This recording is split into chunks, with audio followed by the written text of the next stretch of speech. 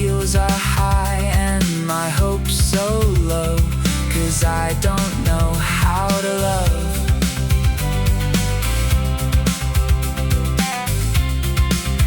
I take her home after midnight, and if she likes, I'll tell her lies. How we'll be in love by the morning. I don't think she'll know that I'm saying goodbye. My office glows all night long. It's a nuclear show and the stars are gone. Elevator, elevator, take me home. My office glows all night long. It's a nuclear show and the stars are gone. Elevator, elevator, take me home.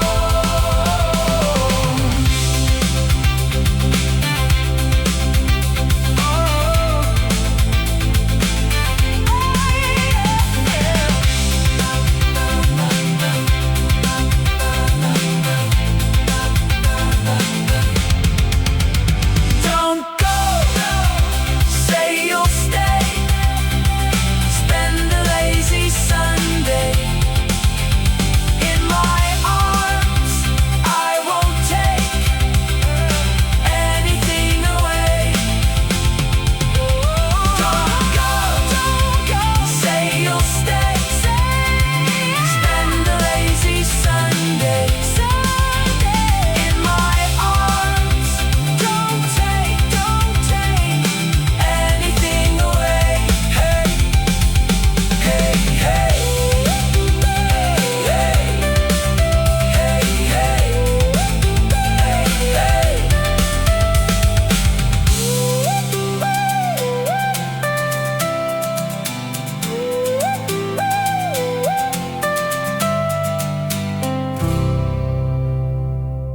Very nice. That is, again, of course, our Sunday song, Elevator Love Letter. It's pretty good. The prompt I put in for that one was Australian didgeridoo. I did not hear a single Australian didgeridoo in that entire composition. It just kind of spit out a generic pop rock song, which is fine. It's whatever. I was hoping for a didgeridoo. It was a very interesting instrument. How's it going, everybody? How's it going, Doom, Curanox, Lonely Solely? Everyone hanging out already. We're already into it. Might as well get started where it all ends. Over on the Twitter. Again, DSP had a double day off because when you give him money, he gives his audience less content, which is something that he complained about the Kano Casino doing. And he did a tweet 7 hours ago, which is like 2 a.m. my time. We're just like doing midnight gin tweets. Happy lazy Sunday, everyone. I hope it's nice and lazy. We got plenty of tabs. We got a little bit left over from yesterday since I pretty much just played video games all day yesterday. Why am I tripping over my words? You know how it is. Played a little bit of the new Quake DLC. Played a little bit of Hell Maiden, which is a lot of fun. And a game no one has ever heard of before called Mr. Donald. I think it was pretty funny, that big Q&A questionnaire we had to fill out in the middle of the game. It's very unique. I'll say that. It's a unique, interesting experience. Got plenty of tabs here. But DSP was on Twitter at midnight going, so I have doomed myself. Get it? Because one of the characters in the video game he's playing is named Dr. Doom. So he's like, oh man, I got the greatest pun. He's drunk at midnight being like, oh, I would be depriving my Twitter audience. And for some reason, this one is an unlocked tweet. He allows people who are not following him, or he's not following, to respond. So we're going to read some of the replies because he's really baiting for interaction. So I've doomed myself getting Marvel Tokon on PC. The entire FTC is abandoning this version of the game. Why? Oh, you have a blue check mark. You can write, like, as long as you want. You can give reasons for these, but no, I guess. And only playing on PS5. I can't refund BC. I've played more than 2 hours and I'm not buying the game twice, BC. Arxis botched it. We'll talk about this on Sunday. No, we won't. You will. You will talk about it. We will not talk about it. You can just talk about it all by yourself. Alone in your room. How much for the PS5 version? We can get it for you. What are you, a fucking retard? You haven't been listening? He's rich, bitch. He can afford everything. That's what he wants, you troglodyte. He wants you to believe he's rich and just rolling in cash, but he can't buy a fucking fighting game on PS5 because they botched it. How did they botch it, Phil? Can you describe how they botched it without using wrestling terminology, you wrestle brain dipshit, Mark? Scrub? You were just looking for an excuse to not play it. You were given over $2,000, so buy the PS5 version. No, idiot! Someone here will surely excuse it with, this was last week. He doesn't know why they are abandoning. The game has performance issues on PC, especially low end. You know how Sony ports are. But is he even suffering from that issue? Okay, I guess it's all about pirate then. Yeah. Yeah, like whatever, man. Just buy it then. Didn't you buy multiple? So Street Fighter 6? Yes, of course. But Capcom made Street Fighter 6 perfect, so that's why he bought it 3 times. Arc says didn't make Marvel Tokon perfect, so that's why he's only going to buy it once. Okay? Duh. NYC Furby. NYC Furby, can you fuck off? Can you just like fuck off? Like literally just like fuck off? Stop trying to help DSP, you absolute mongoloid. But here I am posting my tweet so everyone can get more and more attention. For Phil. Okay. Hey, Unc, I thought you were successful. We do not give a fuck. This is so annoying. Fuck, dude!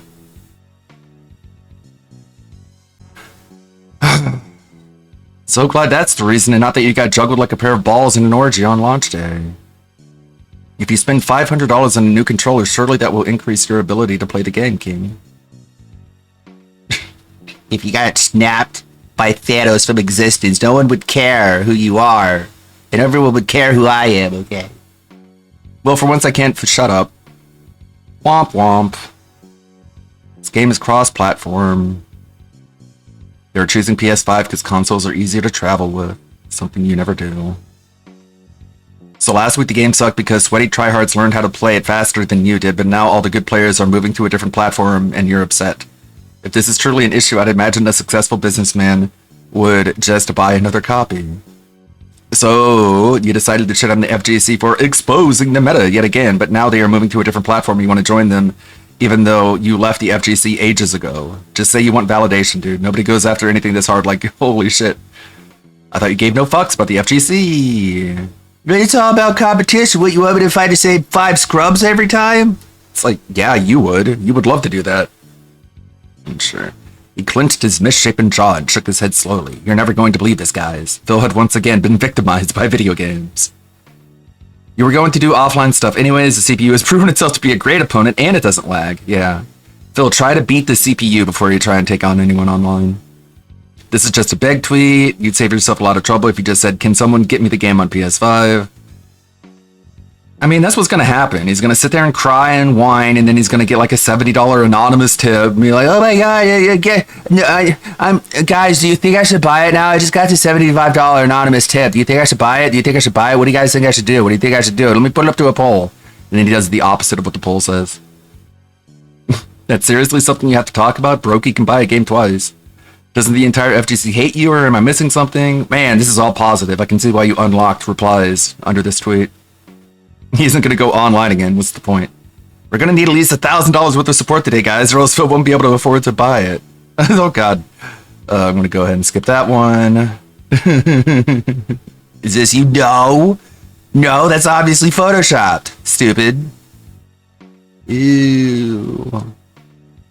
Ew. Well, as always, buy first, think later. One simple research should have told you that the PC version is shit right now, that the PS5 version is better, but nope. I need the best graphics, so I need to play it on PC.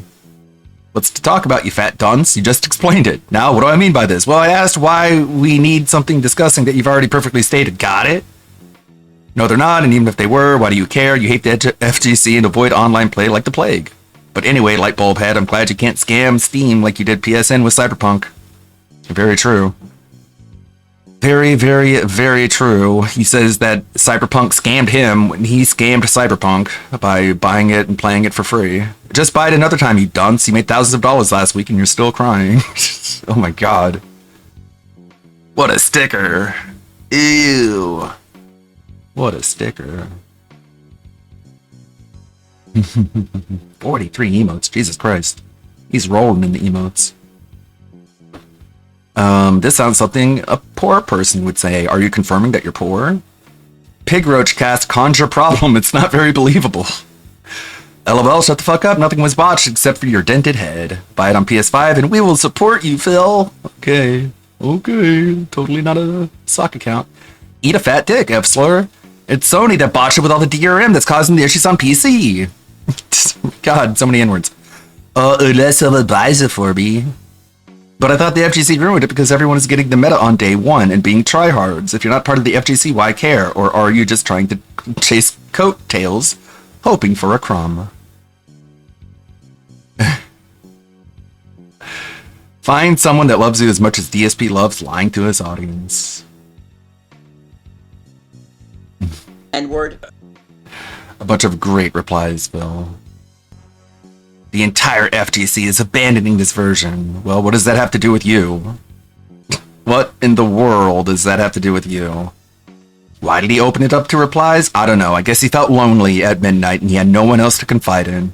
So he opened up replies on Twitter so he could get 100% dunked on. By all of Twitter. I guess if you're that starved for attention, it's totally worth it. As you can see, no replies allowed on any other tweet but that one. Almost like it's just standard manipulation. Standard, lazy, gimmicky manipulation tactics. At midnight. Because he thinks this'll totally save the business. Did anyone see the new Demon Souls prototype video? It's wild. No, I haven't seen that. We got a few tabs here, including an update from Shani and Rev. They're still homeless on the side of the road in a tent. And guess what? They're spouting a bunch of fringe left political nonsense. Jin had him feeling brave. Yeah. I'm gonna just show my ass to all of Twitter. So what if they beat me with sticks? At least they're thinking about me. At least I'm in their minds. At least I'm eliciting some type of reaction. Okay, this can go ahead and play anytime soon. Demon Souls prototype presentation for GameShare 4 from a day ago.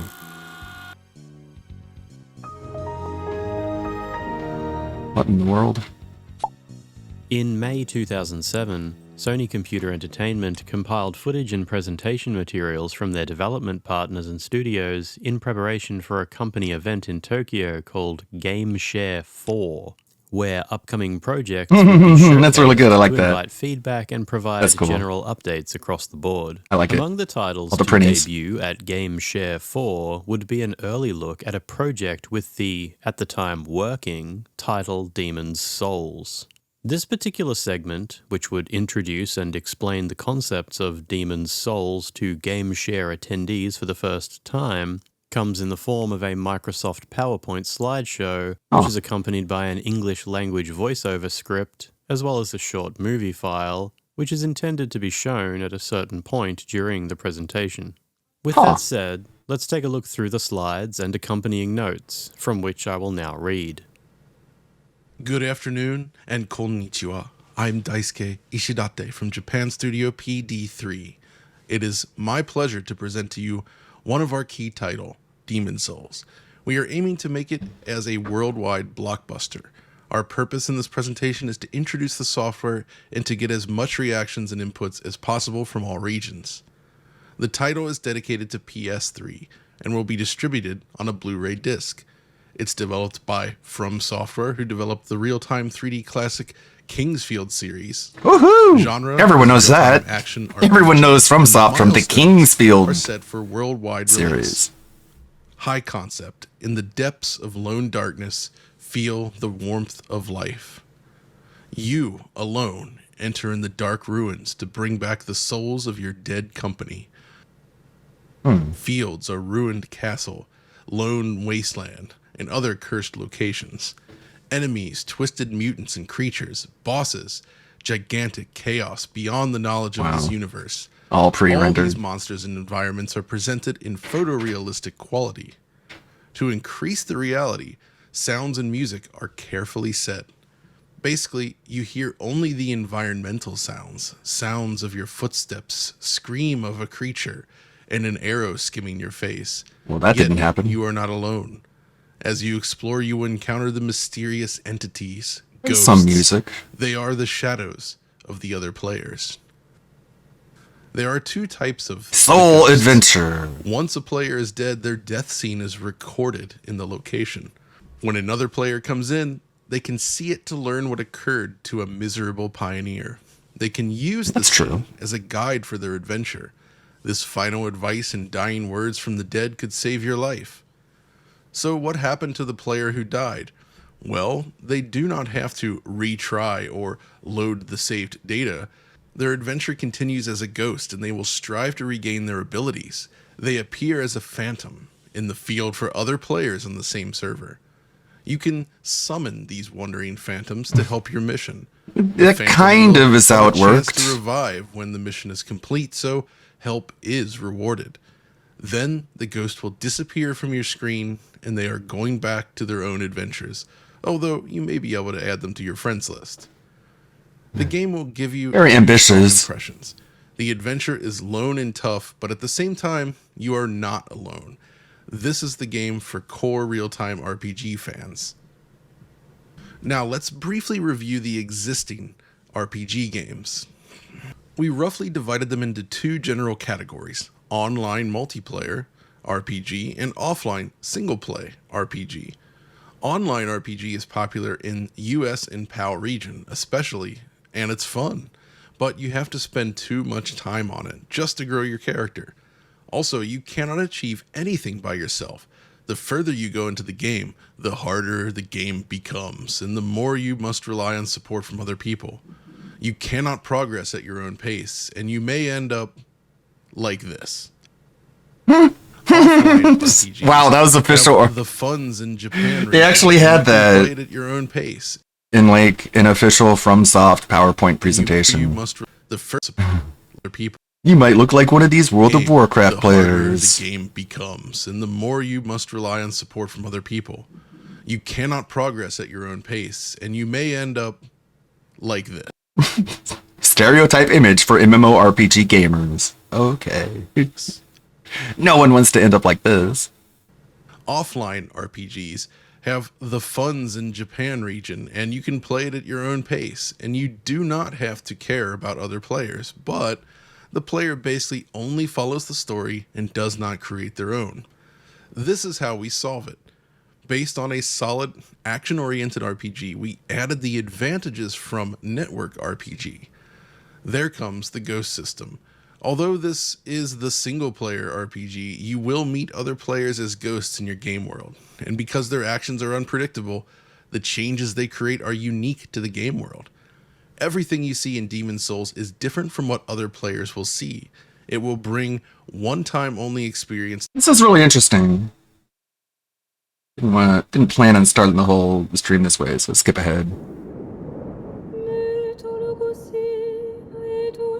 Teaser trailer?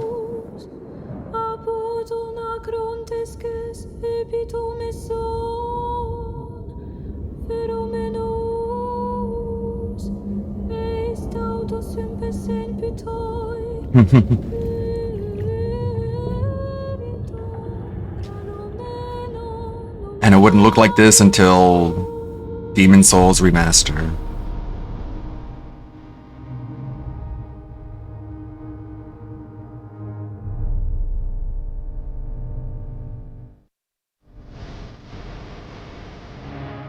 Wow, it sounds...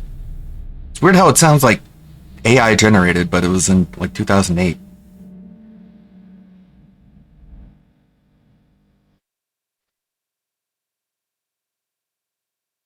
They had access to the prototypes.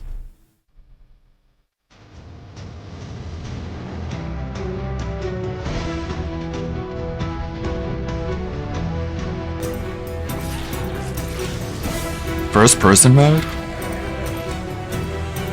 Stab that gator.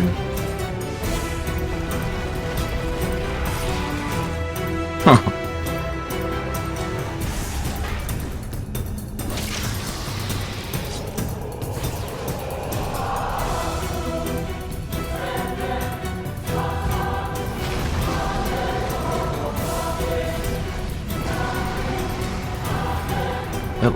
It's like they tried a first person mode.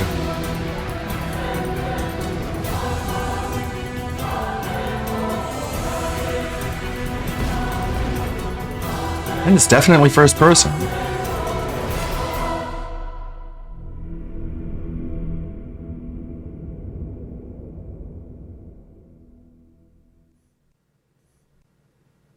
No, it looks like it's only 30 frames. So the graphics will be polished. Well, okay. I hope it does well. I hope it turns out as good as they had hoped. We have a couple videos here, Baring going over a cavalcade of different unhinged people from the month.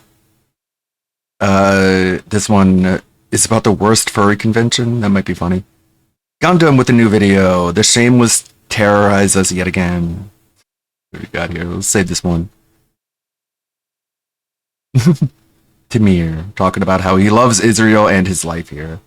Well, we love your life here too, sir. He's a happy guy. He's having a lot of fun. Gaming for Hope, Overwatch's biggest lolcow. I apparently did not watch this. Might skip it. Alana's getting canceled. Shannon and Rev are on the side of the road, ranting just how you would think. And Nintendo just lost everything to Power World. I don't know where to begin. Let's just begin right here. Garena has officially announced Power Cool. World Online, a brand new mobile game for iOS and Android, A mobile developed game. under an official license from Pocket Pair. It is scheduled to launch in 2026. Unlike the original PC and console version, this isn't just a mobile port. Power World Online is a large-scale multiplayer survival game with a seamless shared open world, What? a new original story and setting, Huh? co-op exploration, and with other players, base building and survival mechanics, collecting, raising, and battling alongside pals, MMO-style social features designed specifically for mobile. Is there any plans to make this playable on PC, or is this strictly mobile forever? Are there any? The current plan is to be on mobile. Is this an out of season April Fool's joke? By God, they've done it. The Power World devs have actually done Can you play any mobile game on PC with, like, emulation? what a lot of other game developers refuse to do. And that is quite simple. They decided to invest all of their profit from Power World back into, you guessed it, Power World. Their leading IP, one of the biggest new games this entire generation. I mean, this game has beaten the majority of AAA games on the market with a quarter of the budget, and they're doing exactly what they should be doing, expanding the product. In my opinion, what I think Bucky and his team are doing here is quite obvious. I don't know if it's a smart one, but I really admire the suffering this will bring Nintendo, but it seems as though Bucky and his team are prepping to continue their ongoing war with Pokemon. It's going to be a fully licensed MMORPG. So not only do we already have a lot of Power World on PC and console, but we're going to have a mobile version. Now, that one right there does bug me quite a bit because I really wish there would be a native PC port of this somehow, some way, but I understand what they're doing. They're trying to fill in a market Pokemon has yet to get, because Pokemon Go is not the same thing as what they are doing here. But the good news is is not what we expected. Originally, when there was a patent for Palworld Online that was trademarked a few months back, we thought that perhaps that would simply be the online component to current Palworld 1.0, but no, it's a full-fledged standalone MMORPG for mobile users. I kid you not, Palworld is starting to make a scene, and this is scaring Pokemon. I know it is, because their whole goal with their lawsuit against Pocket Pair from the very beginning was to stomp out Palworld, but now they have to stomp out Palworld Online. I don't think the company went out to make a game to fight Pokemon. I am sure they wanted to make a game and earn money. And cause it sell so well they make more Palworld games. I mean, it's hard to tell how much they're really just trying to ape Pokemon. They just seem like they're doing their own thing and happy doing it. Trading card game. The all-gold Cativa chase card sold for $2,000. This is what DSP is beating off to at midnight on Twitter. Palworld dating sim, Pal Farm, and soon perhaps an animated Palworld TV series. Hell yeah. Listen, I'm Watch not even that. joking when I tell you this, but there's a specific joint I like to... Sega is auctioning off Shadow the Hedgehog's real-life motorcycle. Pretty cool. Just have Keanu Reeves buy it. He'll probably buy it anyways. It comes with a gun holster.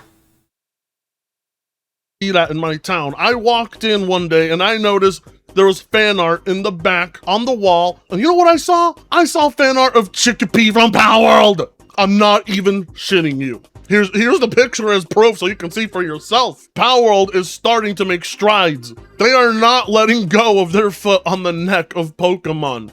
It's as if Bucky's team took that to heart and said, you know what? We have a bunch of spin-off titles in the work. Now, what I would really like them to do here is continue to rake in all of that profit, so when the inevitable sequel to Palworld does happen, we have a game that's even more fleshed out, even bigger, and even more impressive, because what this team managed to do with I hope they give Palworld 1 like a pretty big-sized expansion. That'd be nice.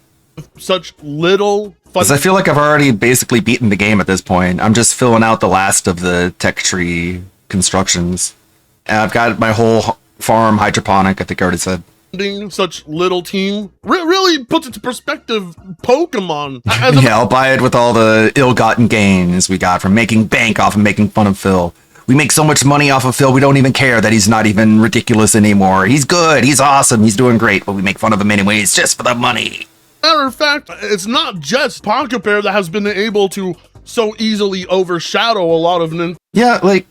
It's hard for me to say because I'm not like really one of those people who was a big fan of Pokemon and then Palworld came along and I'm like, fuck Pokemon, Palworld's the winner. I'm abandoning Pokemon and Palworld's my new Pokemon. Friendship ended. New friendship with Pocket Pair. Like, I was never really all that into Pokemon to begin with. I just like Palworld because of, like, not even primarily the Pokemon-like aspects. It's like, I like the exploration, I like the skill tech tree, I like the tech evolution you can do, or like the customizable bases. Those are all things that just Pokemon never had. Nintendo's own developers. A couple of geeks who sit at home on their computer have managed to do even more impressive things. Pokemon Gen 1 has been recompiled for PC. Here's Gen 1 recomp, complete with the dramatic shape voxel mod that transforms the game into 3D. Yeah. Play through the original red, blue, and yellow at unlocked frame rates. And it's like Nintendo isn't even making Pokemon anymore. It's the fans. The fans are making the Pokemon games now, and Nintendo is doing their best to put a stop to it. And resolution with enhanced shaders and graphical effects. Try it out below. As you can see, people have taken Pokemon and have literally recompiled it. And this is exactly what Nintendo should have done when they re-released Pokemon Red and Blue. I mean, look, they even have a first-person perspective mode. It allows you to explore the world in a whole different perspective. It's enhanced, it's pretty, and it's everything that you did not get in the re-release for Switch 2 and Switch 1. This company is a fucking joke. Please, tell me how. If someone out there could explain it to me. How is it possible that a couple of fans can take a little novel concept like this for the Game Boy and completely overhaul it and transform it in a way that is actually worth people's money? And are we allowed to ask why Nintendo can't fucking do it. Oh, but the best part is the Nintendo fanboy suffering in the comments. Oh, yes. I need to know what the point of all of this What's the point? Nintendo always had a weird thing about copyright because of Japanese law about who owns the right to things. It does a lot of damage. This is what Pokemon remakes and remasters and re-releases could look like if they were actually, get this, worth your money. And why does it bother anybody that this even exists? I mean, the replies are gold to this guy. To have fun? Yeah. Why even? Pokemon's a little hard, but, you know. Nintendo of America! Pokemon, you might want to take a look at this. I think it may be infringing on your intellectual property and is potentially violating copyright laws. He's a I fucking hate Nintendos. I hate them. Pokemon fans are genuine cultists. I really want to, myself because of the Power World game. I lost all my respect for the game market. What? 2 million players for literally stealing multiple years of community building by Nintendo and Game Freak, literally living off of someone else's work, and people love it. People love it because it's Pokemon on PC, and the law has nothing to say against Power World. People just love that it hurts a big company they support. What's toxic? Just to prove a point. People catch onto the hype train just because streamers say the word. And everyone knows streamers are the elites of this world, so their opinion is sacred. A good Pokemon game for PC. Everyone who supports this game just told every other company that trying hard is futile. Hard work and talent out the window.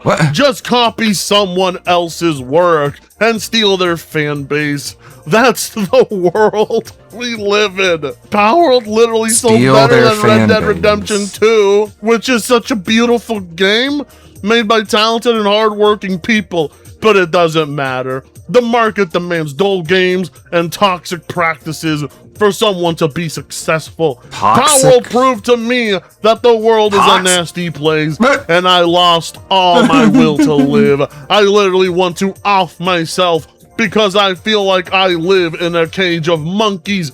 I stopped feeling like a gamer. I haven't touched a video game since Power World's release. I'm shaking every night, having suicidal thoughts, and thinking if there's even a point. Pokemon didn't start the monster collecting. There is Dragon Quest, Shin Megami Tensei, and Digimon out there. There's been a lot Why is Pal World the issue? There's been a lot of Pokemon clones. Pal World's making waves because they did a unique spin on it and did it well done. Creativity. People love safe designs to the point that I feel disconnected. One day they hate the game, do microtransactions to have money to pay their workers, and the second they give hundreds of millions to some quick Unreal Engine 5 game just because it hurts Nintendo, like the main goal of supporting the game is hurting another company for not making an equal game. We're sadistic, we're easily exploitable, we have patterns, companies have tactics to target out attention spans. Better we live in some kind of circus. I don't know if I'll lose my sanity or do something to too myself. late. Too late. You've already... Well, if you're gonna go out, might as well do a flip! I have no idea how much of this is genuine or how much of it is supposed to be trolling, but by God, Bucky and his team have done it. They have broken the minds of Nintendo fanboys and Pokemon fanatics alike. Pocket Pair says it made Power World 1.0 for its players, not for review scores. Pocket Pair's head of publishing and communications, John Bucky Buckley, said the team weren't really thinking about critic reception at all while making the full release. Instead, he said the goal was simple. Power World 1.0 is very much for the fans. The studio wanted to make the survival crafting game everyone always wanted. And at the end of the day, that's exactly what Nintendo should be aiming to do. I mean, I know Nintendo doesn't give a shit about scores, but you know for a fact that they send out more review copies to publishers than Pocket Pair does, as it's confirmed over here. 13 reviews for Palworld after a month. 57 for Beast of Reincarnation after 2 days. 51 for Halo. Really shows where the loyalty lies.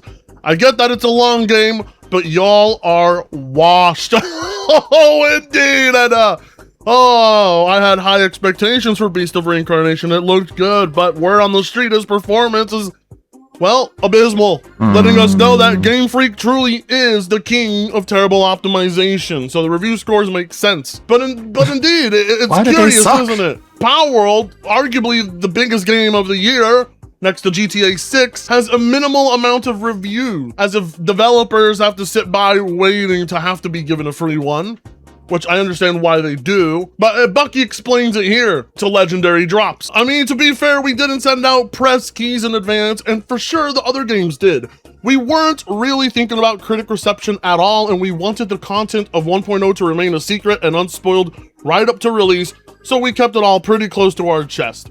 If we had gone the more traditional route and prioritized critic reception, which is a very valid to market a game in some cases, then we probably would have sent out press keys a month or so in advance. Palworld 1.0 is very much for the fans, not for the industry.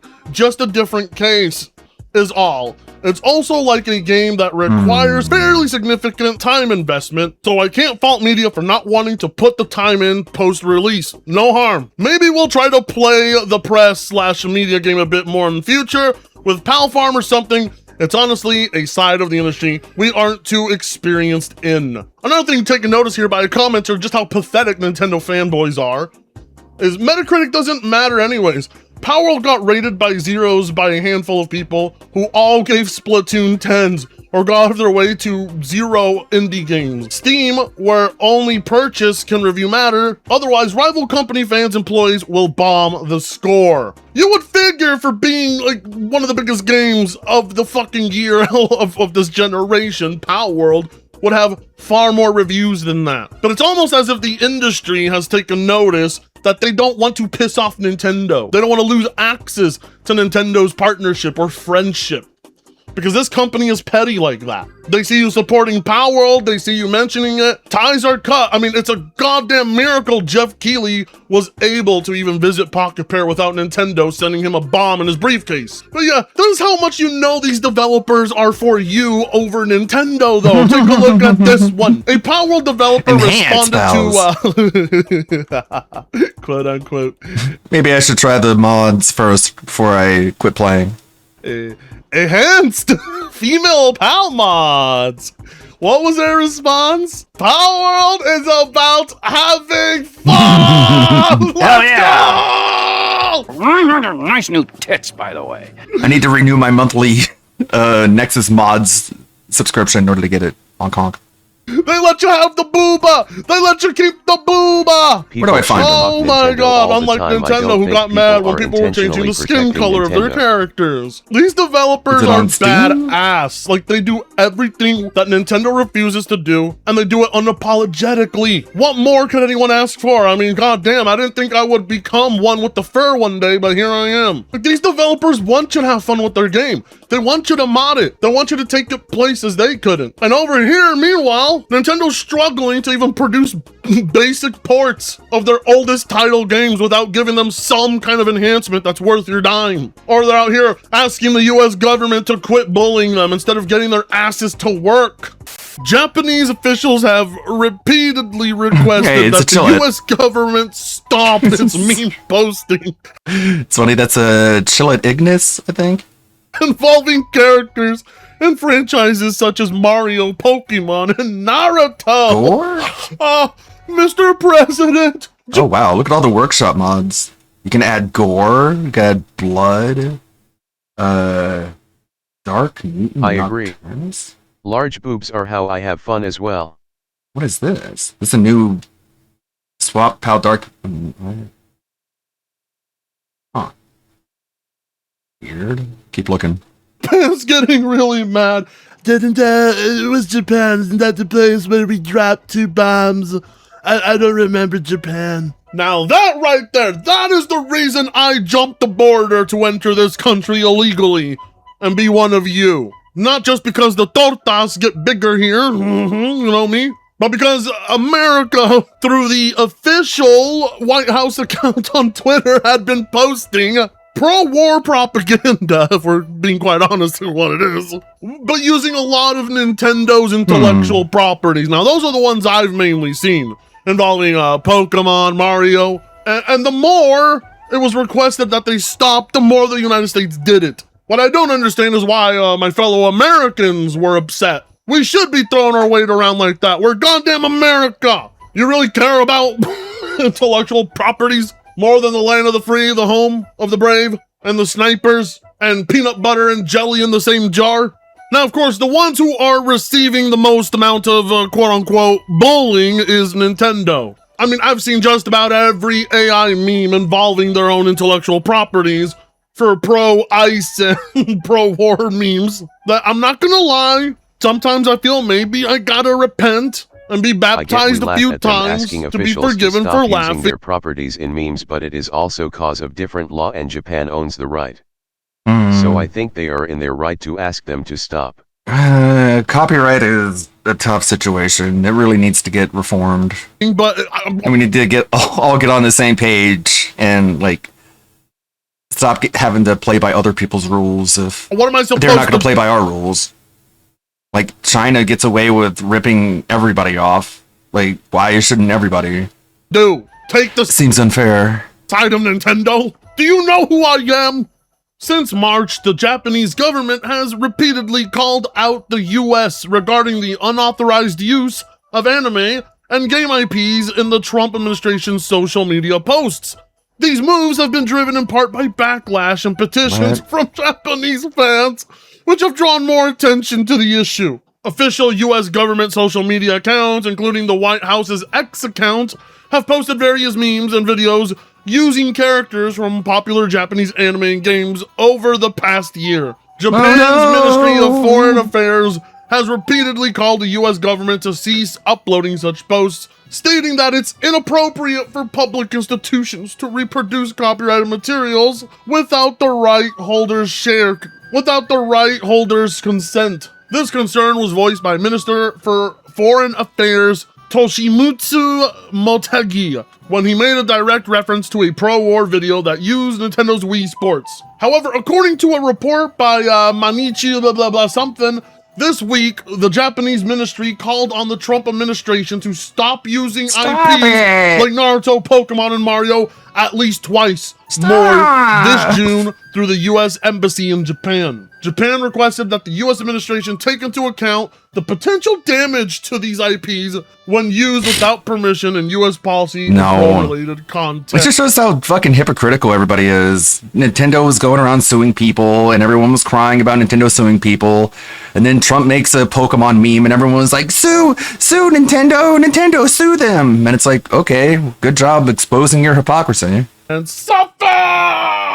I mean, I'm mainly here rooting for the United States against Nintendo. But man, you mean to tell me they're also infringing on Naruto's intellectual property? Oh, there it is. That's even more based. Hell yeah! The autism and amount of students I had to grow up with who were permanently damaged in their brain growing up being Naruto fans. I mean, this is the perfect amount of revenge on behalf of the United States. We had people thinking that they could actually run like that down the hallway. But you know, this is mainly coming from Nintendo telling Japan, please tell them to leave us alone. It's great though, because this is perfect, the perfect revenge story. For once, Nintendo can't just simply sue or force the United States to stop doing this. Unlike, you know, people using the MIG switch to modify their Nintendo Switch 2, they can't just simply brick all Nintendo services in the United States in order to make them stop. For once, Nintendo has an adversary. For once, they can't simply bully their way through this. And for once, they are the bullied.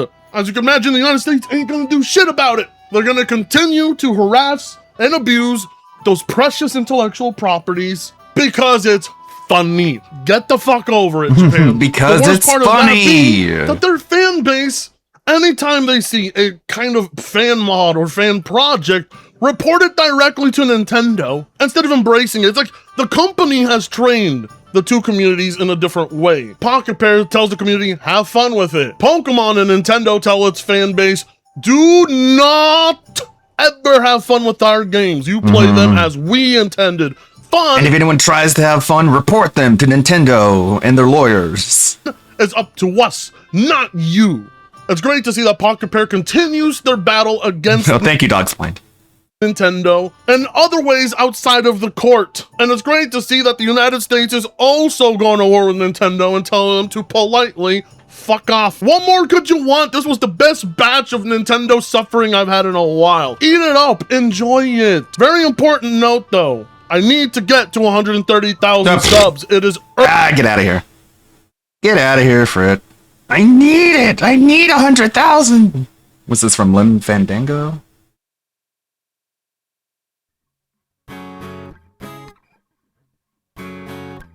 A new song from Limtex.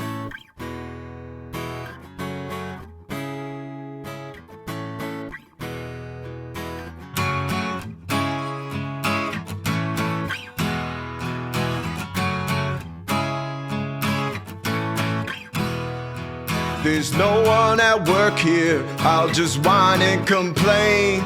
Front desk at the hospital, coming and going, asleep and awake. Leanna's in hospital.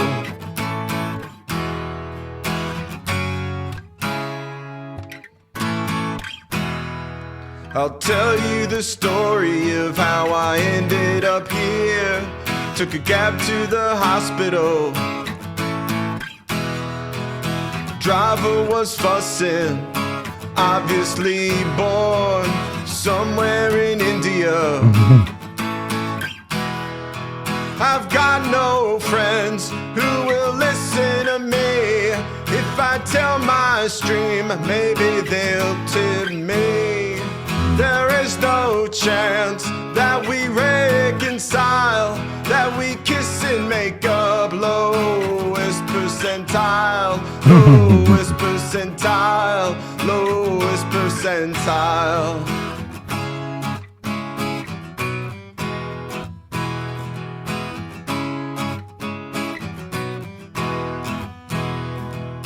Fly eagles, fly sub, don't stop, don't stop. Fly eagles, fly, shout out. Fly eagles, fly sub, don't stop, don't stop. Fly eagles, fly, shout out. I'm older than a mother, skip the wedding of a brother, man. Fly sequel by Fallout.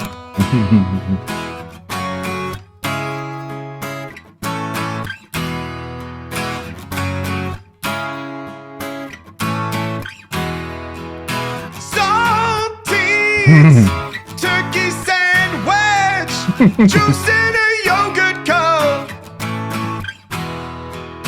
Saltines, turkey sandwich, apple juice in a yogurt cup. My mom girlfriend lying next to me. She did not want them. I sent more for me.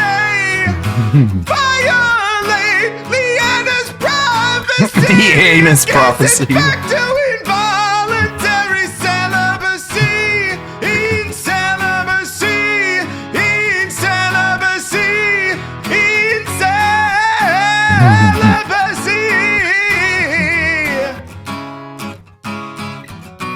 Hope we're all awake.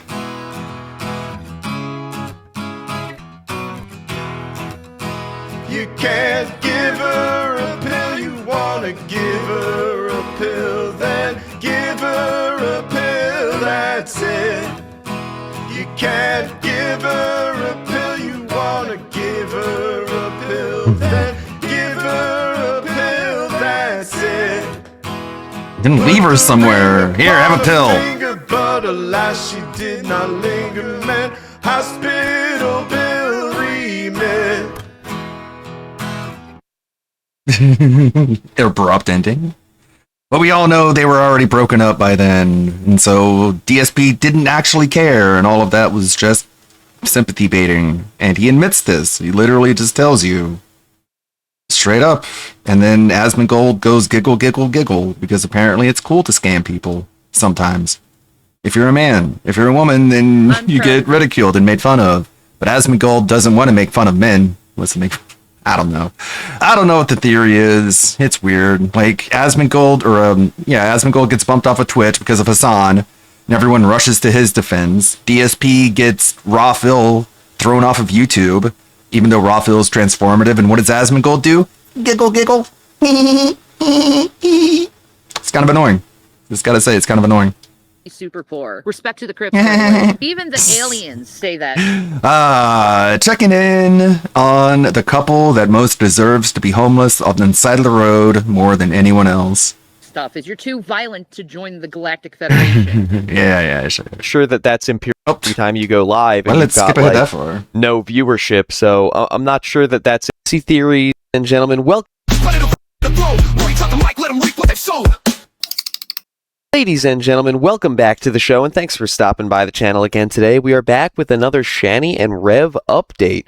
I was very excited when I saw that Shani had gone live again yesterday.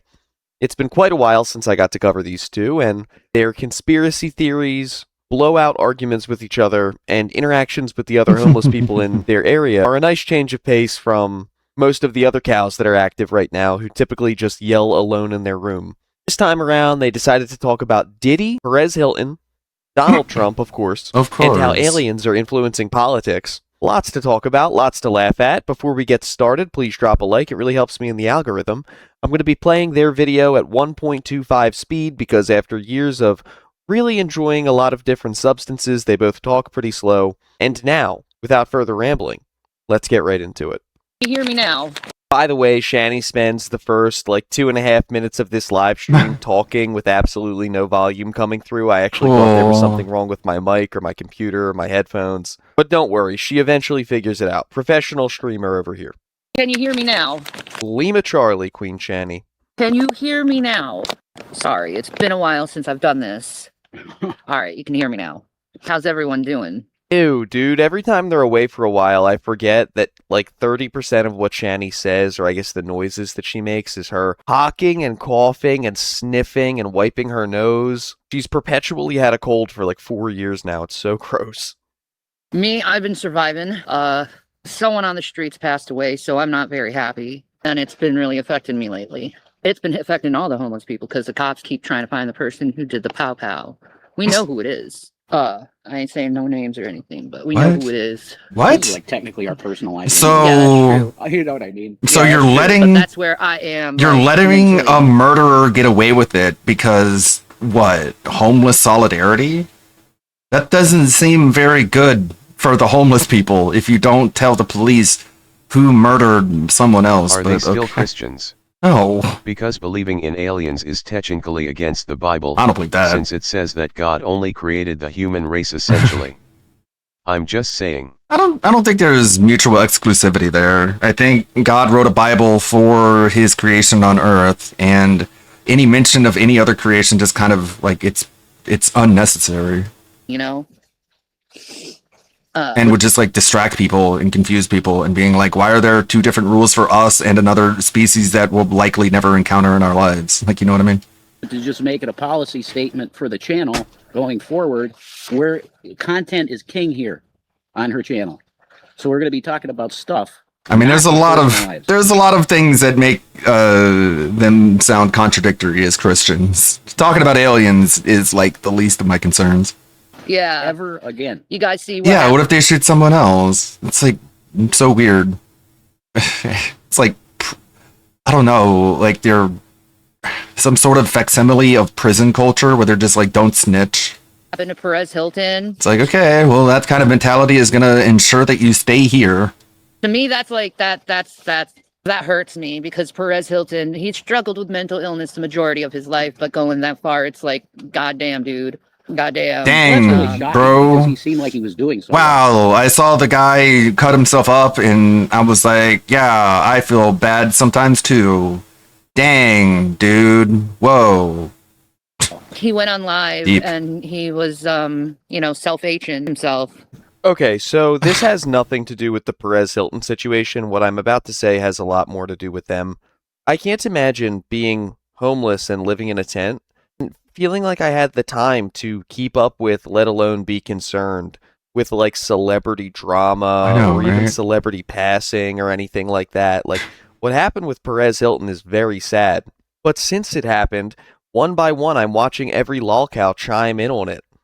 Sophia talked about it yesterday. Shani and Rev are talking DSP about talk it about today, it? and it's like, I don't know. Whenever I've been without I a don't job talk about it. or I've been searching for an apartment, Like I've barely even mentioned it. I only bring it up when the videos I'm watching talk about it. I don't give a shit about that dude.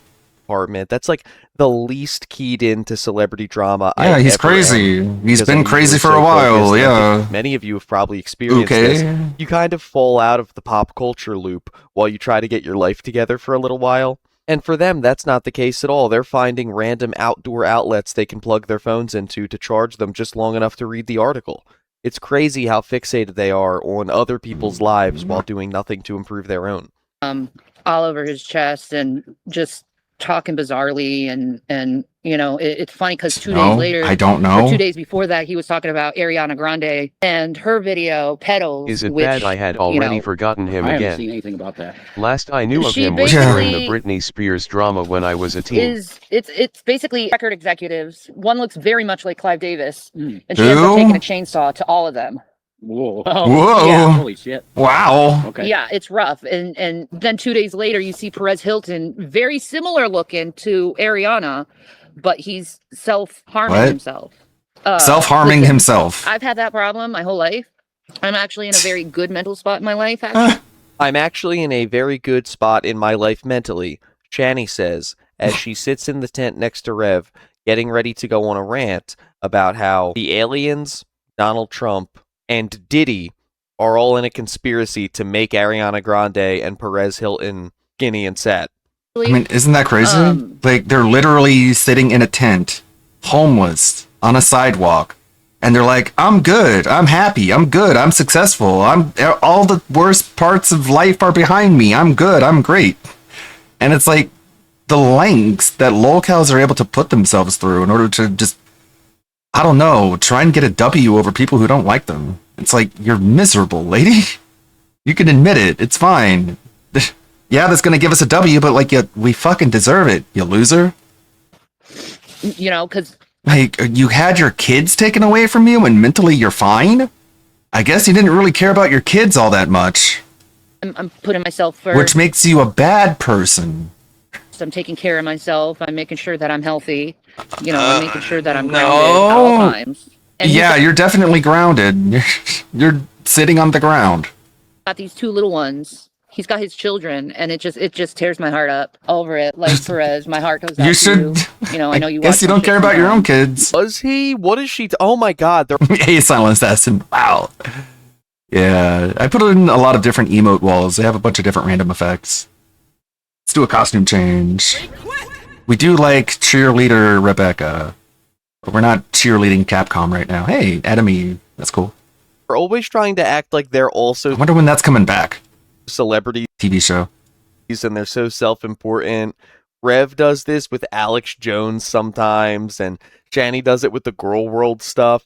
I cannot imagine, correct me if I'm wrong, maybe he's popped into chat and I just didn't see it, but I cannot imagine that she's actually had any, that Perez Hilton in his busy day is checking into a Queen Shani stream to listen to her rant and rave about like the Nephilim. But my heart goes out Lady, to you. you're and I'm just sorry surviving you have to go through that. like you a probably can't even hear cockroach. me right now. Yeah. Except you don't have the viewers which, and are you know, not is a banned. good place to be when you're that way. You know, at least you're safe. You have, he's probably one-on-one with someone, and they're watching everything he's doing right now. Everything. But to me, that like shows how negative and toxic the internet can be. Because he was like, you wanted this, right? This you is wanted what this. you wanted. That is what you wanted, kept right? saying that. And This screams satanic. this is right after he found Christ. Uh-huh. Mm-hmm.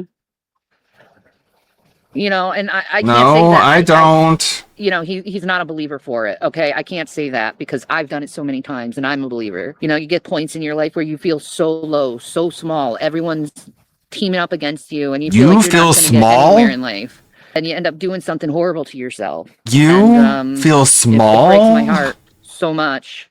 I know there's plenty of times in my life where I felt so low and I didn't know how to handle the situation. I didn't know how to handle the Get a pain. job, lady. The attention, the hatred. That's how you handle it. And I think because of all this stuff going on, I think people really need to learn how to step back from people you deem a celebrity or you deem famous or anything And like stop that, making fun and of me. recognize them as people too. And sometimes they need their space and not hammered on over things they can't help. Things? You know, yeah, people do terrible things. Everyone does terrible shit. That doesn't mean you have a right to step in, act like some vigilante, and bully the fuck out of someone to the point where they're doing something horrible to themselves. So every single time that one of the lolcows starts talking about how bad they feel about something that happened to somebody else or something that somebody else did to themselves, this is what it's actually about. It's actually just in service of them being able to bend it back to how at some point something similar happened to them. Humans. Yeah, like, it's still a breaking story. We don't know if, like, he deserves any of the ridicule. Like, and this is he probably does. I mean, if anyone else was doing it, he would report on it and try to make money off of it. So why does he think he doesn't deserve to have people doing the same thing that he would have done to anyone else? Actually, why all... If Paris Hilton put out a video or Britney Spears put out a video where they're just slicing themselves open, you know for a fact Paris Hilton would do whatever he does about it. So, like, fuck him.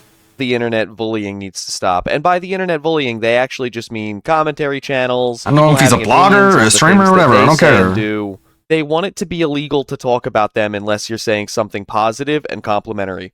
So Shani starts off this live trying to pretend as if she cares about literally anybody else in the world, only to then loop it back around to her and use it to grift, just like Tofia does with her brother, just like Cyrax does with Zach Hussein, just like all of them do with a bunch of different celebrities. They just want to use it as an excuse to justify the outcome that they want to happen anyway. That's wrong.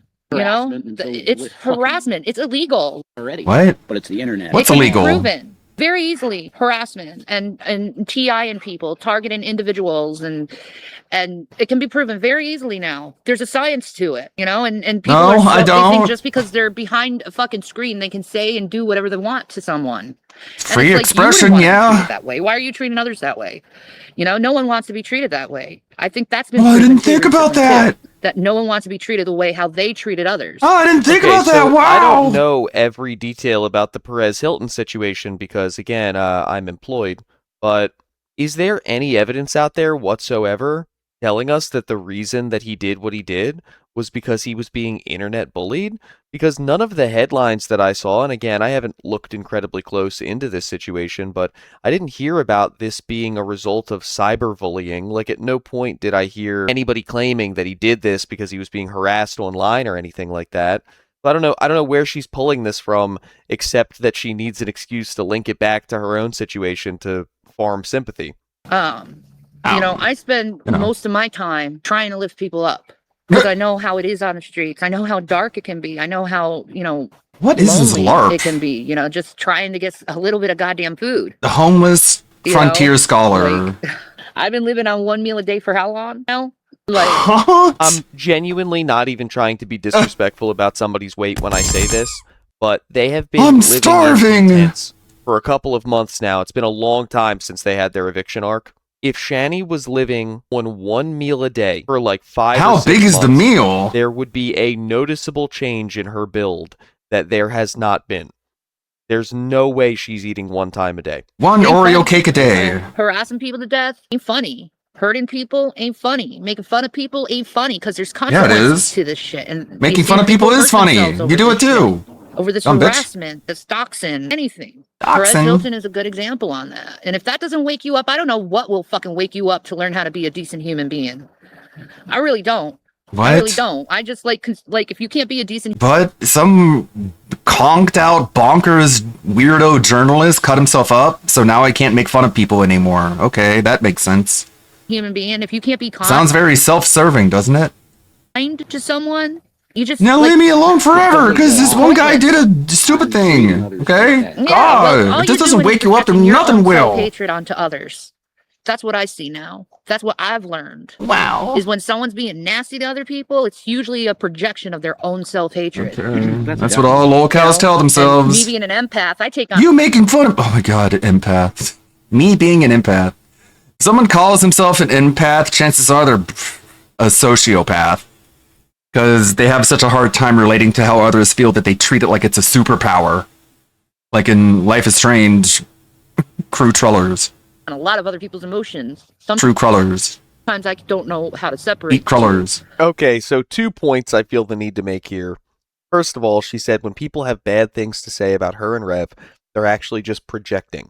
And she's right. Just like I Phil am says. projecting while I make this video. I actually hate my tent, and if this stream cuts out, it's because I had to sneak into a 7-Eleven to charge my laptop. Yeah, and just like Phil, yeah, I'm the one with the gout. I'm the one with the big fat wife. I'm the one with no central AC. I'm the one with the gambling addiction. Sure, it's all projection. And second of all, every time that Shani says I am an empath, I lose my shit laughing.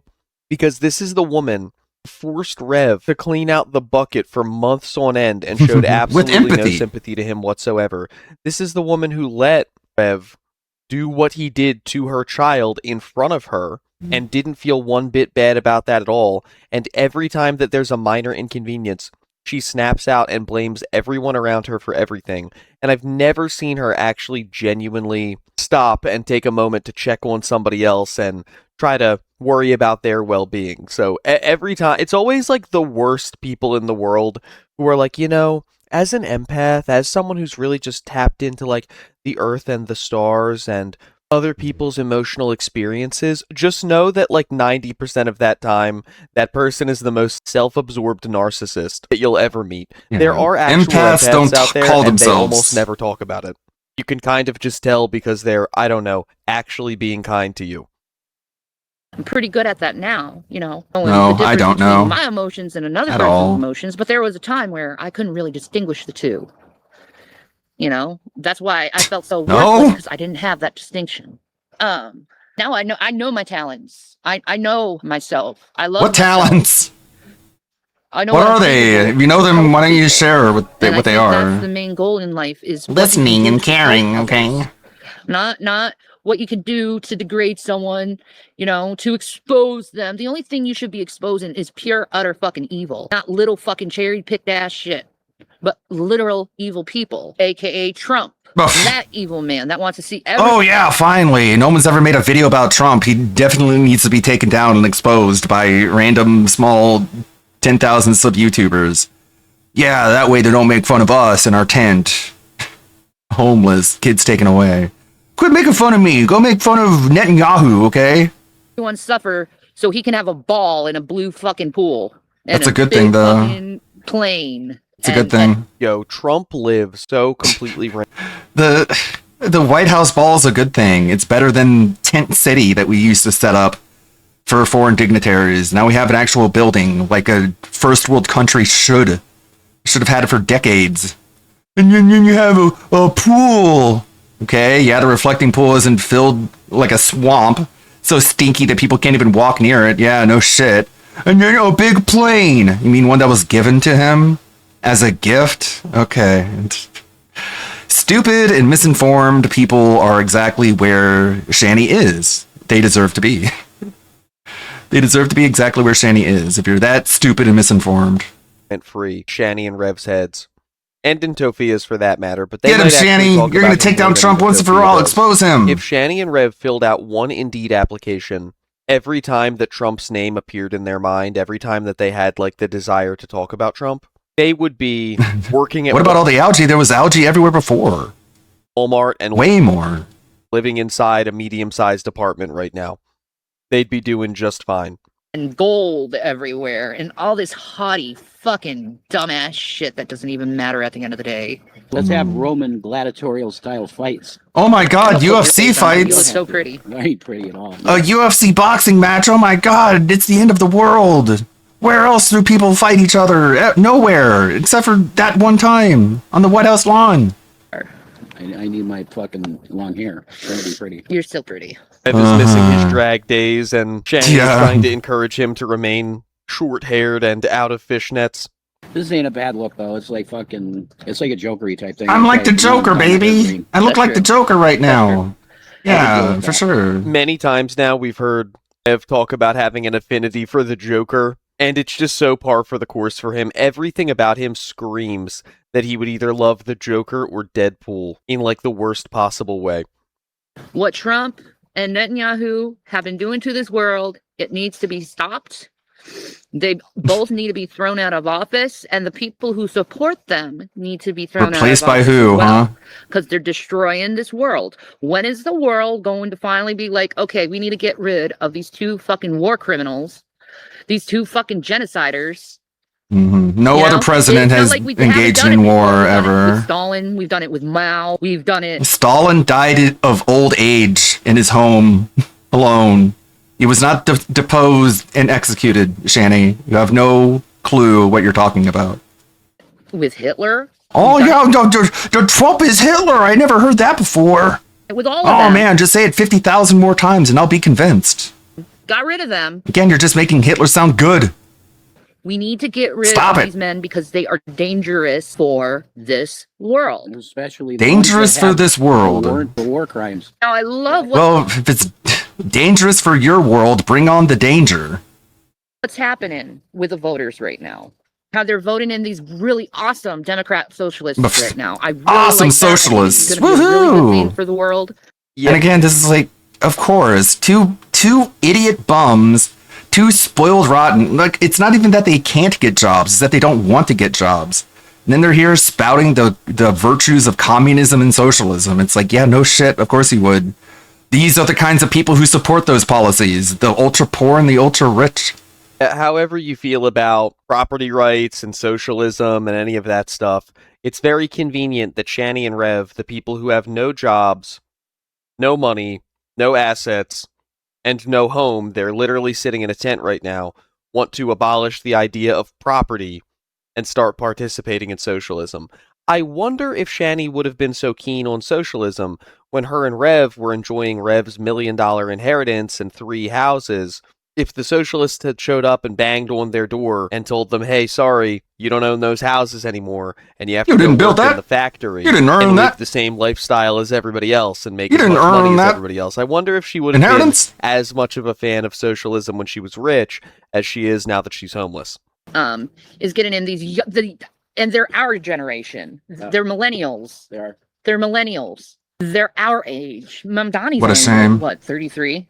He's a young guy. What a failure. Holy shit. Yeah. Wow. And what then a failure of our time. Michigan, and I think he's like 31.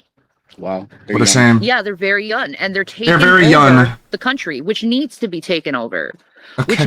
We need people who have compassion. We need a takeover of the who care country. about others, who want the country to excel. Except for when Trump does it. You can't excel the country by raising everything up, raising the prices of food up, and expect to get bank. You're not going to get bank. You're going to get people picking and choosing what they can buy and what they can't buy. Fucking tariffs, that bullshit. The tariffs have to stop. Unfucking believable. I like again, people who know absolutely nothing about economics or anything whatsoever on the side of the road telling you, oh, those tariffs are bad. It's like, okay, so other countries can have tariffs against us, but we can't have tariffs against them. How is that fair? How does that play into your whole concept of fairness, commie? Canada is suffering, man, because of these. Canada is suffering. They already pay 50% in taxes, and now they have 50% in tariffs on items from. Well, maybe they should lower their taxes then. Country. It's insane. How is their taxes our fault? Yeah, we're gonna see. We're gonna see New York melt, and then people will learn absolutely nothing, because apparently people have goldfish memories. There is a way to do tariffs so you can make the country. Yeah, there's a way that's good, and I know the good way. I just don't know what it is, but whatever way this is the bad way, okay? There's a good way to do it, and don't ask me what that is. Implemented the way. Just trust me. That's what I heard on the radio. Yeah, and they lied, said they were going to give us tariff checks, and they didn't give us tariff checks. Where's those Doge checks, by the way? No. See what they're really mad about there? They're not even actually mad about prices. Where's our free money, huh? They're mad that they didn't get their free check. The only actual political belief that Shani and Rev have is that they want free checks, they want more welfare, they want more food stamps. You don't have an address for them to mail it to. Yeah. They just want to not have to pay for just drop it off in front of the tent. Also to not have to work.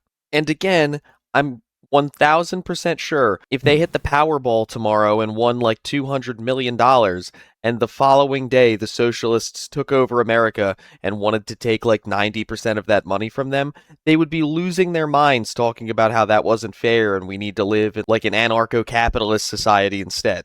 They don't have any actual morals or beliefs. It goes along with their religious principles and their conspiracy theories. They're just going to spout whatever's the most beneficial to them at any given time. I have no intention of doing anything like that. That's complete bullshit.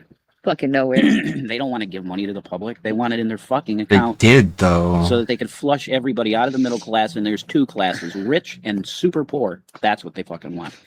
Well, who both happen to be overwhelmingly communists. Super poor than them assholes who don't give a shit about nobody. I agree. You know? They have AI take over everything. Yeah. Fucking these data centers. Yeah, I'd rather be in a tent on the side of the road than be one of these rich people. That's what. Yeah, this isn't sour grapes at all.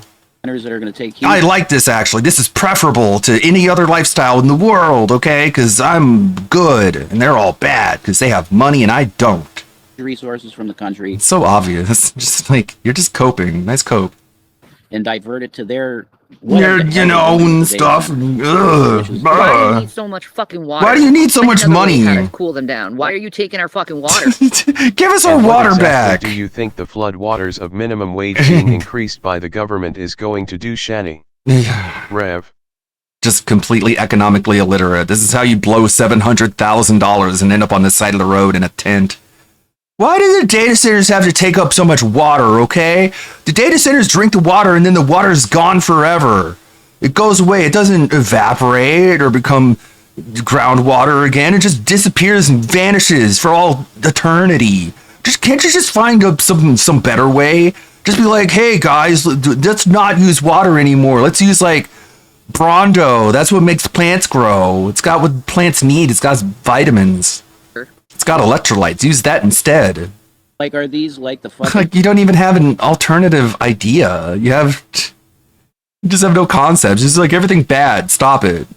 Throw everyone out of the office. What do you want to replace them with? I don't know. Fucking me, obviously. Power nodes of the beast that are being installed in places that... Yeah, the classic Bible verse that talks about the power nodes of the beast. Do you know how many are in America already? Uh-huh. No. And did the Bible specify how many megahertz these data centers were processing at? Oh, man. What the fuck are you doing with this AI? Where do you want it to go? That's the... To win the race. And have a better functioning model than other countries that are racing to do the same thing. What was their stance on the Trump vaccine versus Biden vaccine? Oh, we're going to get to that. In your government? Want it running your life? Do you know what it says about you if you're a human being? You're expendable. No, it says that you're a great danger to reality. What? Mankind is one of the most destructive forces that's ever existed in history, which is true. It's true. I agree. And says that it's probably better off that the planet not have you on it. What? So even the aliens. So if I use AI, I don't even deserve to be on the planet? You know, if Rev still had a house, he would be doing his fucking weirdo Alex Jones light streaming where he'd just be a complete wacko. You know, he'd be using AI for all of his assets. But just because he's in a tent, he's like, everyone who uses AI should be killed. Say that stuff is you're too violent to join the Galactic Federation. What the hell is she talking about right now? We're just seamlessly transitioning from AI to aliens without any context whatsoever. It's amazing how quickly they can just jump from like wild conspiracy to actual political issue to insane easy when you're crazy. Rambling. Yeah, you're not mature enough yet. You can't fucking deal. You can't deal with other beings if you're going to be fucking hostile all the time. You kill your own fucking kind still. Yeah, exactly. You don't belong in the family if... Okay, just a reminder, at the beginning of the stream, they were talking about how cops were investigating someone who was murdered in their homeless shelter, and they were like, yeah, I'm not going to tell... We know who did the killing, but we're not going to tell them. And it's like, okay, how is that having kindness for your fellow human? You're killing each other still. Okay, you're facilitating the killing of each other. Get mature and realize get mature, okay? Fighting bullshit is dead. Stupid. It just causes death. It's dumb. It doesn't fix anything. But the government comes out and says, "Oh yeah, aliens are real and all." Okay, so at like the height of World War II, when Hitler was like supposedly turning 16 million people into slushies. What did you want to do? What did you want us to do about that, Shanny? Like, no war. No war. Just let it happen? No, you wanted war to happen. Okay. That shit. And then what is our response to going, yeah, okay, we tip the hat to the fucking Space Brothers. Why are you still tip the hat to the Space Brothers with the land in the murderer? fucking White House lawn and shake hands with the president. He's got blood on his hands. I mean, we're already shooting down their crafts. It's profoundly dumb. Like, what do you want a war, intergalactic war? Is that what you're trying to do by shooting these crafts down? Why can't you be welcoming? In the Bible, it says to welcome the foreigner. Yeah. To embrace the foreigner, to be hospitable to the foreigner. Because the people, that includes aliens. the people who died were sojourners in Egypt. Oh my god, just two retards just telling each other, yes, yes, queen, yes. Yeah, totally. Just bouncing their insanity off each other, just smoking hobo cigarettes in their tent while telling themselves that they're better than everybody else. Go ahead. And that's why Yahweh winning. Do that shit. You do it because Egypt, well. And also, I haven't seen us be able to shoot down any unidentified aircrafts. I mean, I see, like, the weapons just bounce off them. Like, that's what's being reported. That's why Yahweh said, yeah, the inverse of Maloney, Mac, and quartering. Right. It's, I mean, they're kind of the people that the quartering thinks all conservative Christians are, because quartering is very, very shallow, but this whole, everyone who doesn't like me is a demon. They're all possessed by demons. It's the demonic possession that all you Christians talk about, right? And it's like, that's the kind of shit that plays on these people's minds. But everyone else who isn't a deranged, weirdo, homeless bum can see right through it. And it's so insulting for quartering to treat all Christians as if, like, you just say the word demon and they're like, oh yes, oh yeah, you didn't do anything wrong. It's all the demon's fault. Do that shit. Yeah, I remember, what's that, Corinthians? God said, we do this for real. We the best music. What the hell are you talking about, Rev? Yahweh said we do this shit. That's why these two are so entertaining. It's been a while since they've gone live. And I've been covering a lot of Nova and Tofia lately. Of course, there's always a lot of Cyrax. Whenever they come back, it's such a nice little break in my schedule, for real. Welcome to you. And they didn't have to. You better freaking thank Joseph for what he did, letting you in, Israel. He shouldn't have. He shouldn't have. You left him to die. You left him to die, and he still welcomed you in. But don't let any other motherfucker out there, because, you know... No, I don't know. Well-known believers. We're pretty well-known believers, okay? So you better believe us. Where did it get you, okay? For all of your morals and all of your beliefs and all of your values, where did it force you to end up? Tell you that again, this is I talk about evangelism a lot. This is the worst, absolute worst kind of evangelism. Telling people, oh, if you disagree with me, you're going to go to hell. Because they're just going to consider the source. And this is about the worst source you could possibly imagine. Two homeless bums literally sitting on the road in a tent. And it's like, everyone's just going to hear this and want to do the exact opposite. Have to worship the... They're going to be like, oh, that's what these people believe? And this is how they ended up? Oh, okay, I guess I'm just going to do the opposite of whatever they say. Really government. Real evangelism. Hey, World Order, thank you for the raid! Thank you, Perez. Thank you for the raid of 5. But you came at a great time. We're talking about how to evangelize your religion. It's kind of awkward now. But you just live a good life, and you don't... you don't express yourself as someone who is inside of a tent on the side of the road. You present yourself as someone who's successful and figured it out and knows what's going on and knows how to live. And then people will approach you and ask you how you did it. You don't proselytize from inside of a tent trying to tell people to be better believers, because you're like doing the opposite of forwarding your cause. You're sending your cause backwards. Never. Because that's bullshit. Mm-hmm. It's a secular government. It's not even a godly government. Does godliness cause genocide and war and starvation to people? No, it doesn't. The sad part is that occasionally they accidentally make a point that's completely correct, but they're both just... Well, the enemies are fighting against want that for you. So yes, this is just us defending ourselves, Shanny. So completely we will defend ourselves, articulating it properly, and they don't actually understand why it's correct. So they end up being like a right message, wrong messenger type of person. They're actually making anyone who's anti-war sound kind of stupid right now. Mm-hmm. Because if you want to come out and say, I'm anti-war, it makes it really easy for some pro-war news host to play a 30-second clip of them and go, oh, these are the people that you hang out with, right? Godliness is compassion, love, forgiveness, charity. And it says in Scripture. Okay, we just all gotta forgive Hitler, I guess. Because that's what it means, right? Should not be in the land until they've repented. And again, this is all the worst people telling you to forgive people. Most High, and that's never happened. All the worst people telling you to forgive everyone. Okay, collectively as a nation, they're supposed to turn back to him, and there's only one way they can do that. Destroy the Talmud. It's acknowledging their Messiah. That's the only way they can return.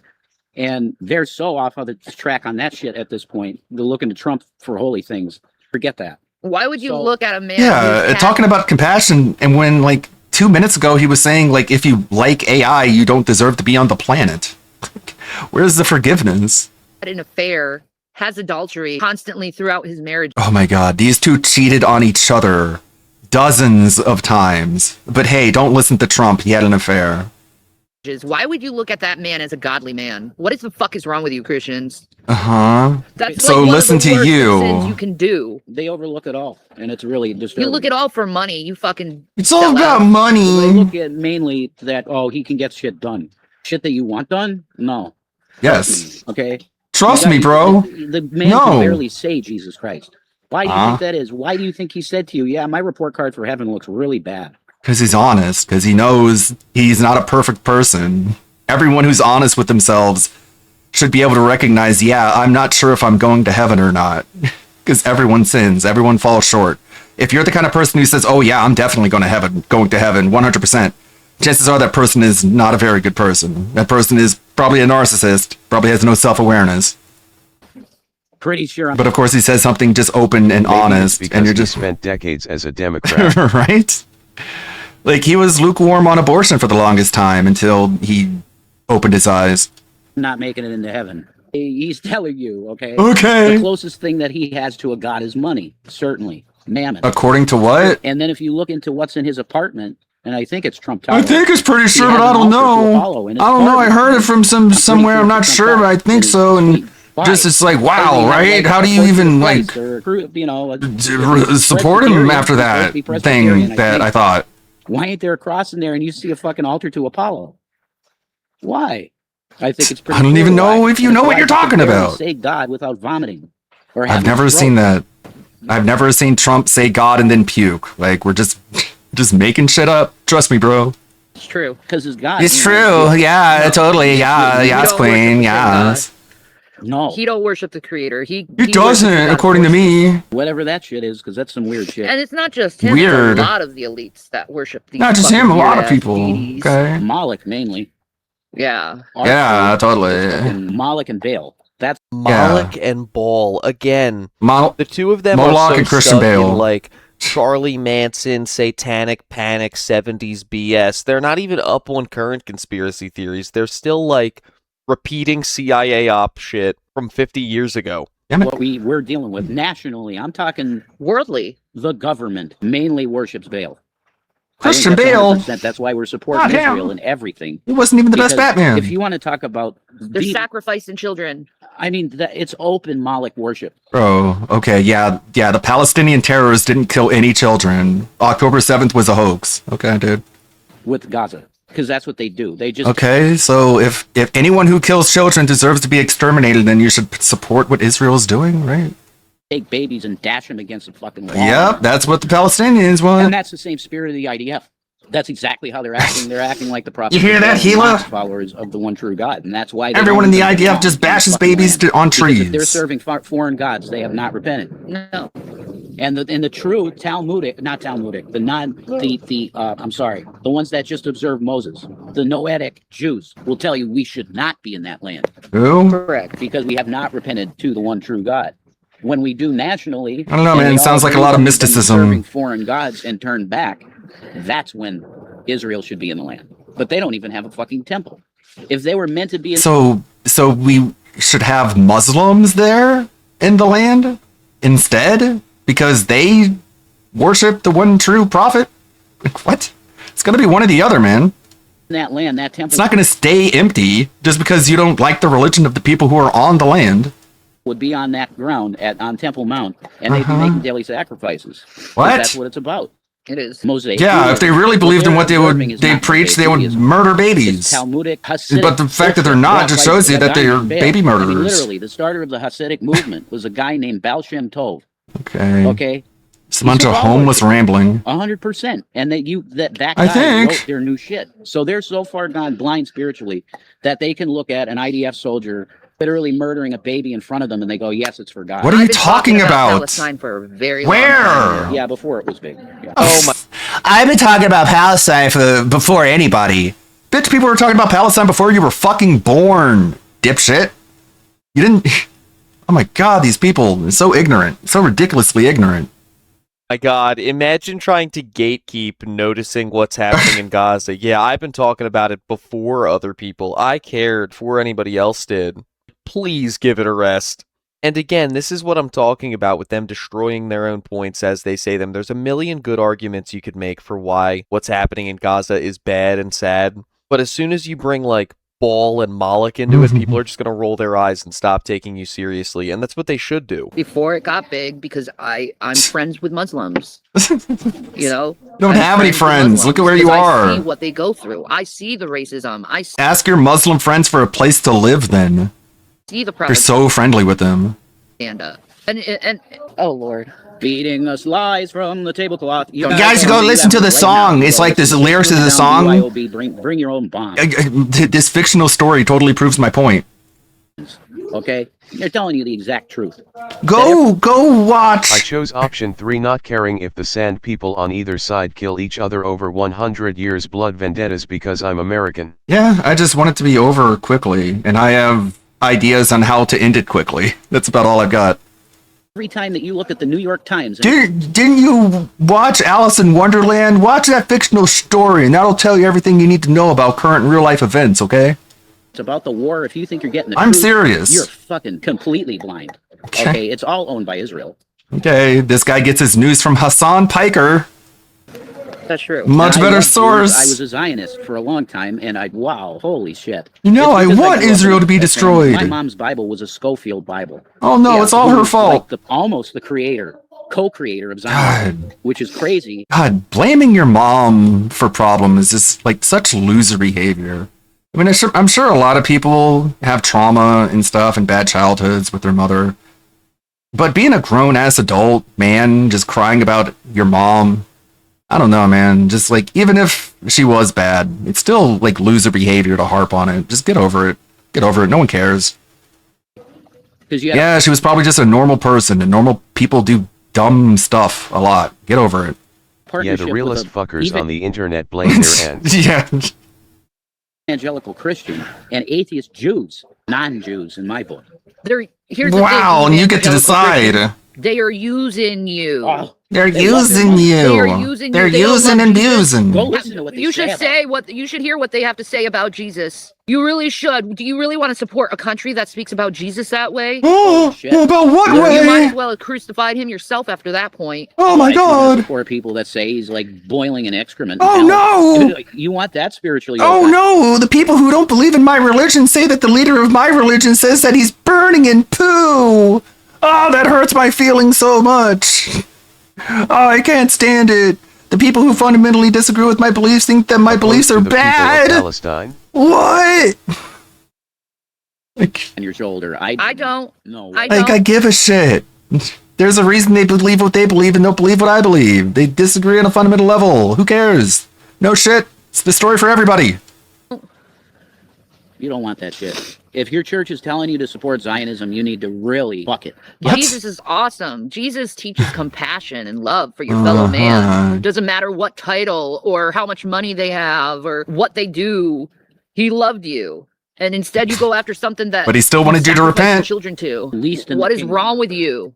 Didn't forgive everybody for everything. Still had a lot of standards. If you're a supporter of Israel, you really need to repent right now because you're on the wrong side of history and you're on the wrong side. So being on the right side of history is wanting an entire country population to be slaughtered by Muslims. That's how you really show Jesus you know what you're talking about. Of God. Okay, what did Jesus say when you touch the little ones? You're done. Okay, so nuke Palestine then, because that's something they did. What did Jesus say? They're touching the little ones. From his lineage, his bloodline. That's his people, literally. Jesus was a Palestinian. It's so weird. Just like this low IQ discussion of a war where you just pretend like only one side is doing bad things and the other side isn't. Like they're both doing bad things. That's what war is, man. That's what war has always been. No, they're not the people of Jesus. They're like Canaanites. They're fucking, Yeah, man. Brown. Yeah, guess what? Jesus was brown too. No, he wasn't. It's real bad. You were told to welcome the Canaanites, actually, Israel. Actually? To be hospitable to them. Did you You know were that? told That's to written in your welcome. books. That's why Jesus talked about. Why do you think he told some of these parables? The parable of the Yeah, it's why I cringe every time I even say the word Palestine. I prefer saying like the people of the Palestinian territories because Palestine isn't a country. It's never been a country. Good Samaritan. The guy was not just the same religion. An area on the earth. Ethnicity. You call him a heathen, whatever, an outsider, a Canaanite, and Jesus said that man was blessed. I also just want to say, as somebody that did go to Catholic school for quite a while, they always cite like the most basic scripture that everybody knows if they've gone to Sunday school for a couple weeks. Like they're never saying any deep cuts. Neither of them are actually that knowledgeable in the Bible. They talk about like Jonah and the whale and Noah's Ark and prodigal son. They tell stories from like the children's Catholic starter kit and then find around ways to tie them into whatever current event they feel like complaining about any given day. Or, of course, they just say over and over again the whole blessed are the poor thing to try to get YouTube donations. It's completely transparent, just like the walls of that like, don't judge and stuff, okay? It doesn't matter. Those fucking labels, it's all... Don't judge, okay? Trust me. And if you don't trust me, I'm going to fucking wish for your death, okay? Because judgment is bad. Bullshit. If you're not operating in love and compassion and lifting your brother, you're not of the kingdom. We all come from the seed of Noah. Again, the guy saying that pushed an autistic kid down on the ground and kicked him while his mother watched. And the mother is the other piece of garbage in the tent on the side of the road. So yeah, keep preaching compassion, you child abuser. So much the kids had to be taken away, which is not an easy task. It's not something that just happens willy-nilly. They put a lot of thought and research into their cases before they decide, you know what, you guys shouldn't have children. We all come from the seed of Noah. Sure. Why are you doing this? 100%. Stop it. Why? Stop making fun of me. Dad Noah, the drunken fucking wine bibber. He had a vineyard and he loved it. It's kind of hard taking text messages during a stream. That's hard. Oh, man. You know. But this is What where a we tripper. are in this world. Now, a lot of people, they want to focus on drama, useless fucking stupid drama. Didn't you literally start this stream talking about the Perez Hilton thing? Yes. No, there's more important things to focus on in this world. If you don't think that you're 5 milliseconds from the second coming, that you don't understand it. Because That doesn't make sense. 5 milliseconds has already passed like 50 times over since you even said those words. So where is it then? Like, you know, you really wear people down when you do that. Oh yeah, the Jesus coming back tomorrow, and tomorrow comes, and someone's like, okay, where is he? And you're like, he's coming back. Just trust me tomorrow. And then tomorrow happens, and like, okay, where is he? Oh, just wait till tomorrow. Like, eventually, you just wear people down until they just stop fucking caring. Roman administration following the suppression of the bark. Yeah. The Cup of the Martyrs can't be much. Thank you for the Wikipedia. More, man. But yeah, Jesus was not black. He might have been tanned, but come on, that's about it. Have you seen Gaza? Holy shit. They're making... Yeah. Consequences have actions, pimp. Maybe you shouldn't have attacked a stronger country. Making it look like a fucking parking lot. Have you seen Sudan and the Congo? There's more than one genocide going on right now. Oh my god, the genocide! Jackson, you know, The genocide of who? Like, what race is being genocided? We care so much, and yet we can't, like, identify the groups that are being victimized. They're just like, is this happening, you know, okay? Song. You know? Oh, yeah, it's like the Don't song! you see these things in front of your face? I agree with you now. When you have a post of a baby being blown apart, you should be pretty fucking angry. Okay, I'm angry at the people of the Palestinian territories because that's something they do. They launch unguided mortar shells into civilian areas constantly. What do you think the Iron Dome is for? Say never. Never a baby. Never. Because that's what like, how brain dead do you have to be to only look at one side of a war and use that literal one-sided information to decide who's in the right? You need to look at both sides, dumb. I said, you hurt a little one, you're done. It's over. Okay, well, So you fuck realize how much Palestinians you're then, angry, right? Lord, that you have the head of the Israeli government doing this stuff in the name of the creator. I truly believe Lindsey Graham died because God took him off this earth after he said we were killing the right people. This is great. We're running out of bombs. We ran out of bombs. Okay. Bro, I've hated Lindsey Graham for like 30 years. Don't talk to me about Lindsey Graham. I'm Lindsey Graham. The most war chicken. Like, the guy's such a war chicken. Very much not a Lindsey Graham fan here. He's been saying stuff like that for decades now. Sorry, only subs can use TTS. I have to restrict it in some level. So when he passes away of natural causes at a very old age, no, I don't think God smited him off of the earth because of one war-hungry comment that he made. But I agree. You should be mad that a Muslim kid you never knew about was blown into a million pieces, Chud. And you shouldn't care about any Israeli child who was harmed. Yeah, just ignore all that. Him off the hook for the last 5,000. No, the turtle was Mitch McConnell. Lindsey Graham is a different guy. I hope McConnell goes too. I'm sorry. 1,000. You know we have no. Like, I hate the neocons, the remnants of the Republican Party that people elected Trump to get rid of. Long-range missiles anymore. We don't have long-range missiles anymore. Now our lawns are completely undefended. She has this weird perception of what a southern accent is, and she thinks it just means not saying the last consonant of a word. So instead of long, you say lawn, and that's how you convince people that you're really a southern belle, and you have a totally authentic accent. But it just sounds fucking weird. Because we gave them all to Israel. That's Ron! It's Ron for you to do that. It's like, damn, Ron catching strays. Real. Wow. Do you know we have no fucking defense in this country? Did you know that? Do you know until that? I think it's like the 300 million armed citizens, but okay. Ends no. That's pretty good defense. Americans should pay taxes, period. Says the homeless people. Yeah, okay. I mean, it's easy for you to say that. I agree. IRS isn't going to be knocking on your tent door. How the fuck is it okay that 1 cent goes to a bomb built to blow up a baby that should be paid for in your money? Wait, weren't they sending YAAI more weapons to Ukraine? Yeah, like, we can build more bombs, man. It's a lot cheaper than having a stockpile of munitions that you need to maintain. Just, like, go drop them somewhere. Then you don't have to pay for maintenance anymore. It's a money-saving strategy, if anything. The bomb's already been built. The money's already been spent. Now you're just spending more money trying to keep it from falling apart. Just drop it on someone. No money left. No expenditure remaining. Both the IC and the UN said they are purposely targeting children. And yeah, it's those baby targeting bombs. They're programmed to only go after babies. Sure, makes sense. The United States is... That's it. I'm putting my foot down. No more taxpayer money for the bombs exclusively meant to kill only babies. Yeah, get rid of those. I agree with you, Shani. Finally you reached me and persuaded me. Doing the same to the Iranians. Genocidal fucking maniacs. It needs to end. And your ideology is that of Goebbels and fucking Mengele. You're a Nazi! Rev, this doesn't work anymore. Grow up. And get with the times. Adolf. All you do is make Nazis sound good. You're doing the opposite of what you intend. I don't know if you're aware of that. That's your fucking mentality. You think you're into this whole Ubermensch fucking chosen race. Huh? You always have been. Islam isn't a race, dummy.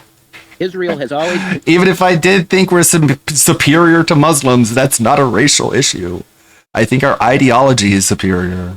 Been a racist ethno-state where you're brown, you're black. No, you can't make Aliyah. Aliyah is going back if you're a Jew. If you're a Jew, a card-carrying Jew. You don't see Ethiopian Jews going there, do you? No, they don't want them. They don't want them. Do what? The Ethiopian Bible. Go where? Is the truest of all the Bibles. The Ethiopian Bible? What? It's got all the text. It's not hiding shit. Okay, what is it hiding then? Tell us what has been left out of the Bible that everyone knows of that would fundamentally change the message. No, you have no idea. Just something you read online on like fucking Snopes. You think all these white Ashkenazi Jews, they are all making Aliyah and they get through. Money. They're making money. What? It's money. Yeah. Most of them are Americans. Look at their accents. Oh my God, it sounds like... That might have been a too long one. As someone that lives in a country with essentially cartels that our government tried to not have them classified as cartels, as terrorists, they use children as shield. They also use them to do crimes. So if they get catched, they get a lesser sentence. They also make their headquarters in the middle of poor areas and use innocent poor people.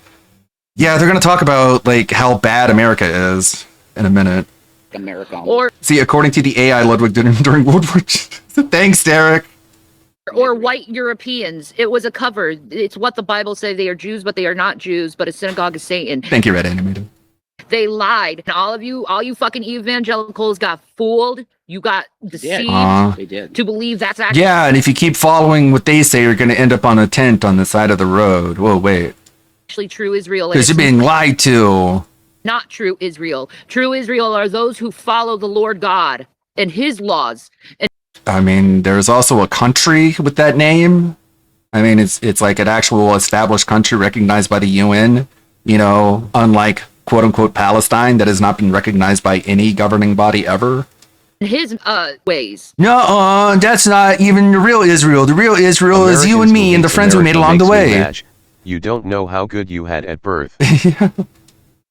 And that's literally love. No one's ever going to convince me, I don't care who you are, that love comes in the form of a bomb. There's zero. Well, how do you stop evil, Rev? How do you stop evil? Do you hold hands and say kumbaya, or do you fight with the same weapons that they're using to try and kill you? No chance. Nope. Zero. Okay, a homeless bum who can't do anything is telling you not to fight for your rights and your property because he has no rights or property. He's a bum. That is evil, plain and simple. Yeah, it's evil to protect what you have. It's good to be in a tent on a sidewalk. Simple. Evil. See, Jesus is Lord, absolutely. Yeah, totally. Jesus Christ and is stuff. Lord. The only thing that matters, period. And people need to start accepting that a little bit more, that Jesus Christ is Lord, and stop their nonsense. Stop Okay. their backbiting. Stop their gossiping. Stop pushing your autistic kid on the ground and kicking them, and then when Rev gets arrested for doing so, you drop charges because you don't want him to leave you. Stop their debate. Follow after the ways of God. I'm sure the kid really enjoyed that. The mother throwing him under a bus just to appeal to the guy who kicked him. That's the only way you're going to get anywhere in life. That's the only way how you are going to survive is with Jesus. The Muslims, they believe in Jesus. They love Is this what survival looks like? I think I'll pass. I think I'll take my chances with Lucifer. Jesus. Yeah. Why you call them your enemy when they are your brother and sister? Because they were massively lied to. Yeah. God, it's so annoying when Shani starts to yell like that and she just takes that high and mighty position where it's like, I know everything and I'm going to articulate it like this because you're dumb and I'm smart. Her voice is so incredibly grating, and I don't understand how Rev can sit in there in the tent with her all day. I'd be losing my mind in 15 minutes max. You were brainwashed by propaganda, by movies. Totally. And it's the same how the government views gays. Saying You've been brainwashed by movies. Go watch the movie Eyes Wide Shut. It'll tell you everything. they're all violent and they're all horrible people. No, they're fucking not. Respect to the Crips, by the way. If you What? See, this is what I'm talking about. This is the entertainment value of Shani and Rev, is that you never know what's coming next. Gangs are not violent and bad people. Respect Probably when they to started the Crips, to kill by innocent the way. people, that's when I First of all, started what to the call hell them does that have enemies. to do with anything They're she your was talking brothers. about? And second of all, You're being Shani, I intolerant. don't think the Crips want a shout out from you. I don't think they need your support. Imagine trying to be a white savior to the Crips. listen to something like a Fox News broadcast, you're going to immediately assume that every single Muslim is an Islamist, and that's a lie. That's a lie. Only like 93% of them agree with what Islamists do. The rest of them get killed A huge lie. The for not agreeing with the other 98%. majority of Muslims are peace-loving, just like any Christian. They don't believe in war. Not at all. Nuh-uh. They believe in defending oneself. Okay, so what They is... don't believe in war. They don't believe in blood. Okay, what is the official chapter? What is the official mission statement of Hamas? You want to read that out? Shed for the sake of blood. You want to focus on the part about the from the river to the sea? You probably want to focus on that section more than others, because that's the most peaceful part, obviously. Bloodshed, or to get fucking land. It ain't even a religious thing anymore when you're talking about self-defense. $1 billion. You get it? When it's self-defense... There's you so can- many of them, you pick get up the it? arms if you have There's to. a lot of them. You know, now Jesus would even tell you in that case probably put him down. You live by the sword, you die by the sword. Right. You don't want to die by the sword, right? But I mean... Okay, so they should put down their swords. Danger, you got to protect the innocents. You do. You do. So that's It's all your they're doing. responsibility Okay. to protect your loved ones. The Arab nations... Well, they're not my loved ones. 100%. If you come at us with fucking nuclear weapons or Moabs or whatever the fuck. I mean, Iran tried to come at people with a nuclear weapon, and they found out what happens when you don't listen when we tell you, don't try and make a nuclear bomb. I don't assume that. In fact, if you talk to people in the Middle East, they fucking hate Iran and Hamas because they've been terrorizing that region they live in for decades. Yeah, and it's not like there's a better alternative. Like, you know, there isn't like the good Hamas they can vote in that will usher in peace. Like, that's not one of the options. using illegal bombs. White phosphorus. White phosphorus. When have we used white phosphorus? You'd think if this happened, there would be like photos and video evidence. But no, we just say it. We just throw it out there because we hate our country so much because we're fat and homeless. Oh, you're so abused. You're homeless and yet you're still morbidly obese. What a terrible country. Bombs that. The only country where our poor people are fat. Just, you turn into I'm sure being poor in Iran would work out so much better for you. Go there. Dust instantly. That is against the Geneva Conventions. It's against everything, international law. And nobody does nothing. Hidden refugee camps, killing journalists, bombing schools, bombing hospitals. Well, that was Claude. Illegal fucking war crimes. That was Claude. That was the AI that chose the school. And then Grok was like, no, that's a bad idea. Like, why do you think the government is, like, not really in favor of Claude? Yeah, But who cares anyways? Like, if you're a leader of a country and you go to war with a country that's more powerful than you, you're basically putting your own people in danger. An anti-Semite. Yeah. That was just a technology glitch, but oh, whatever. You want to throw Claude in jail, go ahead. But it's like, yeah, that's gonna happen. When you start war against a larger country, you're basically condemning your own children to possible death. Nobody does. And oh my god, it happened. Who could have seen that coming? Aside from everyone. Shit. Oh, we should do sanctions. What the fuck is this? Oh no, I knew we were engaging in all-out war, but some children died. Ah, call it off. It's like, yeah, that's gonna fucking happen. Sanction. Who fucking cares? That's money. We didn't plan on kids dying. Only adults were supposed to die. And try them, and whatever only adult civilians happens. They should not be able to be free to hurt people. Period. Right. Do your fucking jobs, federal government. They should be in a homeless shelter or on the street in a tent. I like Mom Donnie. I like El Sayed. Of course you do. I like what they're doing. I think what they're What doing are they is doing? good for the people because they fucking care. Well, there's a reason why homelessness is not a problem in Muslim states because they take care of the homeless. Yeah, they sure take care of them, quote unquote. Again, go there, see for yourself, report back, please. They help raise them up and get on their feet. No disrespect to any other specific country when I say this at all, but you always hear people in this country who are doing really poorly. It's because start everyone to yell there is about homeless. the virtue and the wisdom of other countries and the great compassion that they have for the homeless and how their government programs and their social programs just work so much better. Wild.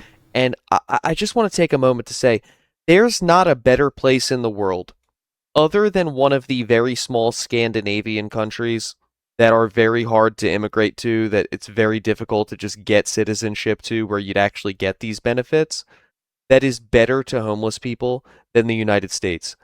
We are experiencing a huge homeless problem, and we're not doing nearly enough about it.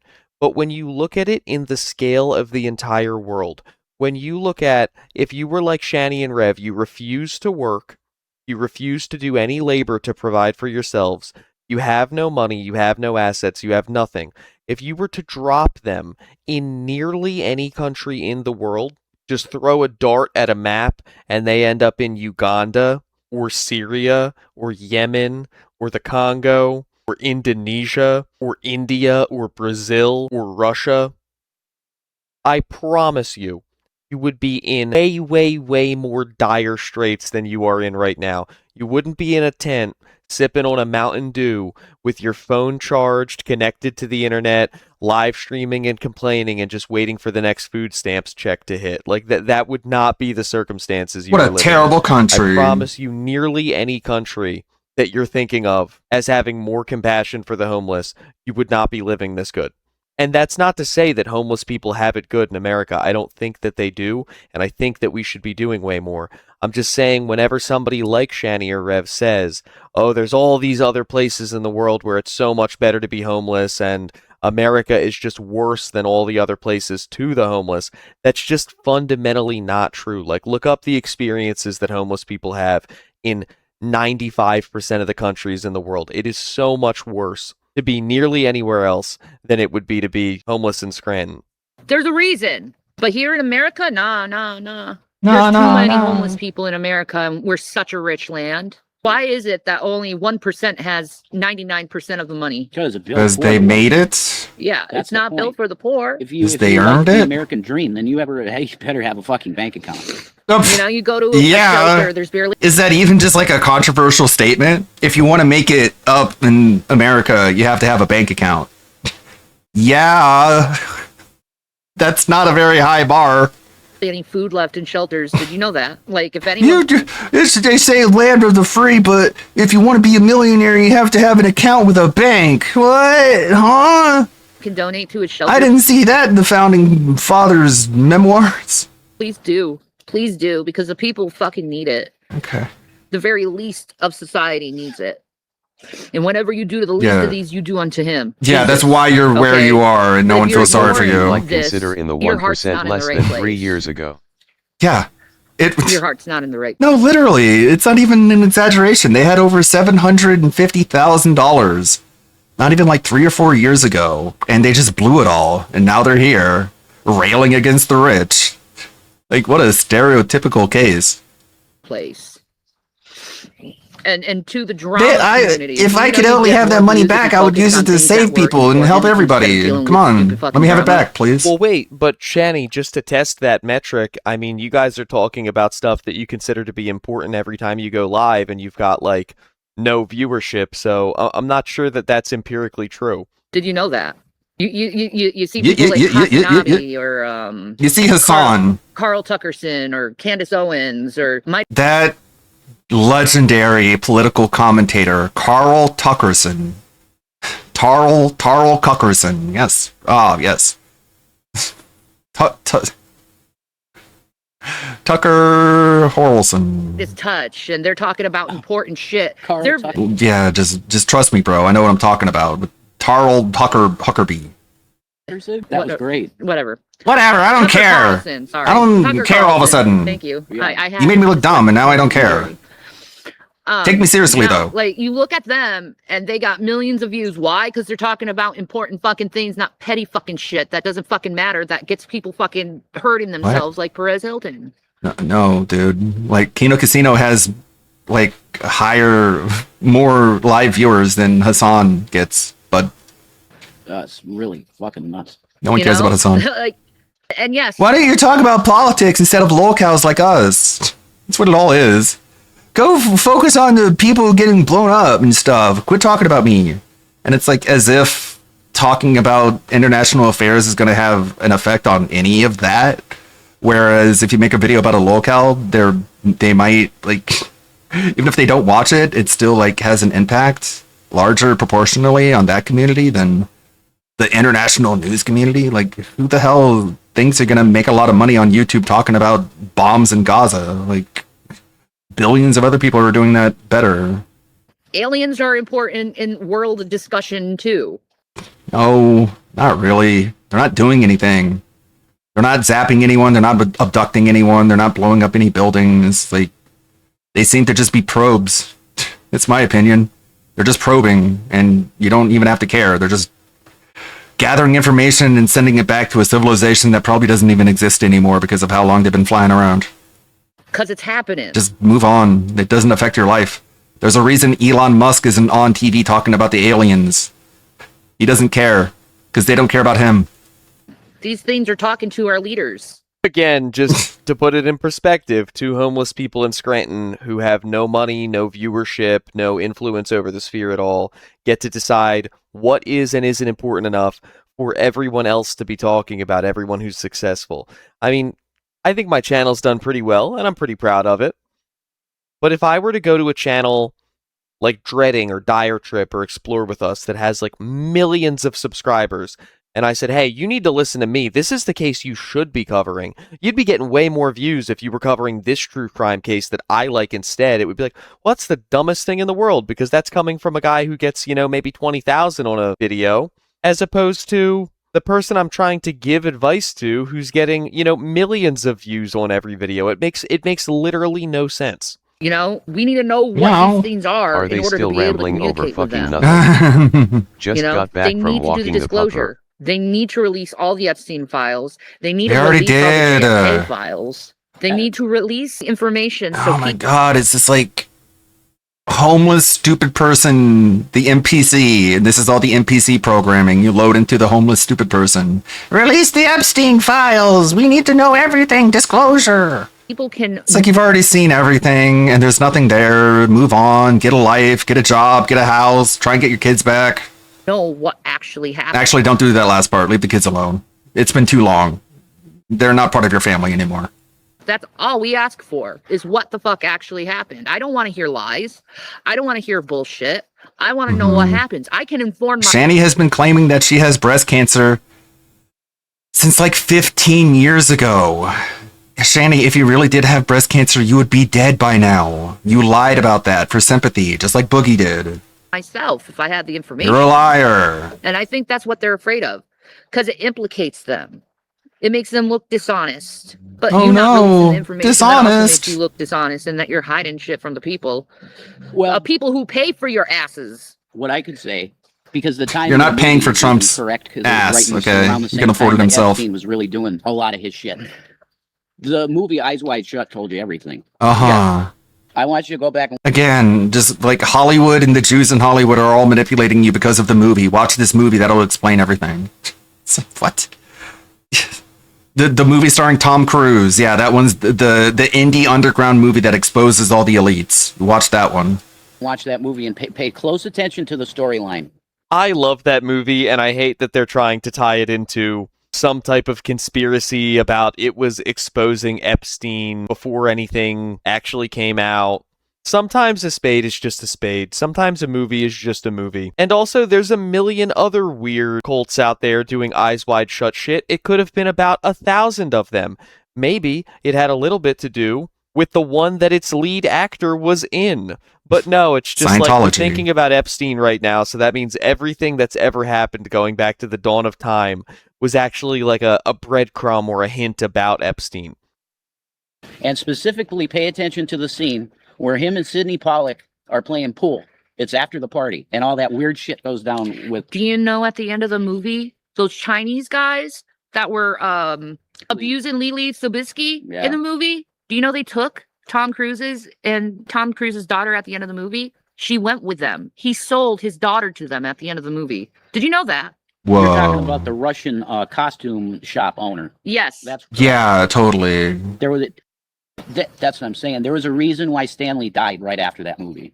I'm just telling you. What? He was telling you what they do. That movie is literally There's a reason about that these two Illuminati, things you call that it. have no But connection to that's each other not the name. happened. The Brotherhood. That's the best name you give them. That's accurate to what they call themselves even. The Illuminated ones. Not even that. That's been taken and turned into fiction. You can't use these terms anymore. It's fucking a joke. Because the people like Jay-Z, they made it a joke. Yeah, they did. So Damn you, Jay-Z. you're looking at a movie that's about What? brotherhood sex trafficking and actually killing. Oh my God. Because that's what happens. What happens to the prostitute? What causes this? Like over socialization, like just too much of something creates this. We need to find out whatever it is and eradicate it, like the Sentinels program from the X-Men. Math. That went to the party. Dead.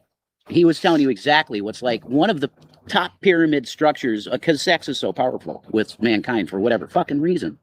You know. For whatever reason, Rev doesn't understand why other men are attracted to women. Meanwhile, he's in a tent with one of the most grotesque, disgusting, unlovable, untouchable women on the planet. But Rev is very, very confused why other men would be attracted towards women. Rev, I think you need to, like, self-reflect and understand why it is that someone such a disgusting homunculus as Shani is your type. Why is that? It's all about and it's ridiculous. But you can control leaders with it. And For that's whatever entirely reason, that movie they like about. women If you or something. understand I don't the know real why. storyline, if you just watch that and not pay attention to the shit that's in the background, you're going to be like, what the fuck did I just watch? You know, once again, if Shani and Rev have all this like divine wisdom about the way that the world works, and they have such an ascended understanding of what's happening around us, like, why are they in the situation that they're in? Wouldn't they be able to Because they're monetize that? they're Wouldn't so Revelation connected. News, it would outpace Alex Jones. It would outpace Tucker Carlson. It would be the #1 news show on television. Be doing a world tour right now. You know, kissing babies in the Middle East. Shani would be the leader of like a mega church, and she'd pull up in her Lamborghini covered in crucifixes, and people would be falling at her feet, begging her to like put her hand on They their talk like forehead that's and the case. cure them of their sins. They both have such a firm belief that they are Like, it's so weird. They're not talking like they're in a tent on the side of the road. They're talking like they have a successful podcast or something. smarter than, and they know more like, no, you than don't. everybody else in the world. And This that is if we all just followed the their worst wisdom, our life. lives would be better. But if they followed their own wisdom, wouldn't they not be here if it was such valuable information? I think No, the they're one thing victims that I can because never they wrap know my the head truth. around about any narcissist, about Cyrax with his music, about Nova with his food reviews, about Tofia with her drama coverage, and then about these two with all their religious, political conspiracy stuff, I just don't understand how you can do the same thing over and over again, day after day, week after week, month after month, year after year, and never get anywhere. If anything, you're digging the hole further and further, and more people don't like you, and you fall more and more into obscurity. And ever think that one day that's going to turn around for you. Like, usually if I'm trying to solve a problem in a particular way, and I spend a couple hours trying to solve it one way, and I'm not making progress and it's not working, I stop looking at the problem and I start looking at like my method of resolution. I start thinking, is there a better way I could be approaching this? Is there a better way to crack this safe, you know? But they are so completely convinced that they have it right and that everybody else has it wrong that they will never change, even when they're seeing that the fruits of their labor over and over and over again are next to nothing. It's actually baffling to me. It's one of the only things that after a really long time watching lolcows, I just can't understand why they do it.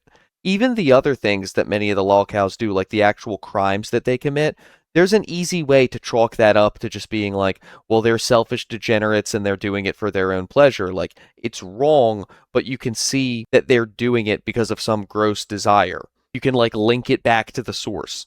When it comes to stuff like this, just making the same type of content that nobody cares about every day, and then expecting it to blow up one day, that's truly unfathomable to me. I don't know why you wouldn't try something else. I don't know why you would still think that you were right after being proven wrong day after day after day. None of that made sense. You have to understand, Stanley Kubrick was a very, he used a lot of symbolism within his movies. Like, for instance, you watch The Shining. You see the chair in the back, and then Just the sounds chair schizophrenic. disappeared, and then the chair shifted, and then, like... It just sounds schizophrenic to think that movies are telling you the real truth of the world. It's like, dude, it's just entertainment. It's there to entertain you. It's not like it's so ridiculously shallow and stupid to think that like movies and like top 40 hit music on the radio is like, I don't know, man. I think a lot of that stuff people are embellishing. It's true, though. I've seen the movie and noticed it myself. I think a better example... Like, it's such... also, it's extremely boomer-coded to be talking about how The Shining has hidden messages and not, like, the bisexual lighting that you see in Halo remakes. It's like, come on, get with the times. Get with the current schizo theories. Of how Stanley can frame huge ideas in movies is 2001. Well, yeah, he there's that. really... He nailed it. I also love that Rev has to talk down to and mansplain to everyone who's around him all the time, because he really does think he's the smartest guy in the room, or in this case, the tent. And because Shani's the only one there, she keeps saying things that she thinks are agreeing with him, and then he'll go, no, you don't get it. The Shining's a bad example. 2001: A Space Odyssey is a good example. He's done it a couple of times during this live, and if you notice, it irks her a little bit more every time that he corrects her and tells her she's wrong. She'll roll her eyes, she'll kind of tense up for a minute, and I wonder if this is how their blowout fights start. He does this like 10, 12, 15 times in a day, and eventually he corrects her one too many times and she just flips out. The AI is going to take over and kill mankind. It's beyond that, man. The new man, the birth of the new. The Shinin has hidden messages. It's the like movie being equivalent to. Yeah. You know that Mario. Yeah, I know. Doki Doki Panic on Japan. It's such an old conversation. It's been done to death. AI is going to take over humans and destroy everybody. All right, whatever. Period and all of that after the resurrection. I mean, if it gets rid of you, then it's a win-win. That's what it really is about. If you're in the Bible and you understand this shit, that's what it's really about. But they're giving you a secular version of it. That it's aliens and they're going to upgrade us and all that bullshit. That's not how it's going. It's the kingdom of fucking God. Yes. And if you want in there, we already told you. I don't think that's going to happen. If you want to go to heaven, Danny and Rev already told you. They already preached it. Got to send them some donations on Cash App or Ko-Fi or maybe a YouTube Super Chat if they can even still get those. You got to tune into their coverage of the Illuminati and the lizard people and the aliens and how Stanley Kubrick got taken out for exposing Epstein. And if you really want that express ticket to the pearly gates, maybe you let them live in your basement for a little while. So we're going to wrap it up there today. This stream goes on way longer, actually. I'm going to link a channel down below that archives Shani and Rev content called Graveyard Flowers. So if you'd like to watch the entire stream and not just the highlights that I pulled without my commentary, you can go check them out over there. We'll be back tonight with another Summer of Cyrax live stream. Very excited to continue watching the Heather 2 custody battle take place on Jamie Nicole's stream, where Cyrax and Sally keep showing up to really let us know how bad they want to get a baby in that house for some reason. And then we'll be back tomorrow with another LOLCAL update. So I hope to see you guys there. If you haven't already, please like and subscribe. Sure. And until next time, you guys know the drill. Stay away from the Scranton cryptids. Don't analyze Kubrick wrong. And of course, most importantly, have a good one. There you go. We haven't checked up on Shani and Rev in a while. Maybe like a month. But there they are, still on the side of the road. And you see I've already commented. And liked. Oh, no, wait. That's not my comment. That's derp. Never mind. I didn't leave a comment on that one. I thought I did. I was wrong, though. When is the next That Being Said? They haven't been live in a while. Maybe I'm just being spoiled. More That Being Said. Dante Crisis is watching a whole bunch of This Is How You Don't plays. Oh boy. Great content. I wonder if he's going to watch my video. Where there's smoke, there's a liar. ALT put out a stream where he's going over DSP's multiple lies about his smoke detector. What have we got here? How about something... since we're on the political... Oh yeah, that's right. We got Tamir, don't we? I'm making a new costume here. Someone wanted magic. So I got magic. I'm not waiting until the Marvel rival Tokon battle models get ripped. There's plenty of iterations of magic throughout all of video games, mobile games. Yeah, plenty. And also Marvel Tokon battle characters, like, they have ridiculously high polygon counts. And it's a real pain to get them working as a VRM. Yeah, here it is. Tamir, what are you talking about? I love Israel. Him and Shani need to debate. They're on the same level. I love Israel and my life here. Well, that's good. It's good for you, Tamir. I don't know, though. I don't know if you really do like your life. Hey, Should be guys. Monday. Well, that's good. We'll be here. That being Monday. Wanted to tell you. I wanted to tell you. It's like he's working out his mouth every time he talks. Like he's doing mouth exercises. Like moves his mouth way too much. It's like the fully articulated mouth. Hey guys. Hey guys. Hey guys. I wanted to tell you It's so over animated. that It's like those videos people did when the Resident Evil 2 remake came out and they went into the code and like increased the proportions of the mouth movements whenever people would talk, and it'd just be this weird exaggerated mouth movement thing. I don't know. It sounds weird. I'll see if I can find a video. every day Every day I wake up that I live here in Israel, I am constantly ascertained that I really love this country. Okay, that's cool. It's fine to love your country. And not just this country, but also my city. Of Tel Aviv. And the exact place where I live in. Here it is. And this apartment also. Resident Evil 2, but 500% facial animations. 500%. Like when that guy in the prison cell got his head, it exploded. Hell, would that even work? Okay.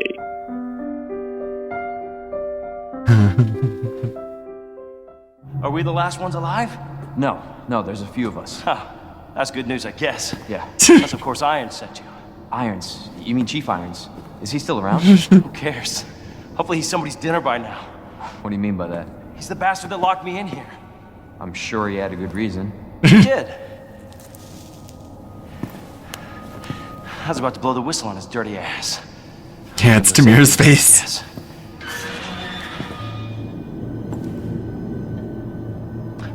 Hey, I'll make you a deal. Unlock this cell and I'll give you this. There's no other way out of that parking garage. Believe me. Oh my god. I can't do that. I have to talk to the chief first. Look, we're both prisoners in this station. So either we play nice and help each other out. Oh my god. Shit. It's coming. What? What's coming? Come on. Come on, don't be an asshole. Okay, you need this. Just get me the fuck out of here.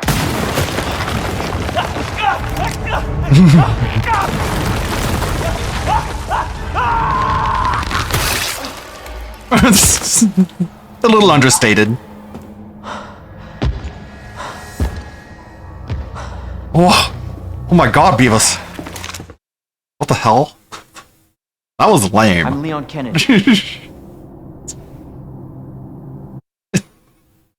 And remember, oh wait. Hold on. Also. There it goes. The video continues. Which is humble, is neither. You see it too, don't you? Just the small nor very large. Very large.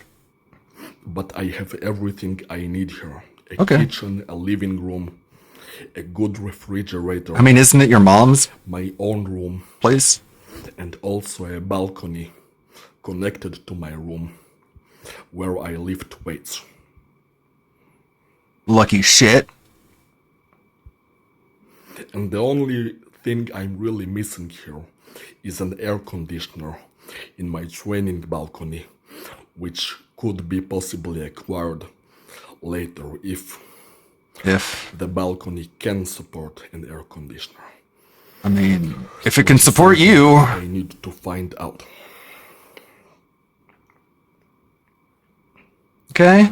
So is this just like my life is good video? Self. Okay. What about the foot stimulation? A small country compared to countries in Europe or America. Yeah, no shit. It's real small. It is a very good country. Japan is also relatively small, but Japan is overpopulated.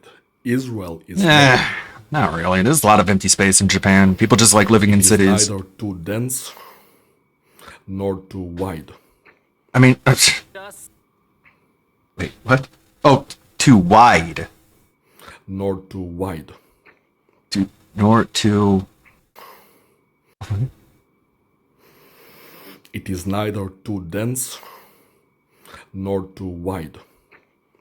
Wide. There we go, okay. There are good businesses here. Okay, like is this like him just countering people who are trying to say that Israel is bad? Or... Sounds like you have it made to me. That can be ordered online from other countries. Nice, dude. Free Palestine. The supermarkets here. Yeah, free it from Islam. Food is very good. There are many. Free it from Hamas. The people here are very good. Okay. Nice people. What's your point? Peaceful also. Yeah, sure. Yeah. There is virtually no problems of crime like in the United States, for example. Like in New York, for example, when you constantly have to worry about someone breaking into your house. Right. What color are they? Robbed or pickpocketed on the street. In Israel, and especially in my city, you don't have to worry about this stuff. The people are very peaceful. Yeah, because I'm sure there is some crime in some places. I'm sure if America had like mandatory military service after high school, we'd have a lot more security, but a lot less freedom. Every country. It's kind of a trade-off. Has that, but overall, Israel is very peaceful. Yep. Well, outside. It's easy to have peace. The more totalitarianism you have. Of the problem of the terrorists bombing my neighborhood. But there are defense systems against that. Yep. So I don't feel myself to be in grave danger. Yeah. I'm sure that really confuses the people dropping the bombs. They're like, why didn't they leave? We drop all these bombs on them. And it's like they have technology that shoots them out of the sky so they can just live their life in peace. I know you can't really wrap your head around that, but continuing to shoot unguided mortar shells into civilian areas, how is that working out for you? Now, besides that, don't they spit on Christians, not the tourists? I'm sure they do privately, but whatever. Medical system in Israel is very good, unlike you don't have to agree with your religion. Healthcare system, which you often. Oh no, they said that Jesus is boiling in poo-poo. I can't stand it. Hear people complaining about. The medical insurances in Israel are more simple. You don't have to work to get a medical insurance. You simply pay a monthly fee to the medical insurance company. Bummer. The medical system is very good. The hospitals, the doctors, everything is high quality. Yeah, upstate New York. Even Gundam is like, hell yeah, upstate New York is way better than the city proper. And affordable. And the pharmacies are also very good. And I remember visiting New York one time, and I just, for the first like 10-15 minutes, I felt like I was like breathing through a sackcloth. I just could barely breathe, but then I got used to it. The location in which I live, it's such a great location. There is a supermarket. I wonder what effect that has on people. 2 minutes of walking distance away from my house. There is a pharmacy. Okay. 5 minutes. Are we just flexing now? From my house. Bus stops virtually everywhere and close to my house also. And a shopping mall about 12-minute walking distance from my house. And also a very good cinema about 25 minutes of traveling in a bus away from my house. Okay, so what's your point? Okay, the place you live is nice. You might need nice. Nearby. Okay. It's such a good location. And as I've said, the people are nice. And there are also lots of pretty women. Hey, but Emma Watson is ruining your life. If I wanted to date pretty women, I could date them here in Israel. I wouldn't have to travel to another country. Oh, good. Well, get on that then. I like white chicks, and yes, there are white chicks here, and chicks with bright eyes and bright hair and soft skin. And girls. Also, lots and lots of pretty women and pretty girls. Okay. So, get it done. Israel, and specifically my location, is a very good place to be. There are white women. The only thing that is really wrong with my life is that evil creature that attacks my body. Oh, there it is. Without that evil creature, even without having lots of money, I'd be simply very happy to be where I am right now. I would enjoy my life a lot. My life here is actually very good. Oh, he made this video because he thought in the previous video that the organization wants to make him leave Israel. Now he's like trying to convince the organization, I actually like it here. Is the evil creature. The only problem is the evil foot stimulators. But that evil creature would haunt me no matter where I lived. Whether I lived in Europe or America or Asia or Australia, New Zealand, wherever, it would haunt me wherever I am. Then why do you write letters to the UN? I am certain of it. If no, absolutely nothing. If like even moving to North Korea would do nothing about the evil AI. With Israel and my hometown and location, which are very good. Just so you know, the reason I don't leave is because the creature would follow me anywhere. My point is... Your point is... As I'm progressing in this special training program... Which one? There's like 15 of them, you said. Countries might offer me various opportunities in other countries. Yeah, sure. Go to Russia, serve in the war. But what I have here in Israel is so good that I really have a lot to be thankful for. to work upwards. Oh. Because it's very good here.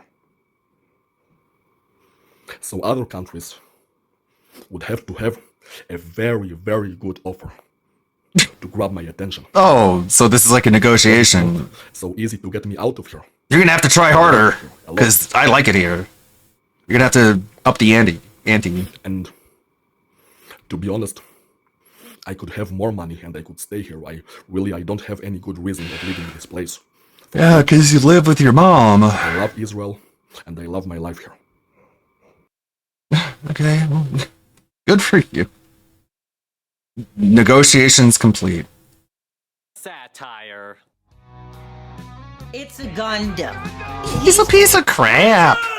America is an interesting place. I like to say that we are a live-action South Park episode playing out in real time. Can you taste that? That's hope escaping us. Kill me. Let's see what the world's up to, because it's been a while since I've seen crazy progressives. Today, I'm checking out a young lady by the name of Ashley Webb. She's running for office. Ashley Webb, what qualifications do you have to serve in the U.S. Senate? Oh, I ran for office. Ashley Webb looks like King Kong Bundy. Real talk. Hi, Ashley. I'd expect this motherfucker to lay an elbow drop on Macho Man. Several times. Didn't win, but they did run. Look at all the other pundits just sitting here pretending everything's fine. Like lambs when they know they're being led to the slaughter. If you say the wrong thing, your political career is over in the DNC. It puts the lotion What's that dude doing in a dress? You have no idea what kind of hell I can bring you! I'm a songwriter, and then I write my own books, and then I suppose my transparency, I wouldn't lie to the people, and I wouldn't deceive the people like they're being deceived right now. Like, What a wonderful stance. Surely Webb has got my vote. That is an attractive woman. I would never lie to anyone. Call me she, by the way. Me upside down and beat me by my feet. You better not call me a man. Now a word from our sponsor. Stem cells are basically your Yada. Get those stem cells. Stem cell coffee brand, stem cell coffee. By this. And sometimes they need to express their anger.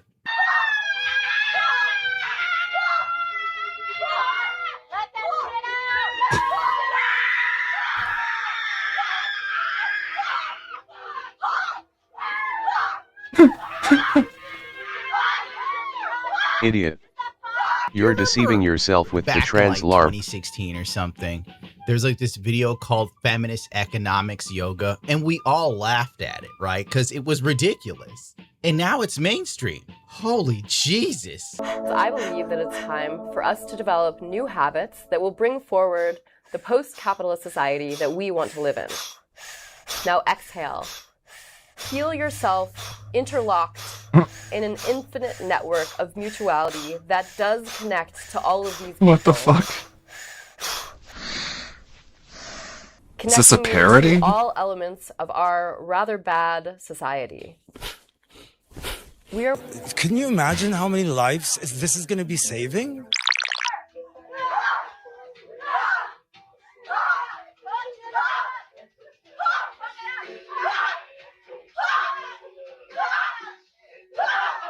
What are you even doing? They're playing Metallica Enter Sandman? Are you serious?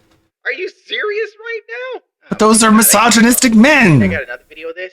Unless like I followed the Ashley Webb person. What happened to just doing Which yoga? also looked absolutely. But if I do that, YouTube is going to absolutely clobber me like the thing. Gonna start with your physical exam. They're practicing for the Smash the Scale This is how you know protests. America's great. You can live out any fantasy you want, preferably in a white area, because you're damn sure not doing this in a black or Latin one. I don't even think you could do this in an Asian area. If you tried this in, like, Little China, they wouldn't tolerate it either. In order to get answers, I knew I had to take a new tactic, appealing to man's most carnal desires. Hey boy, you like what you see? You like? Oh, not again. Get away. Oh, me? You don't know me. My name's Cherry Pie. No, you're not. Get out of here. You want sucky sucky? Oh, I'm calling you the police. Sucky, sucky? This is the first time I've examined a fox, so I'm very excited. Help. Let's see those arms. What the hell is even that? Daddy, chill. This man is happier than I've ever been in my life. Hell! Like criminal. This feels like something that's very wrong in the world. Let's see those arms. Paw. He's just getting into it. Oh no, don't scratch me. Jesus Christ, look at the back rolls on this bitch. Good Lord. You ever thought of maybe skipping breakfast, lunch, and dinner for the next 2 months, lady? And loading. Stop! Is this PWR's future? Oh my God. If I was a vet, I'd have to put this one down. I go, this little guy's got rabies. He's got AIDS.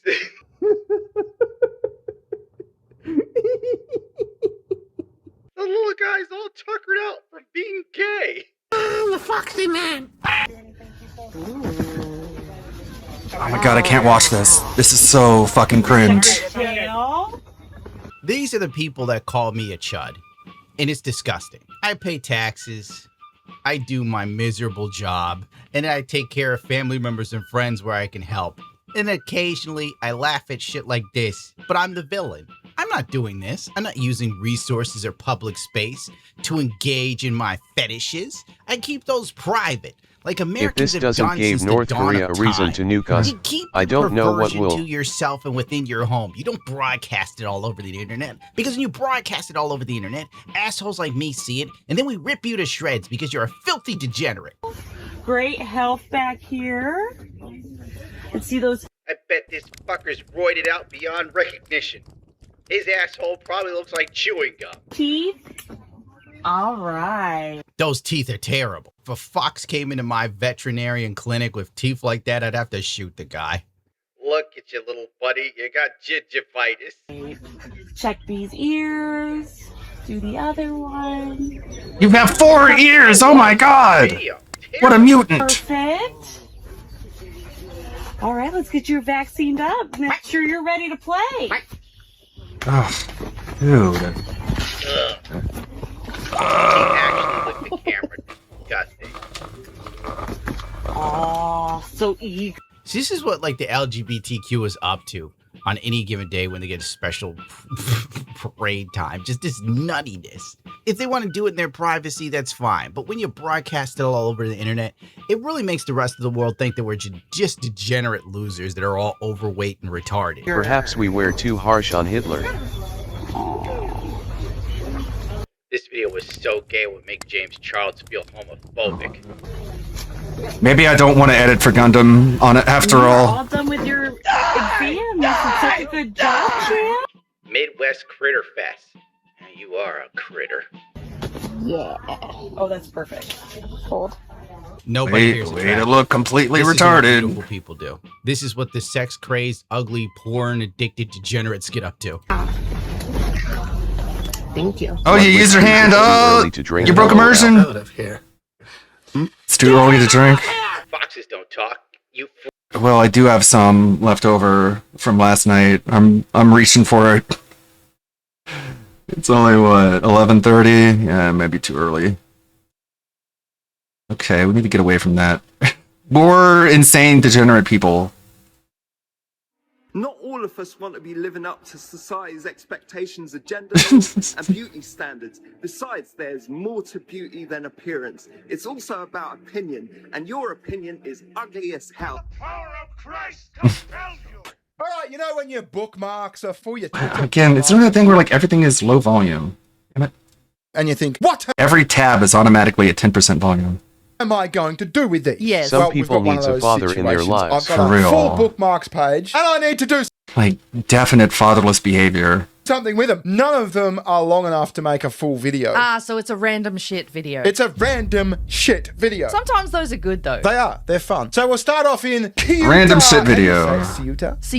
Quieta. So as we know, the African immigrants invaded Ceuta. Yes, I did a video on this recently. Yeah, everyone should watch that video. So they're all pouring in from Morocco, I think, and it's just chaos. It's bedlam. Yeah, it's fucking crazy. And what I want to focus on specifically is, you know, there's going to be some flaming heart white bitches there to greet them. Oh, no.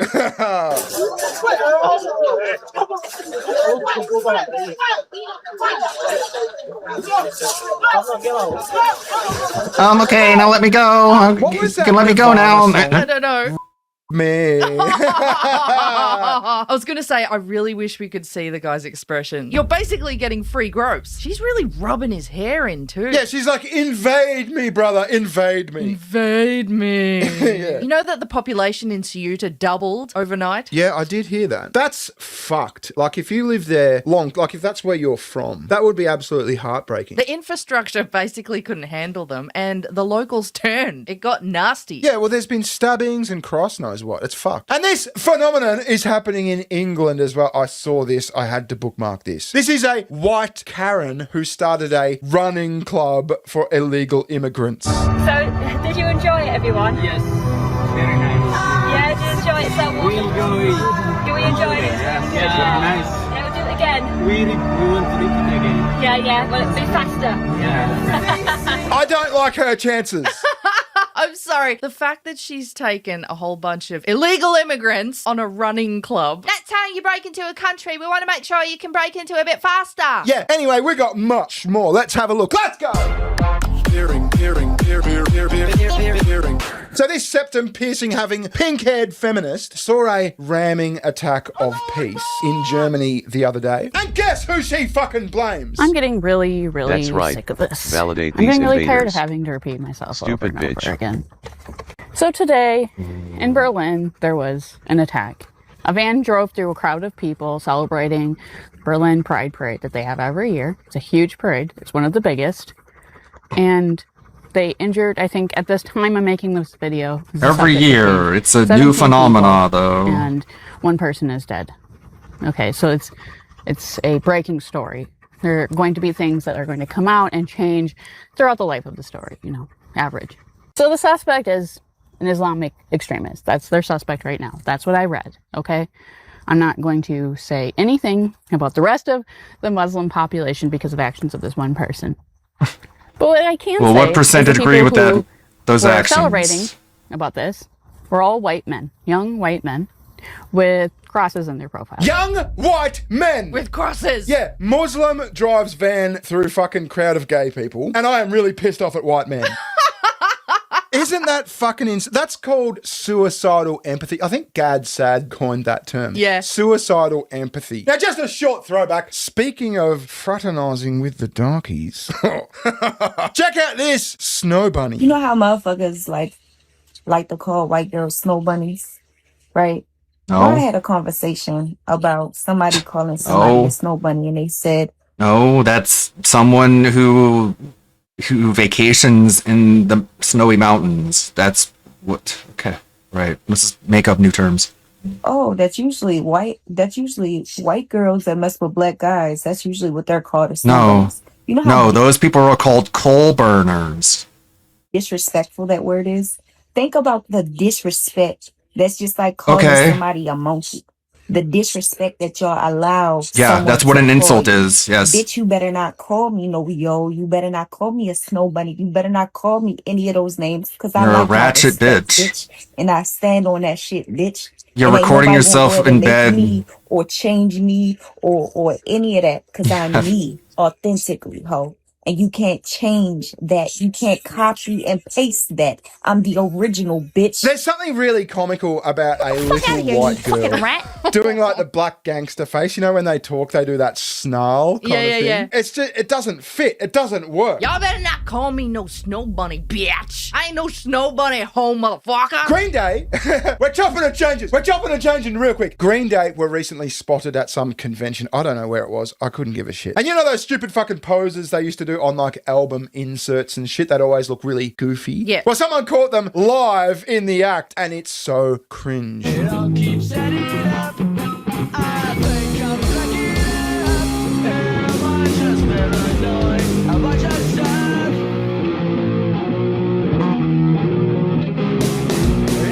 According to Dr. Umar Johnson, I mean, snow bunnies are white women that use their What? hypnotic power to take away black men from their destined black queen.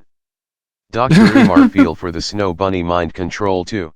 I only heard of it in relation to tourists who go to Tahoe. Imagine being a 60-year-old man and posing like that. They're too old for this shit. Yeah. You could get away with it before when you were youthful, young larrikin troublemakers. Yeah, I think I always thought Green Day were fucking cringe. And this just proves it. Anyway, we got Kelly Holiday. We are stupid. We are beautiful. We all fall. We all fly. We all long for paradise. We all starve in the hunger for newfound pleasures. We all stand guard at the door with our secrets. Shut the fuck up. I can't finish that. I know. It's torturous. He is such a fucking queer.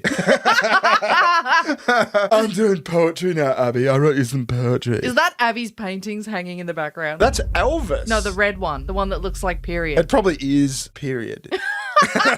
But you notice how it was like 6-year-old poetry? It was like, we all fly, we all die. Yeah. We all fry. Yeah. Sweet chicken tonight. Sweet. I can't do it that low. Sweet chicken tonight. You do the vocal fry that low. Listen, bitch. I've got an itch.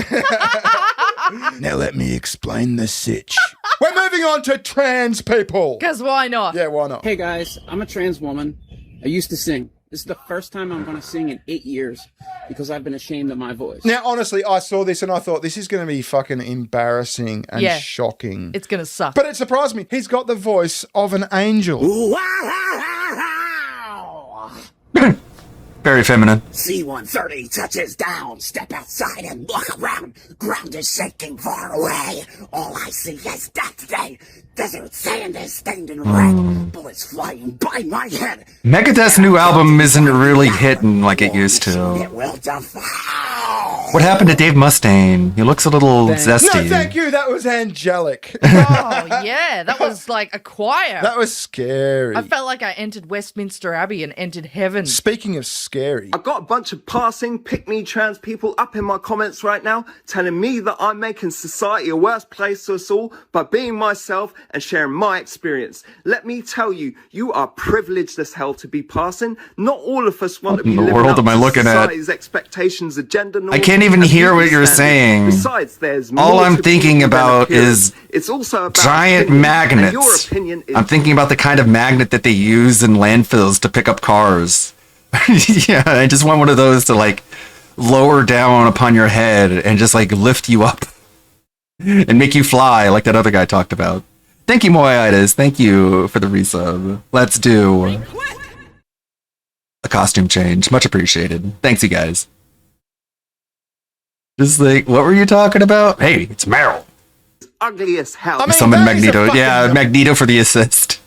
That's literally a nightmare. I think I had nightmares about that person when I was a Some Freddy kid. Krueger shit. But the nightmares don't end.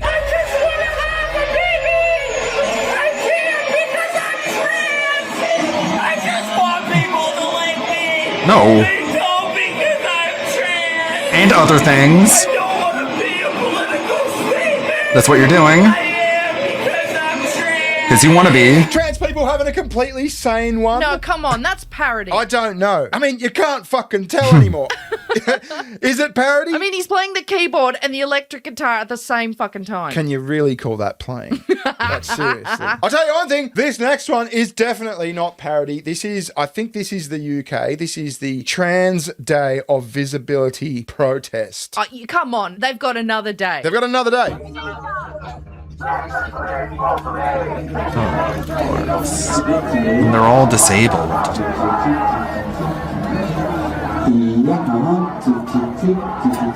There are wheelchairs. It's a wheelchair convention. Can't you fucking smell it? Yes, like crispy bacon. Wow. No. Advertising crispy bacon. Moldy off crispy bacon. Yeah.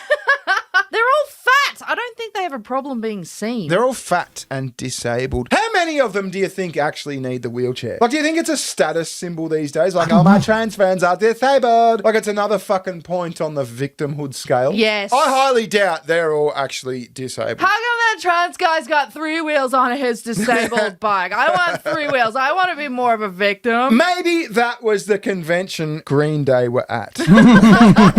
It does look like a Green Day concert. Okay, we'll finish it on this one. It's just a short video, this one. I just needed to get this shit out there, you know? Scratch it off the bookmark list. This is a guy in America somewhere who's at a bar with his wife. It's actually really fucking sad that people like this exist. He's at a bar with his wife and he thinks to himself, oh my God, where's my wife gone? And it turns out she'd gone to the toilet with another gentleman. And what you do? No, nigga. Oh, God. What the hell? No. He's doing the cartoon wind-up. He's getting his fists ready. He's getting the guns loaded. Oh, that's fisticuffs. That's fisticuffs, yeah. You put them up. Yeah, he's waiting outside the toilet while his wife gets ploughed. That's so fucked up. And come on, why are you waiting? I mean, imagine having a relationship like that where you got to worry that your wife is in a toilet cubicle with another male. That's fucked.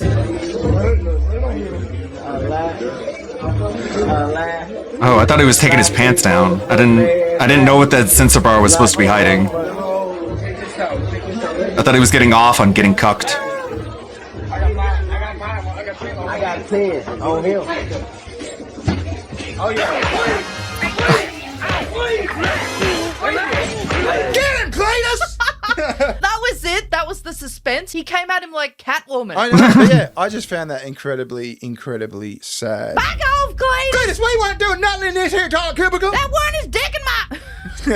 Okay, stop it. Actually, we'll end on this one. I don't know if this is parody. It could be parody, but they're always funny nonetheless. Some of you just don't believe that my dog's a vegetarian, so I have this set up right now for you guys to see. We have this really gross, it's like a beef, like dog food. Bearing, and then you're I have stupid. This delicious He was green self-buffing salad. before the encounter. So I'm gonna bring her Duh. out, and we're gonna see which one she likes. Also, my dog is very healthy. She loves greens. She loves her salad, and I don't force her to eat her salad. It's what she likes. Come here. Okay. Okay, so this is Bonnie. She is my little Dude. vegetarian. Okay. Now, No! Oh no! Bonnie wants the meat. Bonnie doesn't even fucking. But it's gross! Didn't you hear me? No, don't eat that. No, stop it! No! Salad. Look, salad. Do we need the salad? Here, pick one. Okay. No, not that one! No, Bonnie, no. Eat the fucking salad, Bonnie! You can hear the dog's inner monologue. This crazy bitch. What is this shit? Give me the meat. Yeah, it's desperate for the meat. And did you notice as well, she put the salad on a plate, like she tried to present it more beautifully. Yeah, like the dog gives a fuck about aesthetics. Yeah, and then the dog food was on like a shitty piece of kitchen towel. Anyway, that's all we got. I feel like my bookmarks are now a little bit lighter. Visit Did you got a channel? Yes, I do. Thanks for watching. We'll catch you later. Ta-ta. Bye-bye. See ya. Later.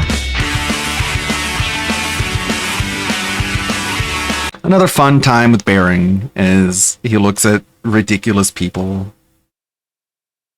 That's what we're here for. We're here to laugh at ridiculous people. Yeah, that poor dog. I don't know if it was like a parody or whatever, but I didn't like the way she was holding the dog's legs, you know, front paws, not letting him, her, or whatever, move around. We can save DSP. Save DSP. Just save that content for later. We'll front load the rest of the stuff. Yeah, Bearing he's a good watch. So it's been We should pull up more Bearing sometimes. a while since I Maybe go back to the classics, because a lot of them are evergreen. talked about one of your favorite hobbies, one you hold near and dear to your Yeah, heart. yeah, you'd think after that happened, she would just not upload the video. Because why would you upload it after that, after you've gotten proven so wrong? But can't let anyone else in Suspicious. your life know about it, due to the risk of people viewing you like a walking defecation, and your family somewhat disowning you. No, this video isn't about your War Thunder addiction. And don't worry, this is the last time I wish on the War Thunder community. I pinky promise. but a lot of this community probably does play War Thunder anyway. And surprisingly, if they all disappeared, we'd probably have a shortage of military personnel, programmers, and engineers in the world. And some say this community ranges from a few 100,000 to millions. So someone you know could be a part of this community. And apparently most of them reside in America. Just saying, if you didn't drop the T, you probably wouldn't have this problem and would still have your foreskin. But this community is probably the most targeted and discriminated. I don't know, like, not all furries, I guess. I still, for some reason, have that perspective that there are some good ones who keep it to themselves, for the most part. Group on the internet.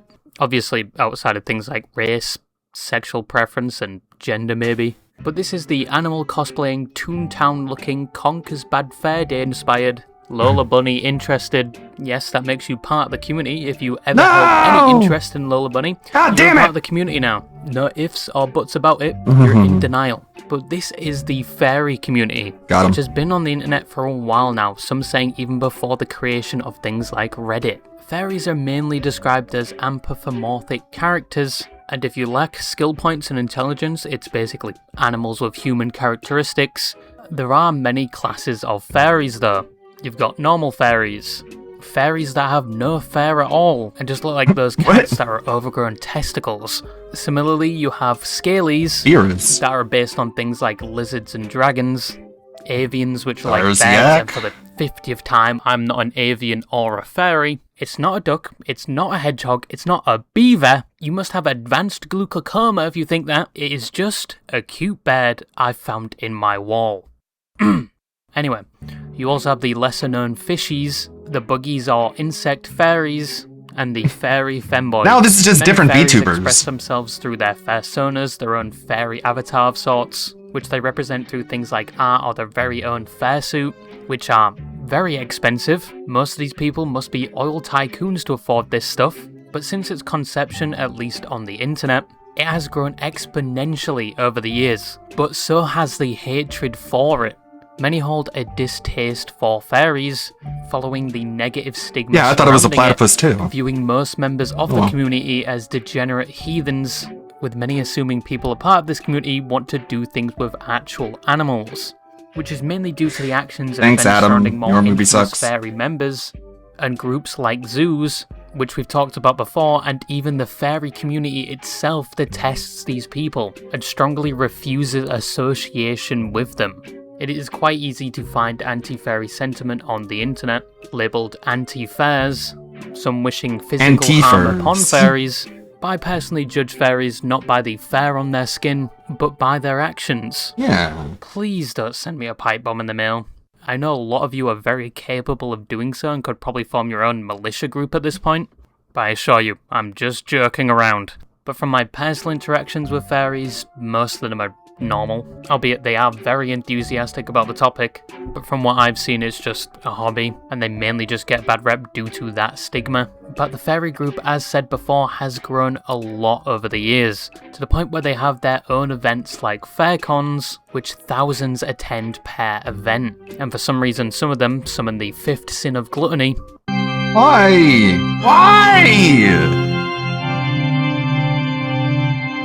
But fairy conventions are something I wanted to talk about today because a lot of them had their fair share of controversies, and once again I keep getting Instagram Reels referring to the topic. How many of my videos have been inspired from Instagram Reels serving me pure slop? But I do miss the person I was before this video, mainly after finding out about the pizza party of October 2021.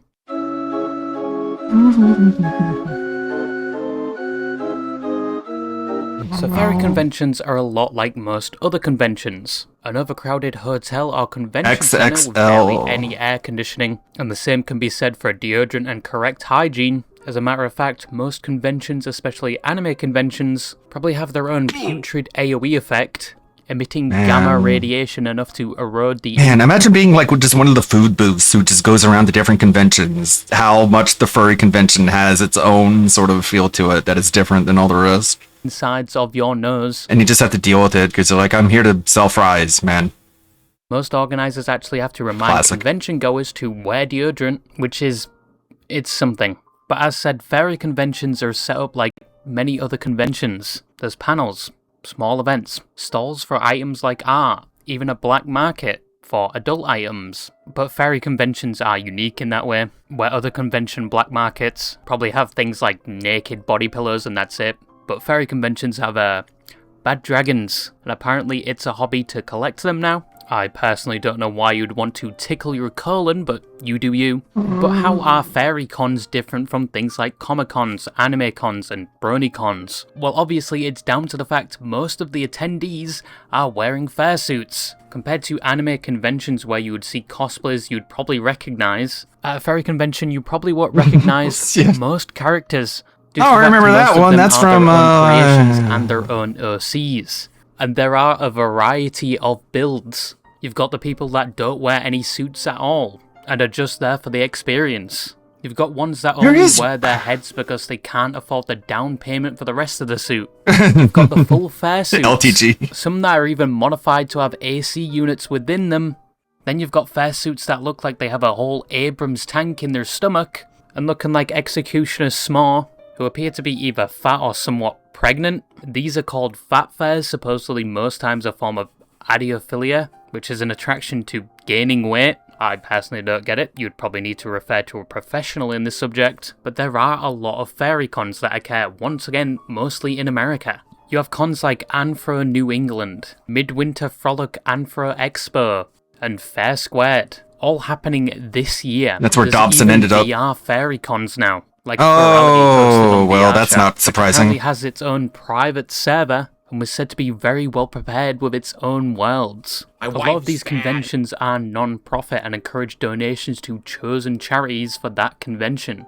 I would go so far as to say most fairy conventions are fairly normal in terms of structure and relatively. events. However, some conventions have seen their fair share of controversies, to the point where, like fairies themselves, fairy cons carry a negative stigma surrounding them, especially from outside of the community. And to be honest, giving the benefit of the doubt with the ones I looked into, and one I thought was completely fictional and at most an urban legend, I can see why some people aren't completely sold on fairy conventions, even when a majority of them are nothing like any of these. But the first controversy surrounding a fairy con I wanted to talk about is said The joke is legend. that his wife is and fat, if you're watching this video whilst eating, this is going to be a good tolerance test for your appetite, so be warned. But first, I need to warn you about something else. Something This is why aliens don't invade quaking us. with excitement. Something even No, it's all the Trump fairies out there supporters. can enjoy. We have once again partnered with Gamersubs with their new Kaiju Tran drop, which brings a new cup, apparel, and even a stuffed animal.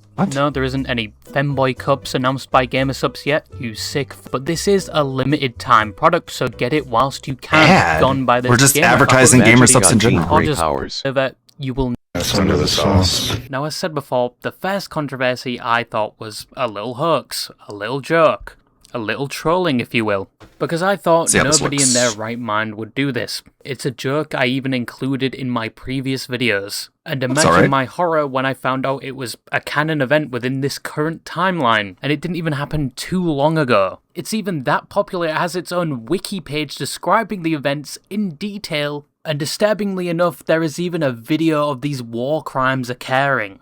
But what happened? So it was October 2021. COVID at the time was almost over, and the world was slowly returning back to normal, and fairy cons were following that trend. The convention Biggest Little Fair Con 2021, held in Nevada, was just wrapping up its own convention, which was very successful. It had plenty of attendees and raised a lot of money for charities like No Kill Shelters for Animals, and was like every other fair con. But little did the organisers know their event would be known for something else. After the conclusion of Biggest Little Fair Con, there was another party just starting. An unofficial after party for the convention, if you will. It was advertised a few days prior to the FairCon starting, with multiple tweets and even a PowerPoint presentation, and surprisingly enough, it was a pizza party of sorts. Because it wasn't a normal pizza party. First of all, there was only one pizza, and only one person from what we know was actually going to eat the pizza out of 19 attendees in a small hotel room. Now, only one person consuming the pizza wasn't down to the fact it was like a disgusting pizza like pineapple. I still believe if you like that, you deserve to be kneecapped with salt rock shells. Try it. it. Wasn't down to the fact it was a Papa Just John's try it. pizza, although this would be free advertising for Papa John's in the future. But this was intended, because only one person was going to eat it because of the ingredients, which was very unconventional at Oh the time. no, oh These no. fairies You were- know what? I think I'm just gonna back out now.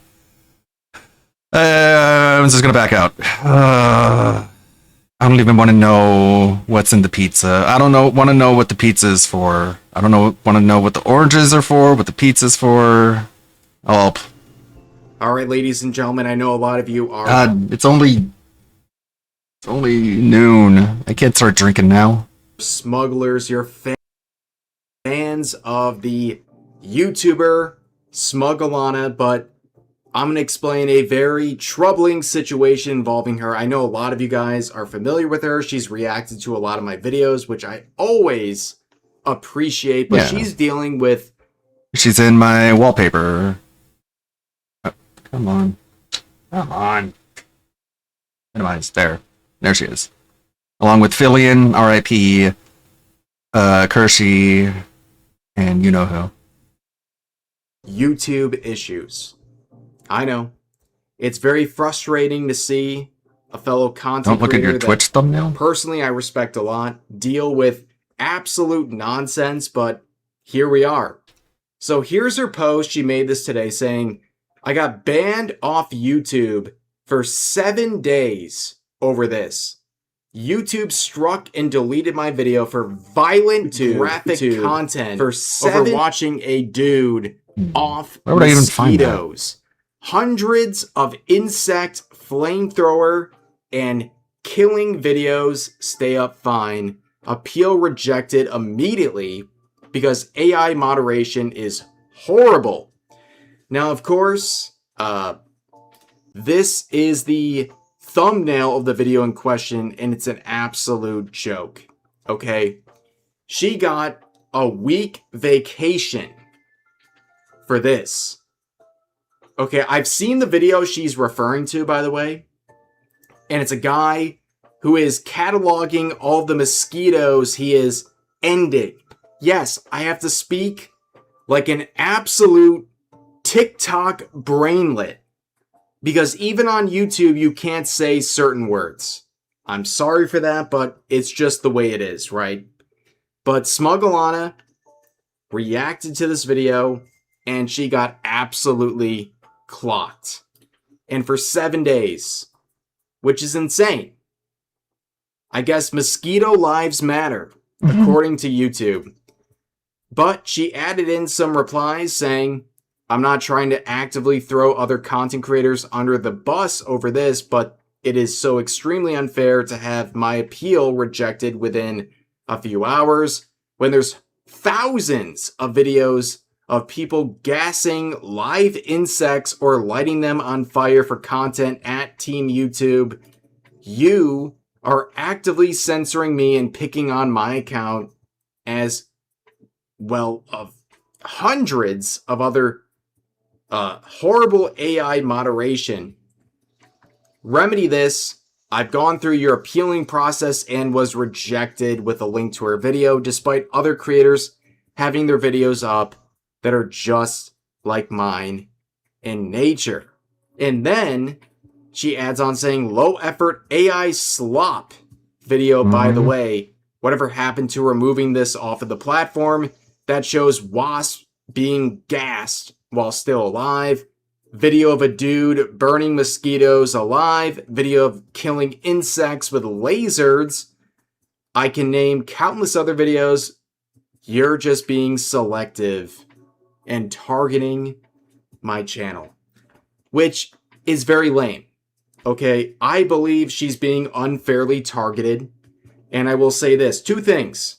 Number 1, I've personally been in situations where I reacted or made commentary on a video that was viral in many cases, where I got punished for the content of the video, but the video itself is up and live. And she's not some narc for pointing that out. if you're going to ban someone or suspend them or punish them over reacting to a video because of the content of the video, why isn't the video itself in trouble? This makes absolutely no sense. It's like whatsoever. It's very frustrating. It's like when I make a DSP video and it gets age restricted, and it's like, shouldn't his content get age restricted too? And with No, the I whole guess appeal not. process, she said she was immediately rejected. And that's, of course, the very sad reality of YouTube. Because I have been in situations where there are incredibly egregious errors by YouTube, but my appeals were rejected within seconds, and unfortunately it's AI moderation, and the only thing you can do in response is to beg YouTube. That is the saddest thing going on with YouTube, where you can't talk to YouTube, you can't talk to their moderation. Instead, you have to go to Twitter and beg. And when you get enough controversy, enough attention, then they might give you a second look. And her tweet has 8,300 likes and 140,000 views, which is absolutely insane. That is a lot of attention. But here's the attention and response she got from YouTube, where she says, yeah, great follow-up, where you tell me to report other videos, where it says, basically, report the other videos. Are you serious? Their response is, well, you might have been unfairly banned, but maybe in response, you should just report the other videos that are supposed to be banned as well. That's absolutely insane. That's absolutely insane. Justice for Smug-Alana, we might be avoiding right now. And all I can... Whoops. I just smacked my rings on the table, I'm sorry. All we can do is spread the message, and I will do my part, ladies and gentlemen. Let's go to the original post. I'll like it. I'll repost it. We'll try to help her out, because things are getting increasingly ridiculous. Okay? She got another response from YouTube. And she says, amazing response at Team YouTube. Thousands of videos of people killing wasps and other pests. But you draw the line in the sand when a VTuber watches it. Thank you so much for your indiscriminate judgment. You guys really respect VTubers. That's for certain. And here's the message, okay? We had the policy team take another look into the removal of your video, and they confirmed the original decision stands. The video was in violation of our violent or graphic content policies. Mosquitoes. You might have already reviewed the Help Center policy page, but here it is, just for reference. And you know what? Big middle fingers up for the Team YouTube response here. This is ridiculous. Okay? They are literally saying, hashtag justice for mosquitoes. You know, actual this is parasites. about mosquitoes. Ladies and gentlemen. But we can have like Call of Duty This whole videos. thing is about mosquitoes. And you know what? The whole like VTuber phobic aspect of this. Yeah, I can see it. I can absolutely see it. It seems like VTubers, and this is not a tinfoil hat conspiracy, VTubers are selectively targeted and hit with the harshest punishments for reacting to things that I'm sure plenty of others openly react to all the time without getting some massive punishment inflicted upon them. A 7-day ban is crazy.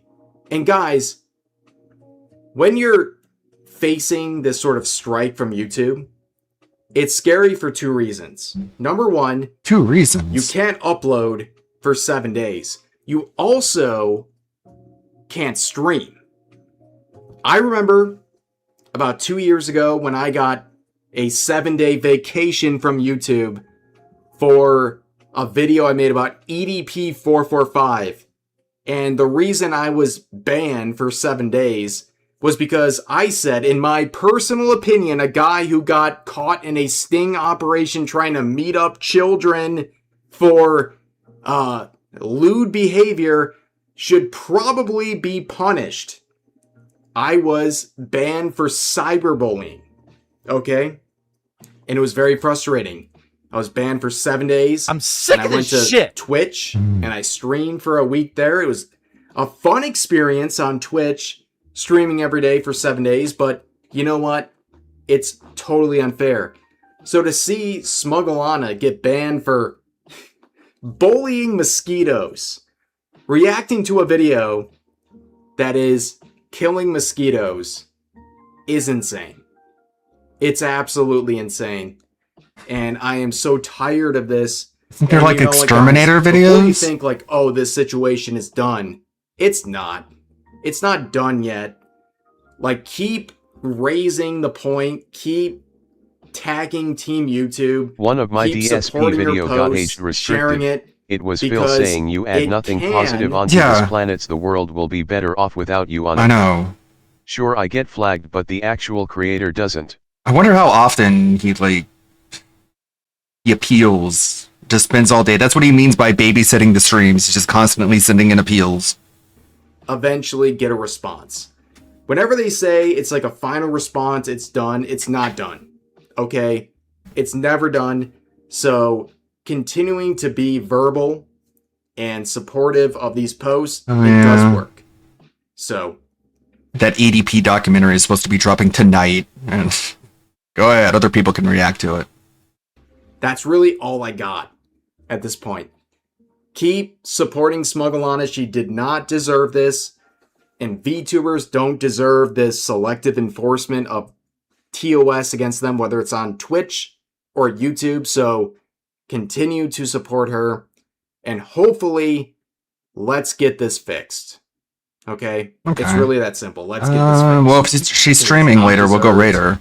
Whatsoever. See if I can find her. Poor Smugglana.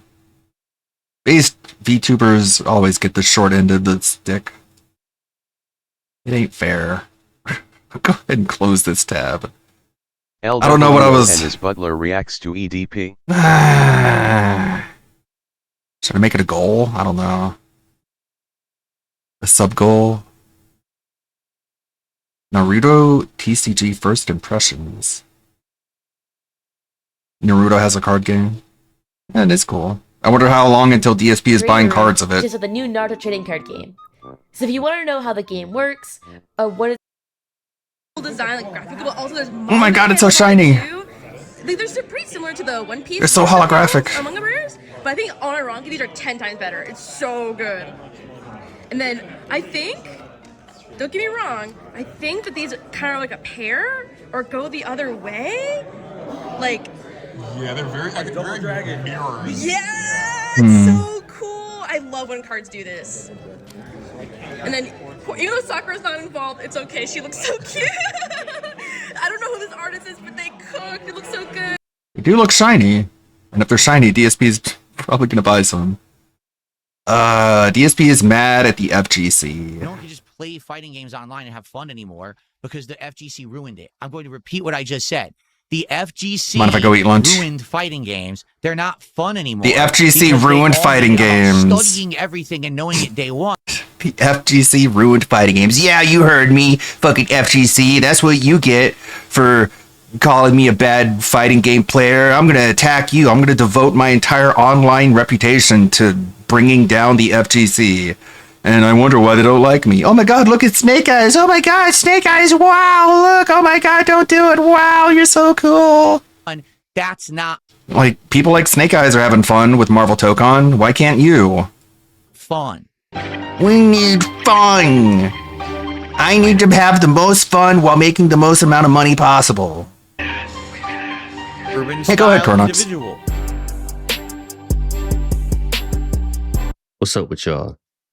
Hopefully this video finds you in good spirits, and if not, well, at least you not DSP. And man, that Marvel Tokon crash out was something to behold, wasn't it? And it's just funny because Phil thinks what he's saying is an indictment on the FGC, when the truth is it's really an indictment on him and his inability to adjust, which has been a hallmark of his career. So let's get into it. For those who did, like, I know Jade and King Michael and a few others were very nice and were enjoying, thank you. But literally everyone else in my chat is toxic, yelling at me for not playing the game multiplayer. Oh, Jade is good. Everyone else sucks.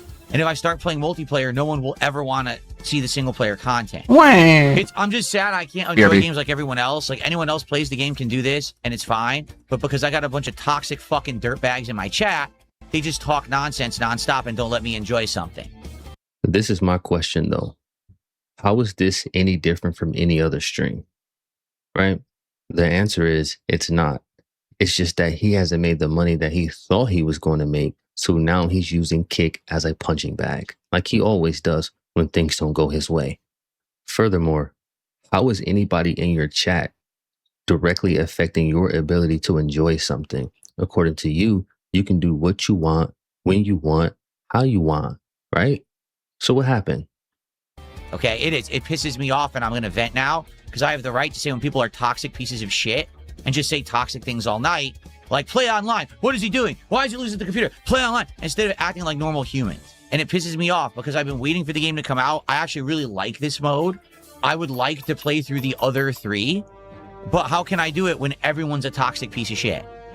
You can do it offline since you enjoy it so much. According to you, you're an entertainer, right? So you have to do things that people will find entertaining. They don't find it entertaining you slogging your way through story modes in a fighting game, especially considering your history with fighting games.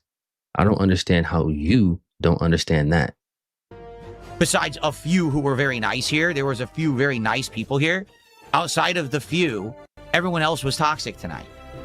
So I'm not allowed to enjoy single player story mode like everyone else who pays for this game, apparently. Isn't that great? It's been tough. You know, my life has been tough over the last decade. It has. The problem here is that there's so many toxic people that if I don't immediately go to online competitive play for a game that I don't know how to play, they just bitch. And it pisses me off because I just want to enjoy the game like every other human who gets to, but I don't get to. Instead, I got to be yelled at and treated like a fool. Well, no, fuck you. Well, that's the situation that you find yourself in after 2 decades of being on the internet acting like a clown. So now this is what people come to expect from you. They expect you to put yourself in positions for you to play the role of the clown. Nobody takes you seriously. This is the difference between somebody like you and the Maximilian dude, because he was playing the game all damn day, all the different modes, and it was over 10,000 people watching him. Now you take that experience and you compare it to the Dark Side Field experience, where he's actively avoiding confrontation in a fighting game. Just think about that. Every asshole tonight who complained all night that I wasn't playing it online, you can kiss my fucking ass. All right? I'll enjoy the game because I bought it. You didn't. If you buy the game, you have the right to go online immediately and play it. But you have no right to sit here and be a toxic dirtbag in my chat. None. Okay? So, the truth is... Actually, Phil, they do have that right. Granted to them under the United States Constitution. It's called freedom of speech. Now, I know you like to run things like a dictator because you only want to see people say what you're thinking. But unfortunately for you, you live in America. I don't know what I'm going to do with this game. Like, I like the episodes. I want to keep playing them. But as you can see, when I play any fighting game that's not just multiplayer, people just complain. I mean, thank you, Jax. And outside of that, thanks to the few that supported earlier, as you can see, insanely low support too, because I'm trying to play the game and enjoy it instead of just going online. I'm just tired of very small-minded individuals. I really am. Like, I don't know. People are just going to be toxic. Like, for example, King Crimson just said, I'd rather see you hit up training mode and learn the game rather than go online and not learn. You're right. But everyone will just complain. Everyone will just literally sit here and complain and say, I don't want to see training. I don't want to see offline. I want to see just go online. And that's because these are ignorant idiots. They just don't understand how you actually play a fighting game. You know, they don't. Well, Phil, when people go to the circus, they don't expect people at the circus to act like a college professor. They expect them to act like people at a circus. And DSP gaming is a circus. So therefore, they expect you to act like a clown because that's typically what you see at a circus or a carnival. See, this is why I say he really longs for people to take him seriously, but he hasn't done the work to justify it. There's a reason that Max can play any mode in this game and get the same viewership because people are invested in him as a person. So there's a part of them that wants to see him do well. So they're willing to watch him practice and get better because they actually want to see him win. People want to see you run headfirst into a brick wall because that's the only part of your content that's actually entertaining. When I play other fighters, like for example, if I play any one-on-one fighting game like Street Fighter, I have an installed knowledge of those games, so I can at least play at a basic level and not have to practice that much. In this game, I don't get it. You know what I mean? Like, I just don't get it. I don't understand the combo paths. I don't understand properties. I don't understand much. It's like starting from scratch. Yes, but that's the case for everyone, Phil. Everybody's on an even playing field, which is why you should have no problems just jumping in. Everybody has the same knowledge base. So what are you complaining about and what are you waiting for? You see how he only wants to involve himself in something when he knows he can win? The second that the playing field is even, all of a sudden he's hiding in story mode. Now just imagine going from winning 4th place at EVO to literally hiding in story mode and then getting mad that people don't want to watch it. Watch what? And it's hard because I know I'm going to have to play it offline to learn, and I'm not getting that opportunity. Like, look at tonight. You know, people won't support, unless it's me frustrated and losing, they won't support fighting games anymore. It sucks. You know, there's a few people like Jax and others who are positive, but there's a lot of toxic people out there. Cecil, you have to understand something. Like Cecil McWoot says, well, you're giving them too much time. You have to understand that when I make content, and let's talk about it for a minute because I'm going to adjourn this as the end of my week right now, okay? When I make... Okay? My joystick fell over for absolutely no reason. Then it knocked over my trash and made a giant mess. Now my trash is all over the floor. Now I know this is something small. For no reason? Do you see how his brain works? He said that his controller fell over for absolutely no reason. As if he wasn't just adjusting and moving things and bumped into it, because that's more than likely what happened. He always has to absolve himself of any accountability, no matter how big or small. It's crazy. Give me a second, okay? Let me go pick up the trash that just spilled everywhere. This game, yes, it's a competitive fighting game, but I'm not part of the FGC, nor do I want to be. So I want to enjoy a game for what it is. We do not need these FGC disclaimers. Everybody knows you're not a part of the FGC. That's common knowledge at this point. But I got news for you, Phil. The overwhelming majority of people who are playing this game are not a part of the FGC. It's just weird to me that the FGC has to be the anchor point for all his talking points. Like, for what? You keep trying to loosely associate yourself with them while claiming you don't want anything to do with them. Just stop talking about them. I'm not even kidding you when I tell you this stream is actually my worst performing stream of the entire week. And that includes me playing Assassin's Creed Black Flag, a 13-year-old game. Dark Souls 2, which I've already played twice before. Pokemon, which everyone complains about and claims isn't good because I've played it too much. And Final Fantasy VI. Okay? Every other game I played this week did better than the new release. And everything that you just mentioned is why you should not be mentioning this right now. But it just proves that you're living stream to stream. It doesn't matter how much money he gets. The very next day, it will be as if it did not happen. I guarantee you, Phil can win $10 million. And the very next week, he'll be acting as if it never happened. And I know a lot of people think that for the most part, you can just throw money at problems and they'll go away. When most of the time, it's not about money at all. It's really about altering your thought process and how you approach money. Earlier today was a well-supported stream where all the support came in early during the podcast, and someone gave a ton because they wanted to see me unpack Yu-Gi-Oh cards. It literally had nothing to do with the game. That's why there was support. So this is why... Hold on. I want to touch on something real quick because I know for a long time, he was really priding himself on not being a quote-unquote shill, right? That's why I've never sold out. That's why I don't shill. That's why I don't change who I am in the content I make. It's because I love what I do. But how many times have we seen him hold up a box of this or a box of that to show you what he wants you to shill for? I remember for the longest time, I don't do product placements. I don't do advertisements. Then why are you always holding up boxes like you a damn salesman? Looks like shilling to me. I get disappointed. This is why I get disheartened. The third path means I need your support every day. And it means that every day I'm going to ask for it. And it means every day I'm going to hopefully get it. And I will be disappointed if I don't. What's frustrating is I want to enjoy a variety of games and I can't. For example, tonight, I made $60 playing this all night. Welcome home. On other night streams this week, I made thousands of dollars. Not to say that that's common, but usually I do pretty good. I made $60 because I'm playing a new fighting game and I'm not just You like that, online, Wales? I'm not raging because I'm losing. You gave him so much money, now he feels entitled to it. And when he doesn't receive it again, he has these little spoiled brat breakdown rants. That's what happens. That's what you get with your money, you dumb fuck. When one Allegedly. your 3 whales If it's not takes the fake night off tips. or decide they're going to support some titty streamer. Like, why wouldn't it be fake tips if this is how he acts about it? Oh, guys, don't you see? Yesterday I got $1 billion gazillion and now nothing. What's going on, huh? Instead of supporting the drunk old man. That's what happened. That's why you can Come go on, from a let's keep it $2,000 going. day to a God, 60 day momentum. within the span of a week. This is why your business model is so topsy-turvy, because it's not really predicated on the quality of what you're putting out. It's based on how sorry they feel for you that day, or how much they want to quote unquote own the trolls. But what he doesn't understand is if he would have actually went through and decided he was going to play online, he more than likely would have got the money that he was looking for.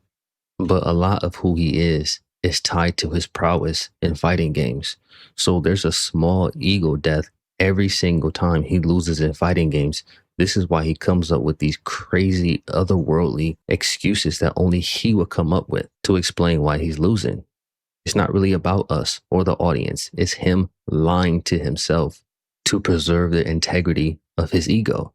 So what incentive do I have to play fighting games, right? Unless it's the classics, which I love.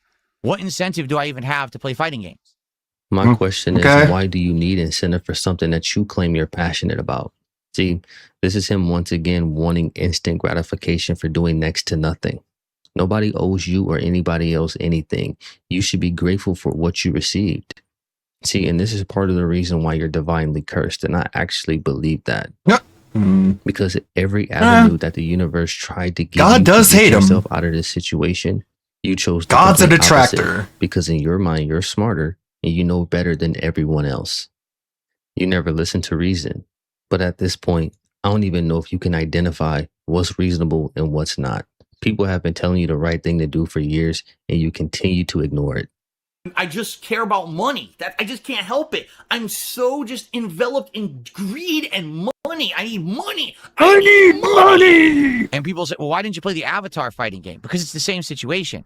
It's a game that doesn't play like other fighters. I would have to learn it from scratch. Oh, no. No one cares. No one wants me to learn. So literally, he only wants fighting games to come out to play exactly like Super Street Fighter 2 Turbo on the PS1. They all have to play like Super Street Fighter 2 Turbo on the PS1, or else he's going to slander you and make you feel bad about the game you made. He's going to use everything in his power, his entire platform, for days. He's going to tell you that you made the game wrong because you didn't make it exactly as how he wanted. A broken piece of shit game that he peaked in his early God does not allow 30s. pain without purpose. Yeah. They either want me to lose and be frustrated to make rage bait content for my Rage detractors, bait? right? What the fuck? Or if I take the Again, another term he uses without even understanding what it means. time to try to learn it, or I do the content that's in the game. Everyone's Rage complaining. bait? It's just content of you losing and failing and crying. How is that rage bait? It literally is what it is. So what incentive is there to play this? You know what I'm saying? I'm sure, whatever. Say whatever you want. And that's my problem. That's why I was actually really skeptical about even buying it. Uh-huh. I didn't know if people were going You to weren't buy into all it. that skeptical. And I can tell you definitively today, the actual support I got for the game, You looked all in they did not. People did to not buy buy into it. it whatsoever. It's just another case of a great game that's come out that's making waves on the internet that Phil can't seem to make work on his streams. We've seen this countless times. There are a select few things that your whales actually like. If you're not doing those things, you will not make money. So what you should stop doing is LARPing as this variety content creator and just start catering directly to your whales. But you're not going to do that because you're so hyper focused on trying to convince everyone that is so many people giving just a little and everything's crowdfunded and people just love you so much. There's a Pippa game? When nothing could be further from the truth.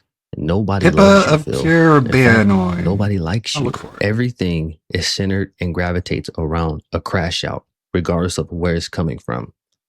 People troll tip you with the hopes of you crashing out. People will troll tip you with the hopes of trolls crashing out. So none of it is about you, your merit, or what you provide.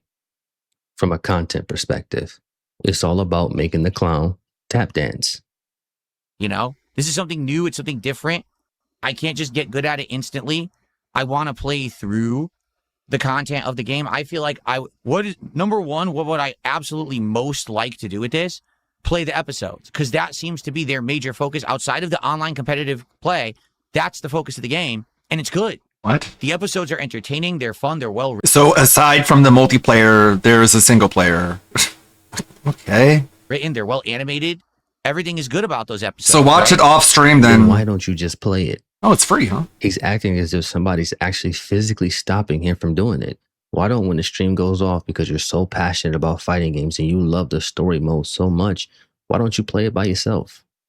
In fact, why don't you go offline and lab by yourself, learn characters, learn matchups, and learn mechanics, and then come back and play online with the new knowledge that you gain from practicing?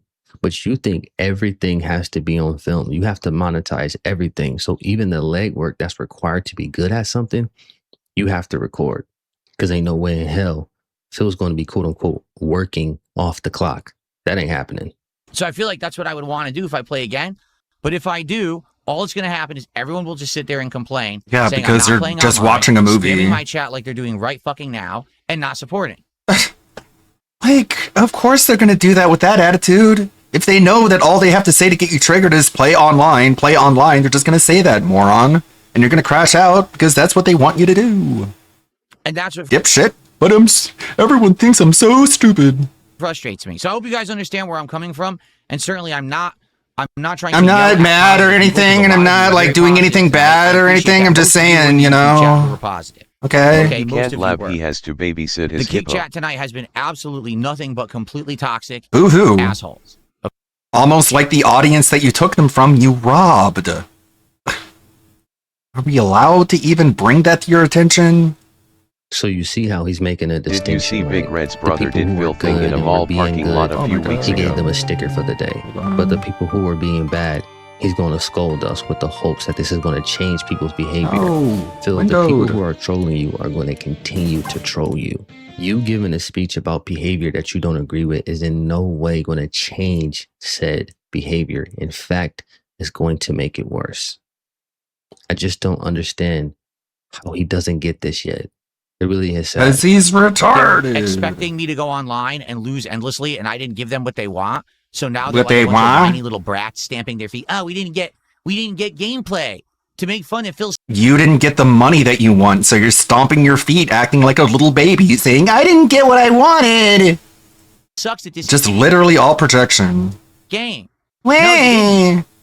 You're stupid. Fuck you. Fuck you. I don't care. I don't care. You're meaningless. You're insignificant. You don't mean anything. See, this is the thing about what you just said. And he just has to try and soothe his shattered ego by being like, no one cares about you. You're not a lolcow. You're not on Kiwi Farms and you don't get talked about by Kano Casino every day.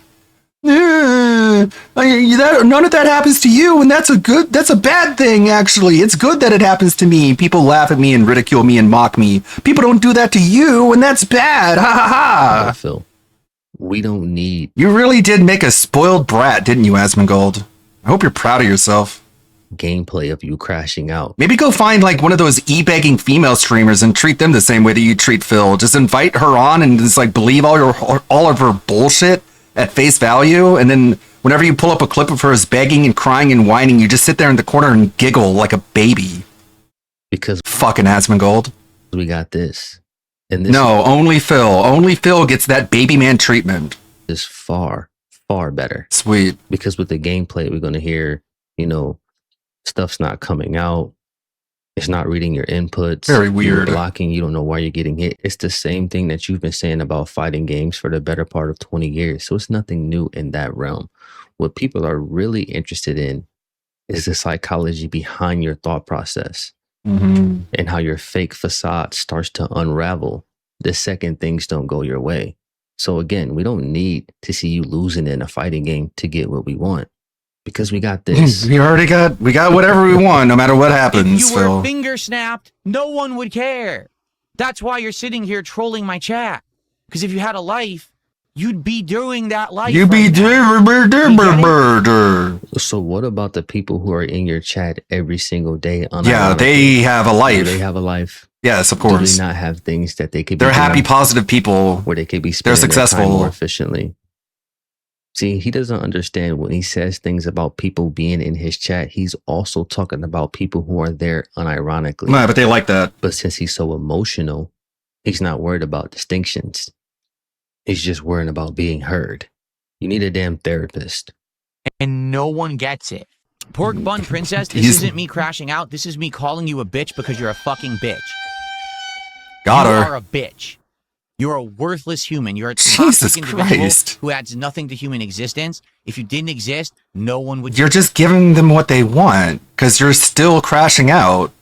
Like, this is still a crash out. They're like, I love watching you crash out. I'm not crashing out. This is me calling you a bitch because you're a worthless bitch. You could be removed from the planet and no one would care. Ugh. It's like, okay, you're still crashing out, you dumb fuck. care. That's what I'm telling you. That's Wow. not me crashing out. That's me calling you a fucking bitch. So the guy reacting to you crashing out is a quote unquote bitch, right? So what about the 40-something-year-old man in the Hawaiian shirt? Another word that you can tell just hurts him down to his soul because you're the internet's bitch, Phil. You're our bitch. Get out there and dance and do your little bitch dance. Have your little rant. Have your little baby man rant so we can clip you and laugh at you. Get our ad pennies. And Kino Casino can get 1 billion subs off of laughing at your jackass face. In his spare You bitch! You're a bitch! You're a bitch! Room crying about Okay, it just lets us know what word to call you to get you the most angry. a video game that he's scared to play. Because that's the truth of the matter, Phil. You're scared. But instead of using your time, your energy, and your resources to get better at something so you can eventually let go of that fear, you'd rather spend that time complaining. And when people react to you complaining and crashing out, because that's exactly what this is, all of a sudden, they're a bitch. Phil, you don't have an athletic bone in your body at all. You're the type of person that will slip a disc trying to tie your damn shoe. There's not a single person on this earth that looks at you and thinks, wow, he might be able to take me. I guarantee you there's some teenage girls out there that'll beat your ass. Straight up. You like it. That's a crash out. You get baited so bad all the time by everyone around you. Hey, shout out to the Renton Report for the video. I see you. Anyway. Anyways. I just need to play a lot I more just of it. needed it's to online. I vent, feel like I okay? need to play a lot more of it. King Crimson has a valid point. If I don't play this game online or in training and go through the character tutorials and all of that, I'll literally never learn anything. Just What a going moron. online, you'll never learn. You'll have people, like I said, my first match online was a guy who literally did one jab in the air with Blade, landed, and did a 50% damage combo off of that jab. That's who I'm facing in fighting games today. There's no more casuals. why can't you do Everyone that? in the FGC is a fucking tryhard because they've made all execution in fighting games so easy that there's no more What? skill. They didn't level make the needed game, to just Phil. do that shit. All you need to do is study. Yes, Phil. That's Auto combos have been around before the modern FGC, Phil, but sure, let's pretend like we're not having an absolute crash out. typically how you get better at things. But my question Why is, didn't he do that for if it's so SF6? easy, then why are you running from it? You see, if you let him talk long enough, he'll actually contradict his original point. And the other thing that he doesn't account for is it doesn't matter what somebody is showing you or telling you what you can do. that person still has to be able to execute. There are certain people who can watch fighting game videos all day long and they'll never be able to mimic what they're seeing on I like screen. the game, but it's not even the most approximate complex it. fighter in the So world. there's It's a still a 3-button level of fighter with skill simple that's super required commands. to actually replicate what they're seeing. The difference is he no longer has that skill set. I think it's safe to say that for the most part, fighting games have passed you by. But like, I just know if I had the game and I was playing it with a friend, you know, like Alfred, we would just be having fun. We wouldn't be whining and complaining about the game mechanics. We'd just be having fun because we're both on equal playing field, not knowing what to do. And that's most of what people do when they buy these games, Phil. They're not buying it in order to play them competitively. They're just doing it to have fun with their friends. Because you're no longer into... But you would need friends for that. And sadly, you haven't had those for over how many years? Like over a decade now? You think that causes enough psychological issues over time of you not having friends? I don't know. I guess we're going to wait until the 20-year mark and then reevaluate our findings. Actually curious enough to actually... What happens to a man after 20 years of zero friendship? Most people aren't even buying it to bully DSPLMAO. Yeah, we just mash buttons. You learn the mechanics. Even in something like a Street Fighter 6, there were times where you can tell there were certain things about the game that you still did not understand, like footsies and when it's your turn to actually press buttons, even though the game is constantly telling you that you're being counterattacked. He still would not learn what was necessary to take his skill set to the next step, right? Everybody has a ceiling. And it appears, Phil, that you've realized yours. It is what it is. It's like a bookworm. Oh, I studied online. I watched a bunch of videos. Now I can just do 50% combos on a whim. Hey, nerds. That sounds cool. Hey, book smart nerds. No one can just play fighting games online and have fun anymore because the FGC ruined it. I'm going to repeat what I just said. The FGC ruined fighting games. They're not fun anymore. No one takes you seriously, Phil. About studying everything and knowing it day one. What? That's not fun. No, it's not fun for you. Like I said at the beginning of this video, he made this whole thing as if it's an indictment on the FGC, when the truth is this is an indictment on you, because if anything, it speaks to how sure they are of their own skill set, that they're willing to share mechanics and things that they've learned you're right, with other Anthony. people. So if anything, what they're doing is getting... And like, Brian was telling him that ever since they played Apex Legends with Kekken, and he just ignored it, and just... Because he wanted Derek there in order to draw detractors in to be saying, hey, why don't you ban Derek? And he's like, oh, there's someone who knows that Derek is a pedophile. That means they're a detractor. I can ban them. More like, he used Derek as like a trap in order to get rid of people who wasn't okay with him having a pedophile in his chat, which is fucking disgusting. Into the game that otherwise probably wouldn't have been... Like, those people were justified in what they were So saying. easy now, why not re-enter Evo? It's just the fucking doublespeak. Oh, they made it too easy. Now I can't win. Him complaining about the damage is also stupid because it a tag fighter with 3 rounds by default. Do you know how boring that game would be if the matches dragged on for more than a few minutes? Yeah, like saying 50% combo is different in a game with like 4 characters on each side. Like, come on, yeah, it's gonna have to do some damage. What is this?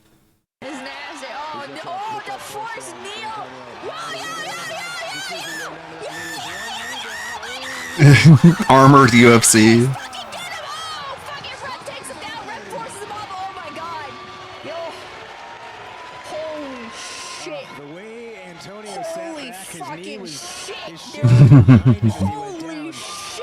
Yeah, it's fine. How to get women into the UFC. Antonio's not quick to get up. He's not all right. Oh shit, dude. Come on, get up, underdog. Looks like they're calling it. Oh, they fucking call it? They're gonna let him do that to you, Antonio? They're gonna fucking let him do that to you? You're gonna fucking let him fucking take you down like that, you little fucking bitch? So someone made a video game for Pippa. Let's get the sound up a bit. Let's give this a try. It's called Pippa of Caer Bnog. Caer Barog. Let's go new game. Easy, normal, hard. Let's go normal. A and D for moving. Okay. Move the mouse to swing the sword.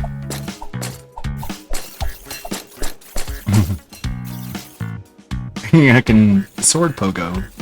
Space or W to jump. Hold for longer jump.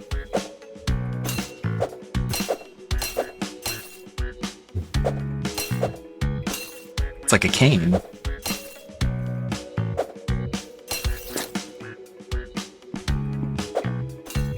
There we go. Ooh. I can see the vision. Left click to use power attack and launch yourself.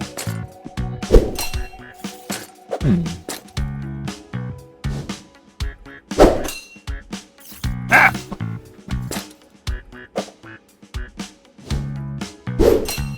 There we go. Right click to preview the power attack launch direction.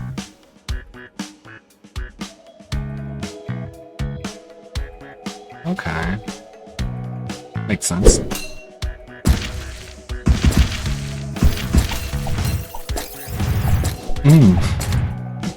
Okay.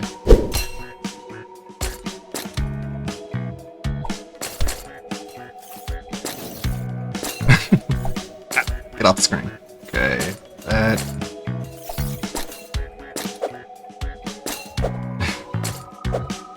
Alright, I can just walk.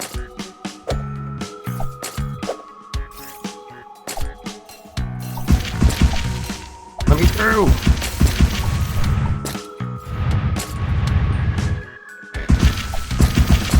Oh no!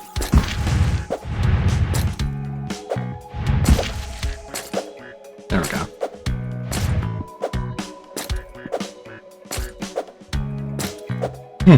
Just run and jump. Oh. Know how I'm gonna do that one.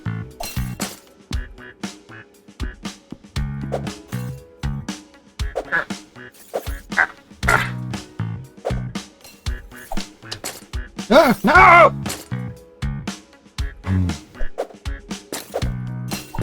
What if I just go over this way?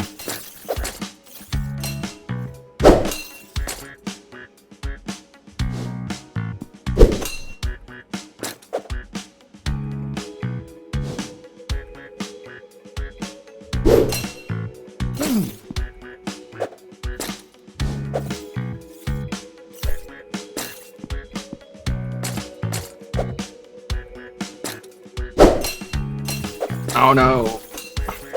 Stop myself.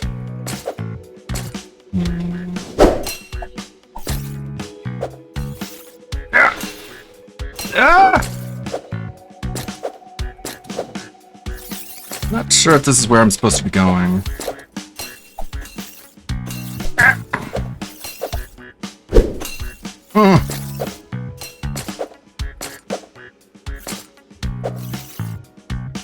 No! This game's interesting.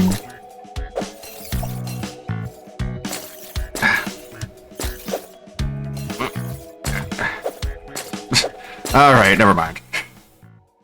That was fun. Little gaming break. But if people feel like they can compete even a little bit, they're more likely to play it. You, on the other hand, came to prominence during the era where the top 5% of players would just hoard information to themselves, and they were able to beat people based on the ignorance of the other players. Now that there's an even playing field, all of a sudden, you don't want to participate anymore. So it's not about the FGC. It's about your unwillingness to learn and your cowardice. And you think a 20-minute crash out session about a video game somehow is going to explain away. Yeah, well, he got his revenge. Nobody's buying it. That's all I got for y'all. He got his revenge against the game developers. They dared to make a game that didn't play exactly like Super Street Fighter 2 Turbo on the PS1, so he's gonna give them a piece of their mind. Give him a piece of his mind. Give him a piece of his mind. I mean, as small as that piece is, he definitely gave them a piece of it. And he's never gonna get it back. Pippa cooking with her sword? It's a rad sword. Cooking with the sword. Go Pippa. What'd she do? Okay. All right. Oh, that's a long hot dog.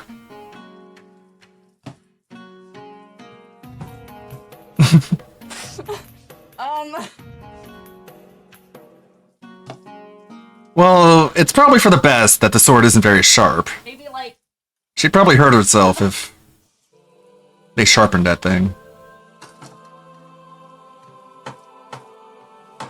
Okay, got it. Now there's just like. That's how they used to slice their hot dogs in medieval times. They would just skewer it and then grab the top and pull. Okay. All right. Got it eventually. Another video of DSP with the Pokebag. Robust urban garlic flavor. Welcome. Pippa is the kind of person that you don't trust And with like the I said, plastic we're gonna sword. break, we come back. We will. Needs the do safety uploads to the lake scissors. and then go on further. We're gonna go to the new town and everything. Awesome, good stuff, everybody. Okay. All right, guys. So it is time for my break of the stream. It'll only be like a 10-minute break. It will not be a long one. Okay. And then I'll be back and we'll continue Unrecorded on. begging. Again, let's get some pack rips. Let's have some chill fun when I come back. Hi. Let's get some money. We're gonna play for about another hour. And hopefully we will get enough support to unlock our milestones to do some pack openings of pitch black cards here on the stream. So here's how it goes. For every 50 bucks raised starting at 100, all right, cumulatively, we open a pack. Right now we're at 97. So we need $3. And then we're going to open one pack for that. And I do a bonus pack for free because we're playing Pokemon. Okay? So let's get to 100 bucks. So I guess he's gonna always play Pokemon games because it's part of the new grift. Contribution, all in one go. I do a bonus pack. That's a So goal, let's go. Let's dude. get a bonus pack for 50 bucks. Let's go. Cringe. It's so tired and low effort. Yeah, see, we gotta hit those milestones, guys. Those never-ending milestones. 200? Nah, he wants at least 250. Soy Roy. That's right. We have to name it Soy Roy thanks to Cantaloupe earlier. Why bother? He's not in the chat. You might as well wait until he comes back in the chat and then ask him what Pokemon he wants nicknamed. There's a ton of them in your PC box that haven't been paid to be nicknamed. $5. He says pack hype.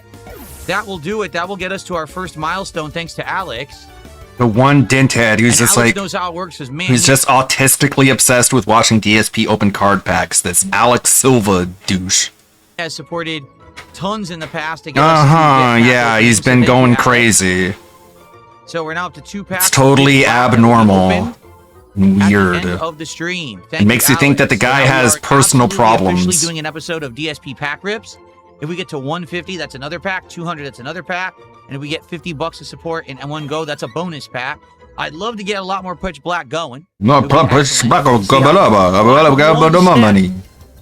Okay, One Phil. stinking step. Can you slow down with the begging? You're going too fast. I'm having trouble keeping track of it all. Isn't it nice that every time Phil gets money, he uses that as Well, he leverage does. to beg for more He's money? paying mad Like, he child just support for segues right DSP. into it, and then he wonders why he doesn't have contributions flying in because they're like, well, we gotta wait 10 minutes until he begs again. We're both get hit by this stupid hail. That's right. I forgot all about this hail. How do you forget the hail? Every Pokemon player remembers the hail. You're playing Deadlock? I like Deadlock. Sadly, the audience doesn't. Aw, I thought you could play whatever you wanted, but I guess that's a Once again, Phil lie. blames his audience for him sucking at being an entertainer. I'm almost out of potions. Oh, crud. I forgot to restock on healing items today. Aw, crud. Why don't use repels? Because we're trying to catch Pokemon. we're Buh. trying to catch them. Thank you for 20 bucks. And on that stream, we'll be opening Final Fantasy cards. So it's cool. We're opening Pokemon cards for Pokemon. God, this is and Final Fantasy cards unwatchable. for Final Fantasy. It's cool that I have both. No, But it he also has isn't. Power World cards for the Power World stream. Oh wait, he quit the game, so he has that whole box there waiting to be open. Guess he's gonna have to do it on a Pokemon stream. Thank you guys for all the single kicks on kick. I appreciate that. No, you No, don't. he doesn't. He wants you to give him large contributions so he can open more Pokemon card packs and spend money on Sweaty Men JPEGs. That's really good. right? That's really good. Shucks. GLR Gaming, thank you for 100 kicks. He did 1, 200, 300. He's still going. 400 kicks from GLR Gaming. 5. Well, that's a 50. Phil, these notifications aren't good, man. Thank you for all the kicks, man. Appreciate it. Yeah, you see how it works? He begs, and then Iron Den Sakai comes in and wails out. I thought there was a house here that refreshes your Pokemon along the way, though. Yes, there is. There's a route to the south that has that house that heals you. Like, it's getting really, really fucking cringe. Like, you have people who give Phil money to inspire him to crash out, and then they go to Kino Casino stream, and they're like, I'm the one who did it. Hey, Ashton. Hey, PPP. Hey, Worski. I'm the one who did that. I'm the one who gave him the money in order to have that crash out. Me, pay attention to me. And they're just like, oh, yeah, all right, cool. And it's like, you should be insulting these people. You shouldn't be incentivizing them. Because they're all just a bunch of cringy fucking man children who are just trying to get your attention. It's gross. Yawn. Man, I want to catch some of these Pokemon, but they have them. All the trainers have them. We're not encountering them in the wild. to So catch them. lame. What? Venom Drench doesn't work unless the Pokemon is poisoned, so I wasted time then with it. That sucks. I didn't realize that. I don't think it even said that. Opposing Pokemon are drenched in an odd and poisonous liquid, lowering attack, special attack, and speed. That's really good. Yes, GLR Gaming, sadly, I can only count kicks that are 100 or more because there's no way for me to track that.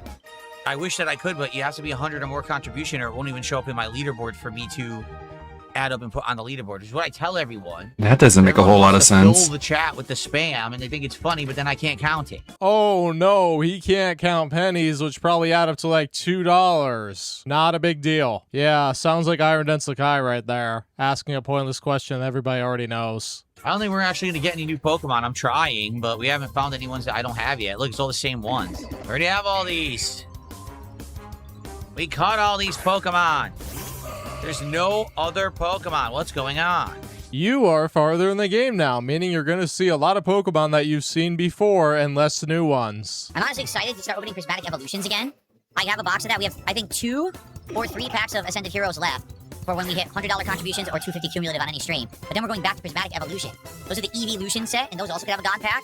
So I'm actually excited for that because now we've been opening Ascended Heroes for a while. No one cares. Prismatic Evolution, so it'll be fun to go back to that set.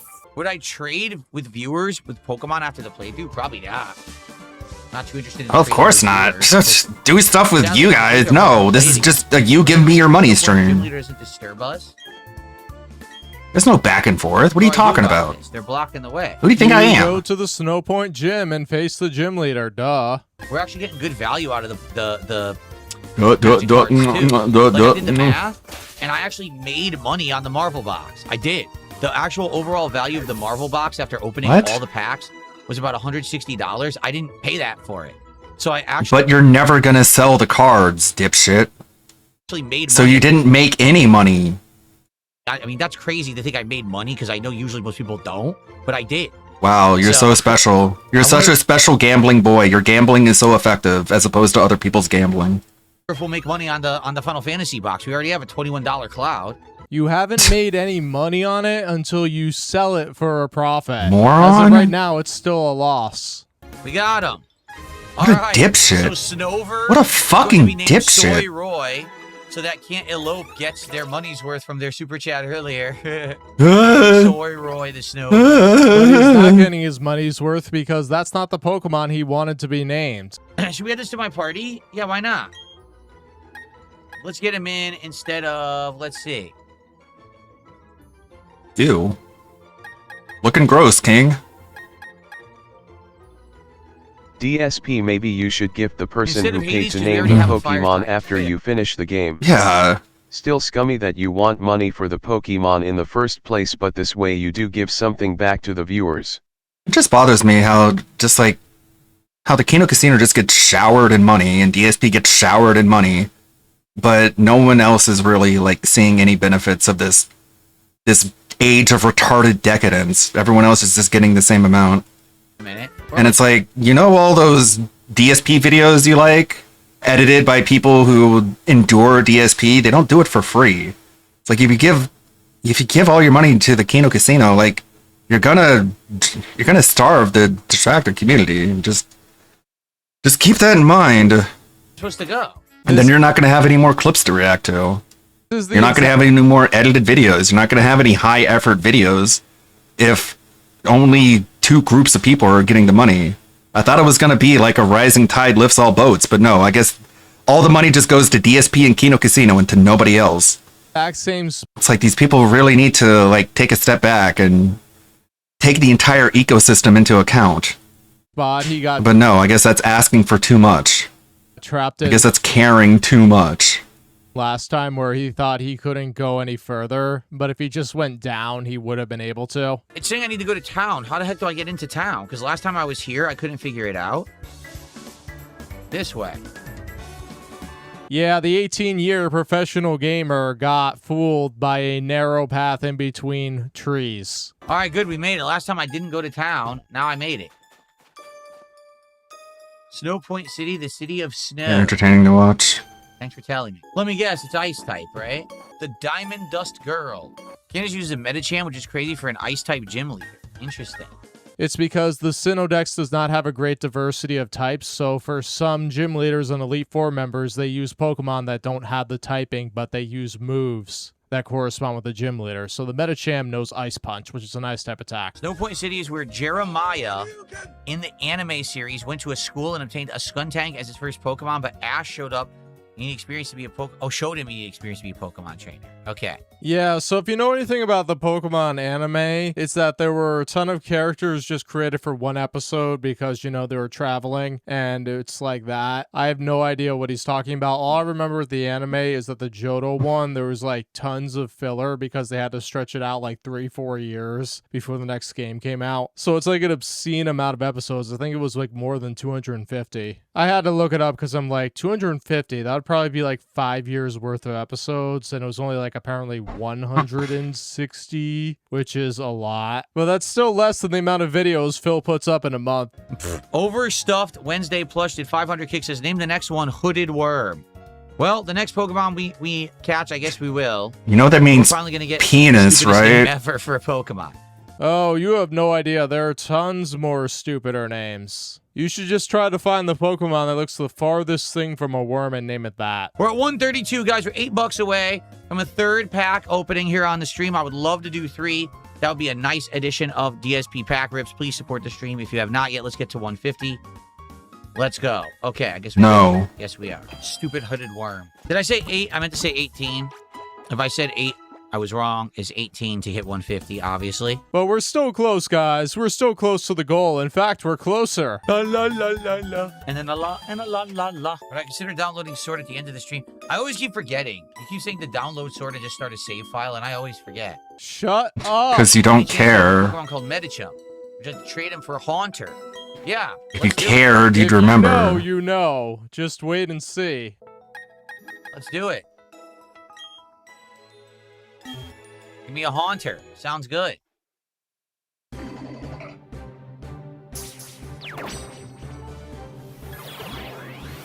Wait a minute. When you trade Haunter, doesn't it evolve? Am I going to get a Gengar here?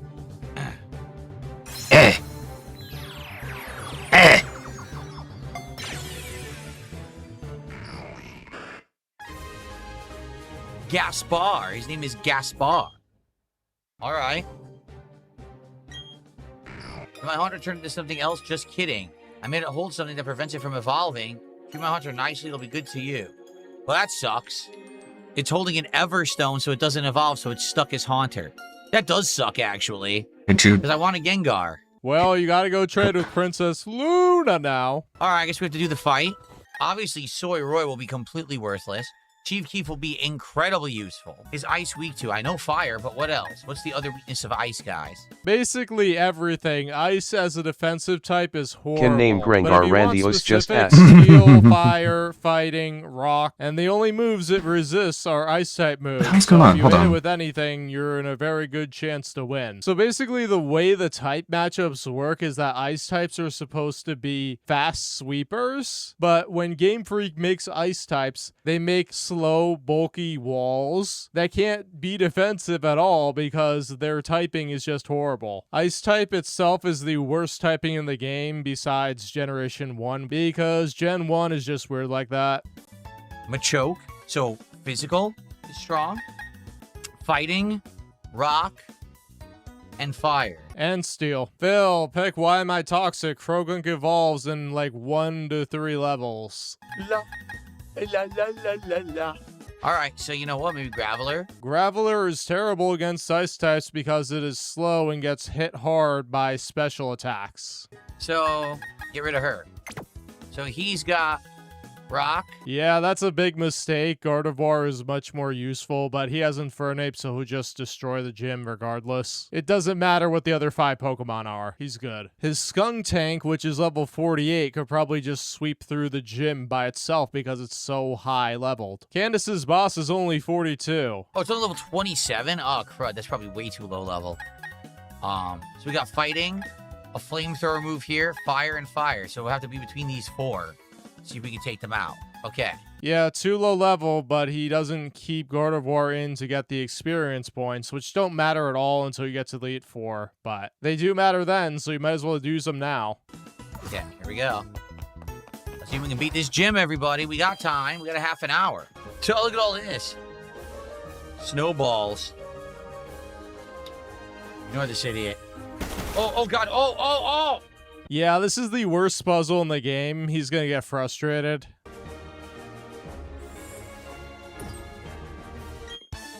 Are you feeling the chill of fatigue? I had no idea what was going on. Everything is effective. Look, oh my gosh. Yeah, actually, fighting type attacks on Sneasel is quadruple effective because it is dark and ice, and those are both weak to fighting. So in this case, a fighting type attack would be better than a fire type. But Sneasel is actually what all ice types should be, a fast sweeper, so it's very brittle. Nightbot sometimes gets messed up, and the timing of its commands is an error, and that's what just happened right now, where Nightbot just did like 10 commands at once. It's not supposed to do that. It's a glitch. Phil, you just used Flame Wheel on a Tentacruel.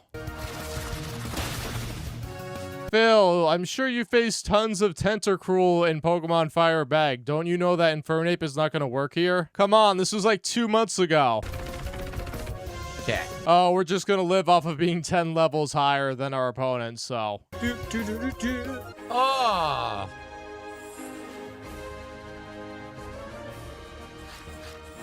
Wait, no, I didn't want to do that. The demonstrate floor making you a little hot under the collar. Not yet, but if he doesn't figure it out, it will. Oh, look, it's Phil's Mortal Pokemon Champion's enemy.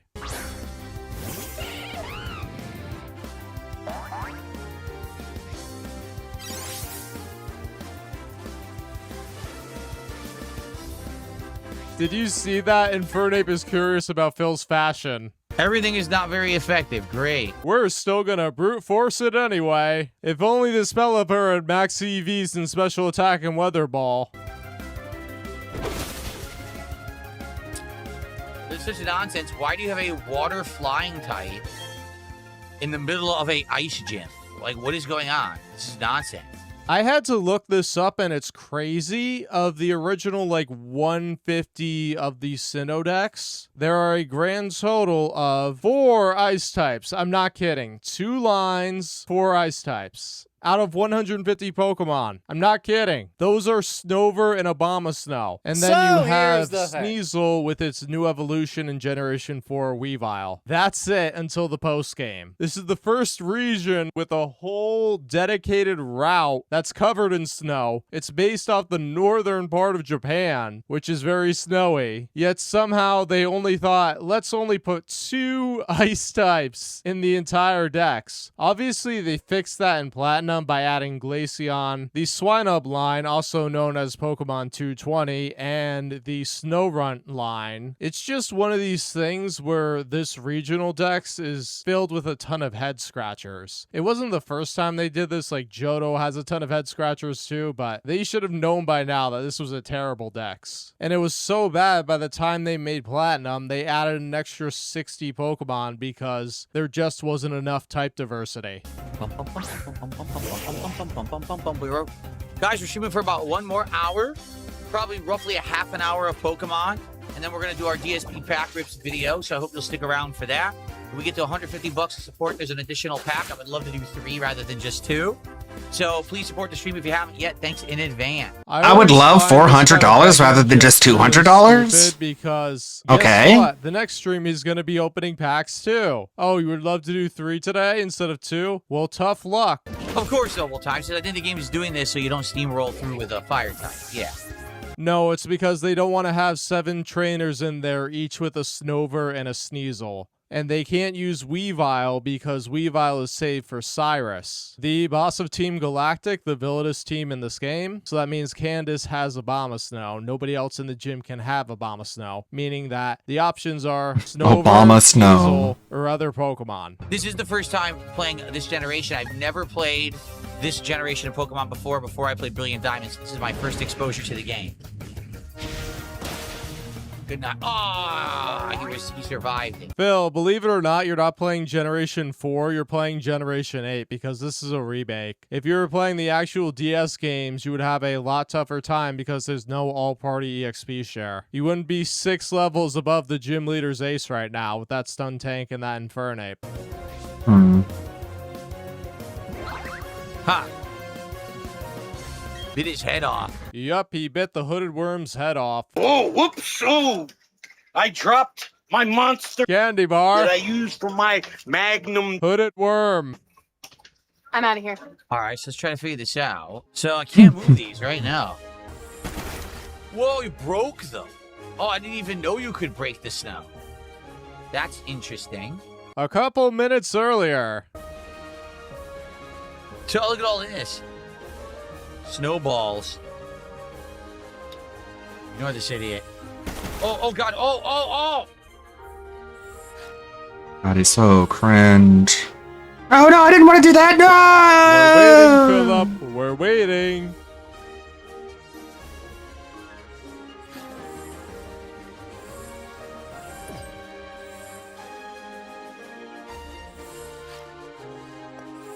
He's so smart, and none of us can see it because of how dumb we are.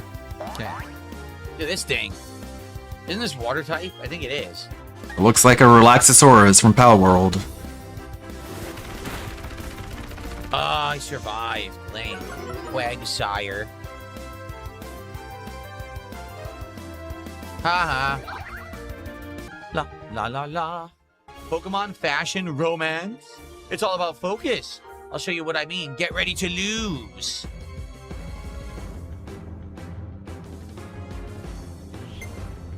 Gym Leader Candace. Snover. Yeah, I'm just going to tell you, I haven't seen the fight yet, but he's going to win in 4 moves. That's how easy it is for him because he's using Infernape and he's like 6 levels above the ace. Joito.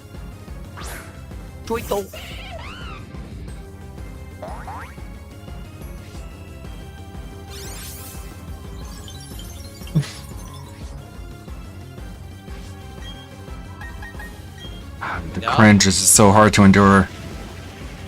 Boom. Goodbye.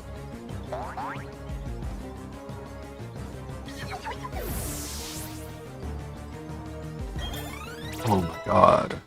La, la, la, la. Yeah, he's so focused right now that he's banning somebody while doing a boss fight. Turn 2. 2 Pokemon predictably already knocked out. Matthew says he beat the Kalos Elite Four and Champion with Quilladin and Bulka. Oh, wow. He won't be able to apply that or understand what it means. Nobody cares. So Medicham is going to be his toughest counter, but it's going to go down in 1 hit. All right, so she has a Medicham. Because he's well over its level. That's just what the all-party EXP share does. If he did everything in the game, he'd be like level 50 plus by now. Fire Blast! Ooh, stab damage, baby. So much for Medicham.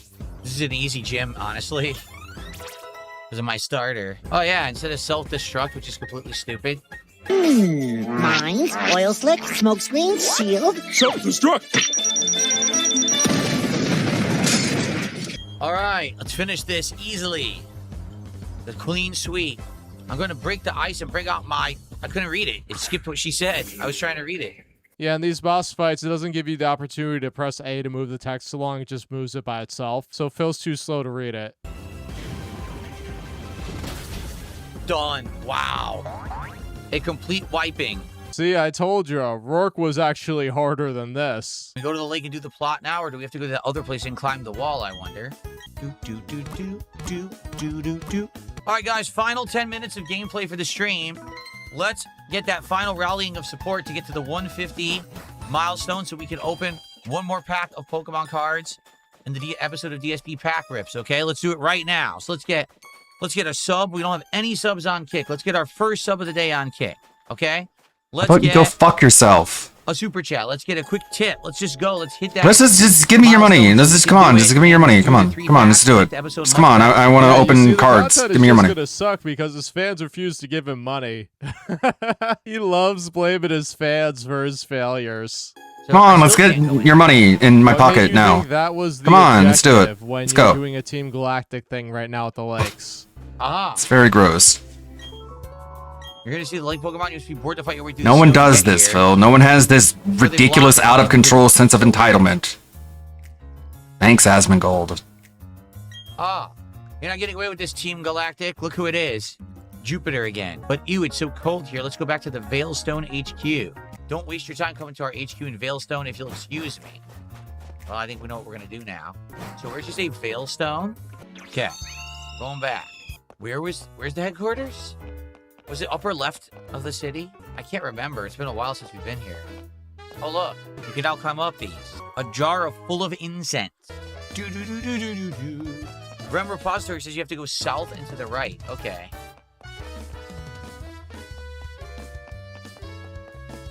No, you're other right. Getting colder. Here? No. You mean the right You and gotta goes blame left? The fan. They weren't specific enough with directions. Wrong way. Yeah, it says it's the town, so I guess that's not right. I guess there's something in the town I forgot. Here it is, the Galactic Veilstone building. All right, here we are. Now he's gonna struggle how to get into the place. And he's still banning somebody. Maybe it's the spammer. Too young for us. I don't know. This is the building. But I can't do anything here. What am I missing here? Look at the antennae. Oh. It's you. I bet you don't remember me, but I remember you because you took my Clefairy away. My partner called it quits and went back to his hometown. I don't know anything about any storage key. I guess we gotta chase this guy. Oh, look. Alright. Kush Dreams, as of now, we're just doing 2 packs. We're so close to the 150 milestone, but I don't know. It's been like pretty slow going today. You mean the goal? 3 packs would be perfect, but so far we're only doing 2. What a grift, man. What a grift. Pretending he can't open the packs regardless, but he's like, oh, I gotta fill my goals. And you just know the next time he streams, he's gonna get 3 packs anyway because people are gonna support, so what's the big deal? Oh, eye is burning. I'm an air conditioner on all day, now my right eye is burning bad. How annoying. We have it. Here we go. Okay. Alright. La la la. Oh my god. Oh, survived again with a tiny bit. Sheesh.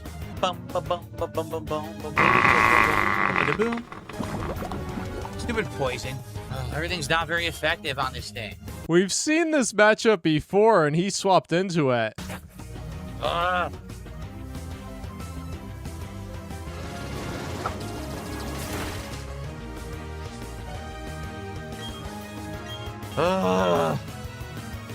Die. I know the feeling. Just die already. After this, we'll probably save up and then we'll get ready for pack openings. Thank you, Alex Silva, for 5 gifted memberships. With The those 5 one's gifteds, that gets us up to Cardsburg. 147. Man, he finds one Spurg and he's like, oh my god, how do I exploit this to the hilt? We're a mere $3 away from doing. Guys, I 3 went and got more card packs because you've been so generous with the money. $3. Yeah, just Yeah, manipulate you know, I autistic gave him people. 5 instead of 6 memberships. He wanted to hear him beg for more money. Are these teleportation spots? They are. It's going to be a puzzle. All right, let's just save for now. And we will take on this puzzle dungeon next time. He just wanted to go straight for begging for that $3. And technically, 5 memberships, the guy spent $20, so they hit the goal. But he just wants to quit the game and go straight to the pack rips where he can beg for money. If he didn't get that, he would be still playing the game. Big Mac says, do you enjoy these games? He thinks it's a snooze fest. I do like them. They're chill fun. We get to interact. I get to learn about Pokemon. We have a good time. This is a snooze What? fest, and that's exactly We get to why learn he's about really good at this Pokemon. game. We're at the point that he's so over leveled Great that knowledge. he has a type advantage. It's boring. It's basically going to be smooth sailing until we get to the Elite Four. It's not always the most fun. It depends on what you're doing. But for the most part, yes, I do enjoy exploring, catching Pokemon, doing the dungeons, the fights. They're fun. As long as you get money for it. If you don't get money for it, it's the worst thing ever, and you cry and crash out and have a tantrum. Guys, we are $3 mere away from doing our 3-pack openings. See, I told you, the game was just getting in the way of the begging. Let's just get $3, somebody. Let's just get a $3 super chat, a quick, one more membership, anything. Let's get the $3, okay? I gotta play that again. He's getting so desperate for $3. He's just so cheesed that somebody to jump on the bandwagon. Dude, that was 45 seconds ago. Hold your horses. Let's just get $3, somebody. Let's get set up here. Our first How is that not begging? It's fun because this stream we're doing Pitch Black Pokemon because we played Pokemon. Tonight on the late stream, we'll be doing Final Fantasy Magic cards because we're playing Final Fantasy VI, so it's perfectly themed. Very nice. Wow, it's very nice. It's rare when you get that perfect sync. The perfect sync is Dude. all the money that you're throwing into the hole that is his streams. You get to Yeah, choose he whatever hit it the is, goal, man. So I'm not gonna sit here and torture you with his loud music as he opens card packs and begs for $200 because we all know that's gonna happen. So that's just the synopsis. Thank you all for watching. I hope you enjoyed this video of Pokemon Brilliant Begging. Please be sure to like, comment, and subscribe to show Phil the power. Give him a like. Sir Strongman has just put out a new documentary on Rich Review Tech. It is as of 4 hours ago, so it's pretty recent. You know what? I should play more of that Pippa game, just in the background. YouTube can be a pretty tricky platform sometimes. Being the largest website there is for video content creation, there's obviously a lot of opportunity here, especially if you get noticed. However, one must tread carefully on this land, for much like the dreaded Amazon River, it is remarkably easy if you don't know what you're doing to end up veering wildly off course, getting lost in your own incompetence, and then stabbed in the chest. Maybe not that last one. Sometimes. But my point is that when you're on YouTube, or really the internet in general, there are a couple of pitfalls you have to be aware of to avoid, lest you become a piece of internet legend for your monumental crashing out, as the kids would say. Review Tech USA is one such legend. Review Tech USA, real name Rich Muscusi, was a YouTube channel that focused on gaming news and was very popular for its time. At its peak, it had over 1 million subscribers. This was a remarkably easy job, even by his own admission, and he was bringing in a decent amount of views, enough to live comfortably off of.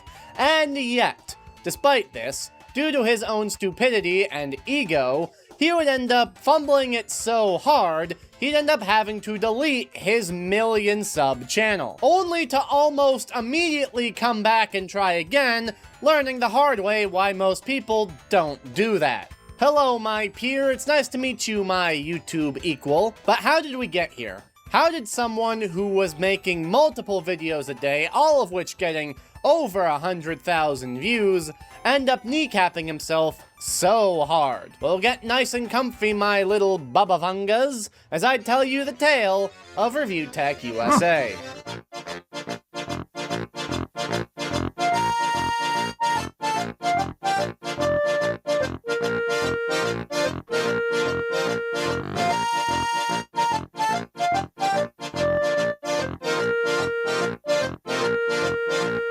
Review Tech USA, or RTU as we'll say going forward, got his start in 2010 on a website that I really should stop being surprised gets linked to a lot of old YouTubers, thatguywiththeglasses.com.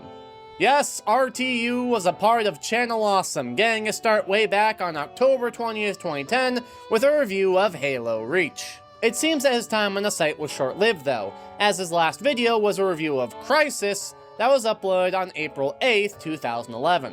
Now, these videos were uploaded to YouTube at one point, but like I said at the start, his channel is gone now. And while there are a couple of archive channels out there, none of them seem to have archived these earliest videos. In fact, most of his content is basically lost media. Or at least really? would be if it wasn't for the misfit failure of a YouTube competitor, Dailymotion. Yes, not only is Dailymotion still alive, but RTU uploaded basically all of his videos there between 2012 and 2014. It's still not a complete archive, but hey, I'll take what I can get. At the start, his content primarily focused on reviewing video games, video game tech, as the name would suggest, and of course, like I said previously, gaming news. His style was very much of his time. He didn't have a camera yet, and would instead just staple his commentary over unrelated video game footage with the occasional stock image to act as a stand-in.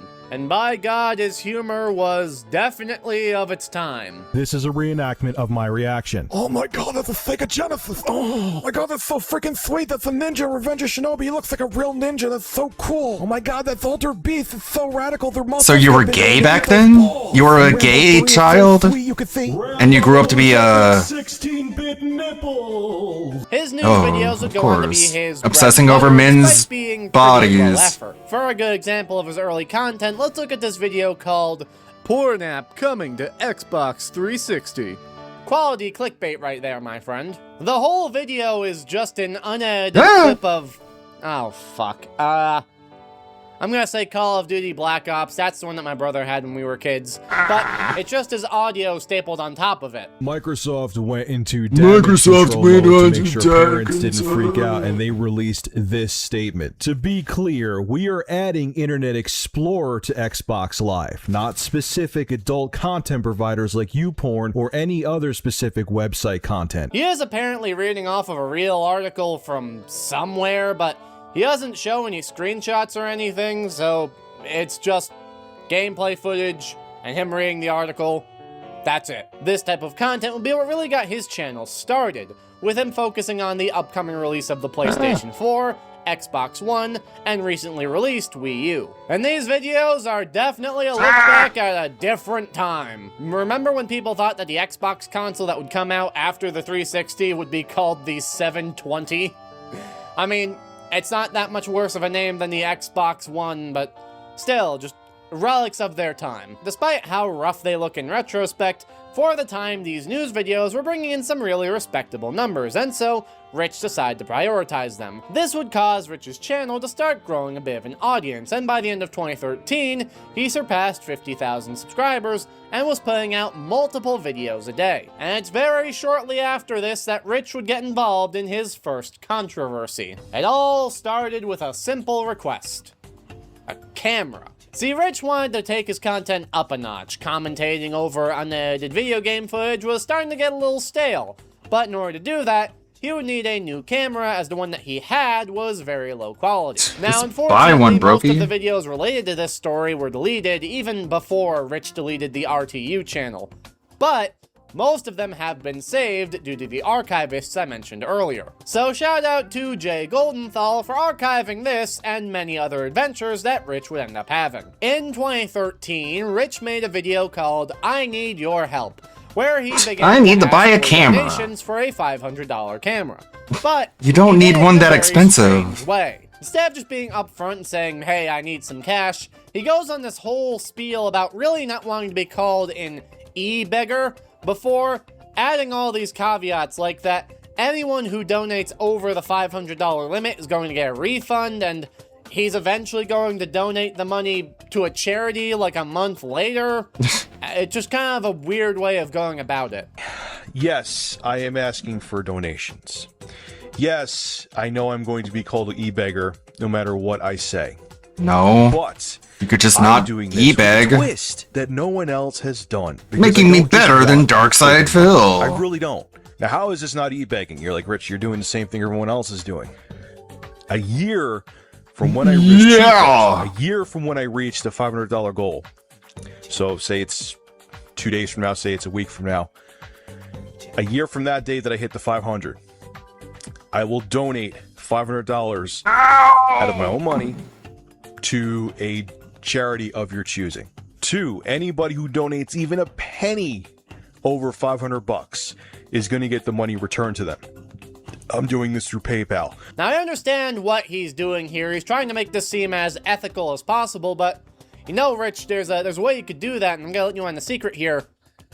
Just buy the fucking camera yourself. Keep in mind, Rich had a full-time job, and You don't need a $500 camera. getting tens of thousands of views a day, maybe even hundreds of thousands, depending on how his videos went. So he absolutely could afford a $500 camera. Hell, I could afford a $500 camera from my YouTube money. The only reason why I don't have one right now is because I feel like my phone does the job just fine. So let me know if you think it doesn't, and I'll start upgrading, alright? This will be pointed out by another YouTuber, the Blackbuster Critic. BBC. It's funny because it also stands for the British Broadcasting Corporation. Ah! What'd you think I was gonna say, you fucking pervert? BBC would make a video and lightly jab at Rich about this whole thing. Notably, at no point does he actually name Rich. He just refers to him as an individual or something along those lines. He doesn't call him out by name at all. So I went out and bought a new tool. A Sony HDR 260V. And let me tell you right now, it is a phenomenal camera. And I bought this. Spyro Mountain Goat. Money! How about that? My dick is I small. have to come onto YouTube and make a video begging my subscribers for a camera that I not necessarily needed but wanted. It does serve a purpose, but it is in fact my responsibility for my own equipment. Despite that, Rich did not take this video well. He would end up immediately fighting back, swinging his dick around like he owned the place and challenging BBC to a debate on a live stream. Hello, Blackbuster Critic. It's your old buddy Rich from Review Tech USA, or Rich from Review Tech USA. It's just you, Say dude. about me, but unlike many other people, Hey, it's me, Ludwig, from the Ludwig World Order. Talk to you on Skype. So, since you have a lot of things on your Isn't it mind just about you? me, Yes. let's just do it the good old-fashioned way and debate it live on Skype and see how it goes. If you offer You're black, so I'll probably win. Hopefully you accept. That's what he thinks. BBC would accept this whole thing, said time and a Is date, this RT kicked used on the Tevin? live stream, and Basically. Rich didn't show up. God damn it, Rich. Hey, you know, I just realized something. Dick is a nickname for Richard, right? So I guess you could say that this was a little white dick being intimidated by a BBC. That's not in the script. It's a I dick thought that up move, on the for fly. sure. According to BBC, Rich backed out like a little bitch because prior to the actual debate happening, he was talking about the points he was going to make on his live stream, and they were pretty much irrefutable. It's really amazing how the cancellation of the debate came about while I was talking a little bit of what I was going to say in a live stream. Maybe he didn't like what he was going to hear. Maybe he had no response to the things that I was going to say. For example, instead of e-begging, by getting a lump sum of cash by e-begging, you could simply go to errands or rent a center and just periodically pay off rent to own a camera. Now, you guys gave him a lump sum of money, enough to buy a camera, but he's donating that money he got for the camera periodically to a charity. So, why couldn't he periodically just put the money aside to buy a camera? He also starts talking like 'Cause he an wants to anime villain e-bag. for some reason. I'm assuming purely for trolling purposes. Hey, I would. There's a reason why. Well, I mean, if he didn't shamelessly beg and just like degrade himself, he wouldn't have the number of sycophantic simps that he has to this very day. See, he was planning ahead. It went all according to plan, just like Phil does. He didn't debate me. A very good reason. Because I am logical. When I say make sense. What's funny is that very shortly after this, Rich would decide to do YouTube full-time as he realized he was getting more money from his YouTube videos than his actual job. I did the math and sat down for probably a couple weeks and looked at numbers and things like that, and it would be more worthwhile to do the YouTube thing. Which again, does that not just make it look like he could have absolutely afforded the camera all by himself? In the video announcing this, he would take a couple of jabs at BBC, none of which actually addressed any of his points, and were all just very low blows, calling him like a beta pussy or something like that. And I haven't had time to respond back, and I see you acting like a tough guy under Next Gen 720's video. It's flattering, bro. It really is. I'm glad, just make a video once in a while proving that you have a life and put a woman in your thumbnail, and we'll all be impressed by what you do. People are funny, man. I guess this is going to happen inevitably. Eventually, anyway, so if you want to see I'm making the payments, follow me on Facebook, facebook.com/ReviewTechUSA, and you'll see that I'm actually paying the thing back. No, Rask, no. Not you. I know I said pussy. I'm not talking about this pussy. I'm talking about a different pussy. Kind you don't understand, because you're a cool cat. This isn't the part for you. Yeah, get out of here. You got your scene later. Jeez, this guy.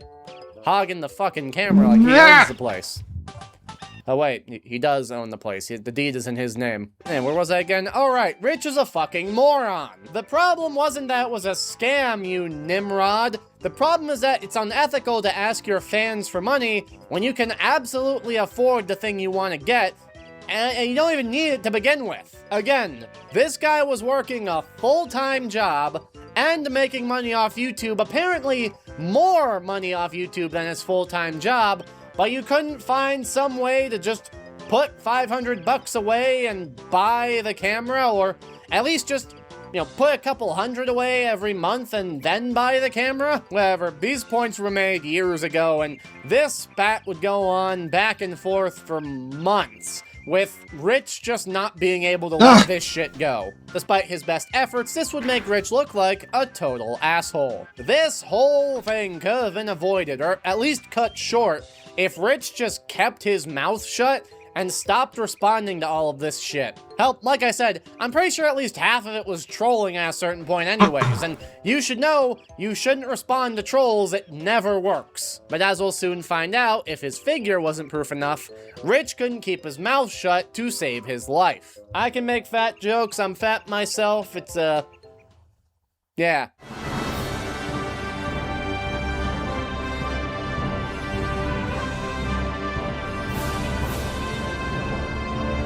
This whole mess started back in January of 2016. Rich still had a pretty sour reputation in the grand scheme of things due to the whole camera incident, as well as a couple of smaller scale dramas that aren't really worth mentioning. One day, he made a Twitter poll where he asked people if he should make a Patreon. Most people said no.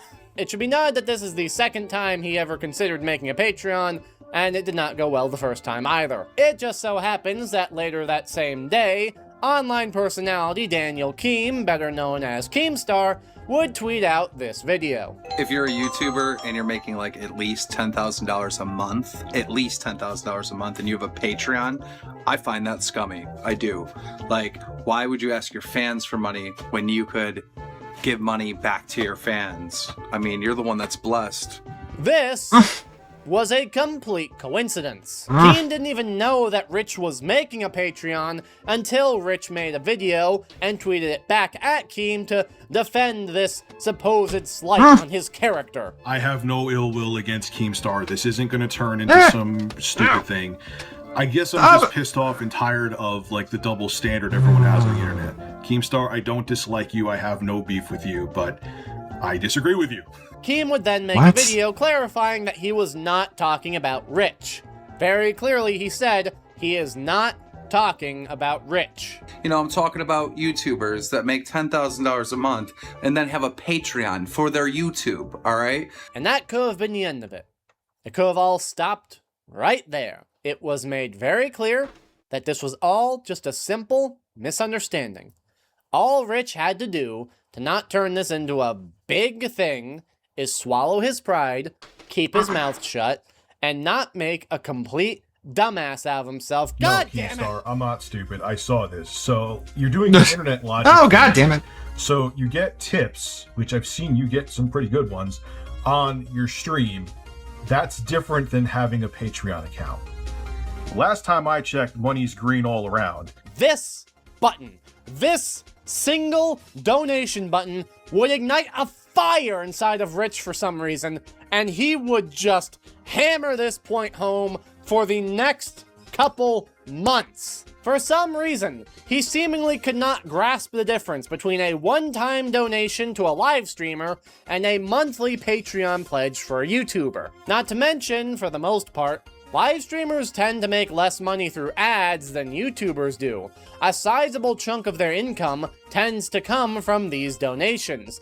It's just a typical, expected part of live streaming culture. Now you can say the same thing about Patreon, how it is a very common and accepted part of YouTuber culture, and that's fair to a degree. A lot of smaller creators do have their own Patreon to bring in a little bit extra money, and hey, nope, not yet. But again, Keemstar was not talking about small YouTubers, he was talking about big YouTubers, and yes, it is very uncommon nowadays for a huge YouTuber, outside of maybe an animator or someone who doesn't upload frequently, to have a Patreon. But regardless of that, none of this matters because Keem was not talking about Rich in the first place. Rich just started shit for no reason. It could have been done, it could have just ended, but Rich decided to pull this out of his ass and start this whole flame war that would end up just making him look like a great big baboon. Keem and Rich would later go on a live stream to debate what happened here, and by God, does it not end with Rich looking any better. First, the two go through a retelling of what happened from their perspective, and while Keem does allow Rich to speak uninterrupted, though he does do this at one point, Rich keeps interrupting Keem, which is not a good starting look. I'm gonna block you if you talk about this one more time. Like, obviously you're trying to make a video out of this. That's exactly what I said to him. And he tweets back at me, all right? I wasn't in the beginning. He tweets back at me, I'm not gonna be making a video about this. Keem then claims that the only reason why Rich did any of this was to drum up some publicity for his Patreon. And once he says that, all hell breaks loose and the debate completely falls apart. Rich, after I make this statement, all right, Rich comes out and calls me a hypocrite, okay? That doesn't make sense. Because okay? it's true. Also, on top of that, Rich, you manipulated this whole situation to promote your Patreon. And honestly, Rich, stop, if you were going through financial problems, you could have DM'd me and said, Keem, give me some money. The two were constantly talking over each other, yelling at each other. Fuck Rich this. kept changing his story around. And it was 55 This game sucks. 45. Not in favor of you doing a Patreon. No, it wasn't. That's It was just there not was true. more yeses than nos. Yes, there was. And to top it all off, Rich just starts acting like a smug prick, gloating about how much money he makes on YouTube, and then something very interesting happens. Keem reiterates what he said in the original video that started this whole mess, clarifying that he was only talking about people that make like over 10K a month on He rage YouTube, a quit. very comfortable wage. And then this happens. You don't make $10,000 a month. Okay. I don't. Okay. Do you? Because you get 5 million views a month. I just looked up on Social Blade. Yeah, So- this month because I barely posted, dude. I make all right. I'm not going into how much I make. Do you make What? $10,000 a month? Yes or no? Because I don't think you do. I don't think you have. That's who he was talking Yes, I have. about. Yes, I Okay. Well, I disagree. I don't think that's an honest. Okay. I mean, I'm not going to tell you. I'm not allowed to tell you. But What an odd response. If you ask me, this feels like a very heat of the moment attempt from Rich to make this be all about him again. But once pressed for more information and shown evidence to the contrary, he immediately starts getting all defensive and sounds very insecure. This is what we in the chess business call putting yourself in check. You didn't have to say this, Rich, but now that you did, people are either going to think that you are a little insecure bitch about how much money you make off of YouTube, or that you really are making that much money and it really is an asshole move to try and get even more money from your fans. Also, what do you mean you're not allowed to say how much you make? Yes, you are. Look, I'm gonna do it right now. I make like $500 a month off of my YouTube videos. See, video is still here. I didn't get deleted, so What the hell are you talking about? Near the end of this disastrous debate, the idea that Rich was just doing all of this to get eyes on his Patreon was brought back up, which he would adamantly refuse, talking about how poorly received the whole thing would be after this whole mess went down. So, you know, I knew what he was doing. I knew that he was trying to create this into a thing so he could promote his Patreon. But that's not true, because that thing would have done nothing but fuck me in the ass. How? It wouldn't have helped me, because I know my subscribers. They would have turned on me. Maybe that doesn't say too much about how much people feel about me, but they would have fucking turned on me, and that the Patreon would have been a disaster. It would have not. I mean, they're not with you now. Would have not helped the Patreon. It wouldn't have. Yeah, I know. well, you said just a little while ago that you're not going to be making a Patreon. Yeah. Are you 100% you're not going to be making a Patreon? Pretty much, yes. All right. Well, there it is. And then under a year later, he made Pretty a Patreon. much. The Patreon would not be received well. In fact, it would be the catalyst for a whole cascade of a bunch of other bullshit that took place. But we're gonna move on because I think we've talked enough about his money drama. This all could have stopped if Rich just dropped it after Keem made it clear he wasn't talking about him. But no! He just had to keep digging this hole for himself. And frankly, I can't tell which is worse. If he was just doing it to stroke his own ego, or if he really was just trying to plug the Patreon. But if you want to see an even bigger example of Rich digging a hole for himself, look no further than the Intellivision Amico. Hi, I'm Tommy Tallarico, and what an honor it is for Intellivision to be a part of this year's E3. The Intellivision was one of the earliest home video game consoles, releasing in 1979, famous for its, looking back, odd control scheme, using a dial and a number pad. While a footnote in most gaming history books, it was still an important early step in the evolution of the home video game market. And nearly 40 years later, Rich got involved in it somehow. In 2017, noted scam artist and small-time video game composer Tommy Tallarico would purchase a majority share in the company that still owned the Intellivision name, and very shortly after, would announce a new console set to release in 2020 called the Amico, which is Italian for friend. This situation is a story for a separate video. The Amico is such a fucking disaster, by the way, 6 years after it was supposed to come out, it still hasn't released, with so many different twists. Well, just give it time. The only way I could properly cover this story would be doing a whole video just on it. Which is what I'm gonna be doing for my next video, so keep an eye out for that. Why don't you just subscribe for that, buddy? And like and comment and all the other stuff you're supposed to do. Please, it helps a lot. Thank you very much. Thank you. Sure, I'm gonna like it. Is that reception to it was pretty bad, basically from the start. Mostly because, despite this being made by an actual company that had money, they decided to make 2 separate Kickstarter campaigns for it on different websites. Well, technically, none of them are on Kickstarter, but you get what I'm trying to say. People would be critical of this for obvious reasons, as well as how the development of the Amico was handled as the years went on. But Rich wasn't. Rich would end up, in no uncertain terms, shilling the fuck out for the Amico. He would interview Tommy about the Amico on his show multiple times. He would admit that he got gifts for these videos. I never got a penny from Tommy. I got swag.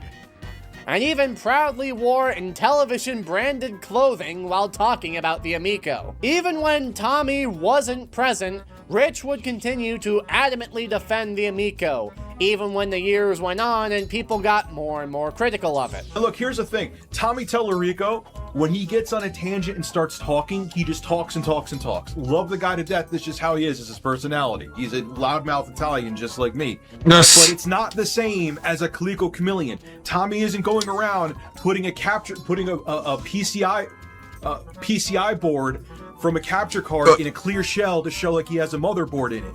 He didn't take money like Atari from crowdfunding. It's not the fucking same.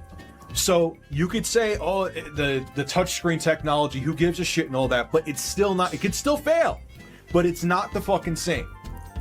But if he thinks that, Pat, I'm sorry I didn't suck your dick before I Of criticized course, you. it always Would you comes like to get down your to nuts gay next time, Pat? I could shit. do that for you, you freckled Always fucking- gay shit with this guy. Now I'm pissed off. You want to sit Now there and I'm go into the pissed phone off. and call me names like you're 12? Fuck you and your podcast. No offense, my podcast, one episode gets more than 3 of yours fucking combined. If the Amico has a Whoa. million fans, Rich is one of them. If the Amico has 10 fans, Rich is one of them. If the Amico has 1 fan, it's Rich. If the Amico has no fans, Rich is dead. If the world turns its back on the Amico, Rich is going to turn his back on the world. Until 2021. In the year of our Lord, 2021 AD, Rich would pull a complete 180 on the Amico for unknown reasons. It kind of seems like ever since then, he hasn't been as talkative with me. Hey, no, don't show that clip. Stop it. Stop. No. Rich's tone would change very heavily, saying how he always thought the Amico didn't look too great. I'm not a salesman. I keep it real.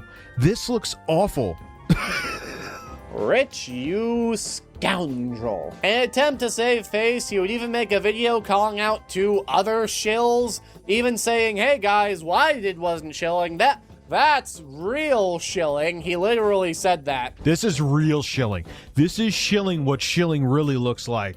Pat and Ian. And then he did the single funniest thing that's happened in this entire video. And he's wearing the hat. Well, I wore the shirt. That's the beef they have with me. Got to be self-aware. I really wish. I didn't even mean to wear that fucking shirt, too. I didn't mean to. It just fell on me. Oh, fuck off. You just happened to wear the Intellivision shirt and the Intellivision hat on the day you were talking about the new Intellivision console. Sure, buddy. You can't say it wasn't on purpose. You literally call it out in the video, you frog mouth. Oh, I guess I shouldn't have done that. I have to have self-awareness after all. Oh. Rich's views were starting to dip. Look, I'm just going for the highlights here so you can get a general understanding of the story. There is a lot of shit that Rich got into in the couple of years that he was relevant. People were just tired of his shit and were leaving in droves. So Rich decided to activate his contingency plan, somehow making things even worse for himself.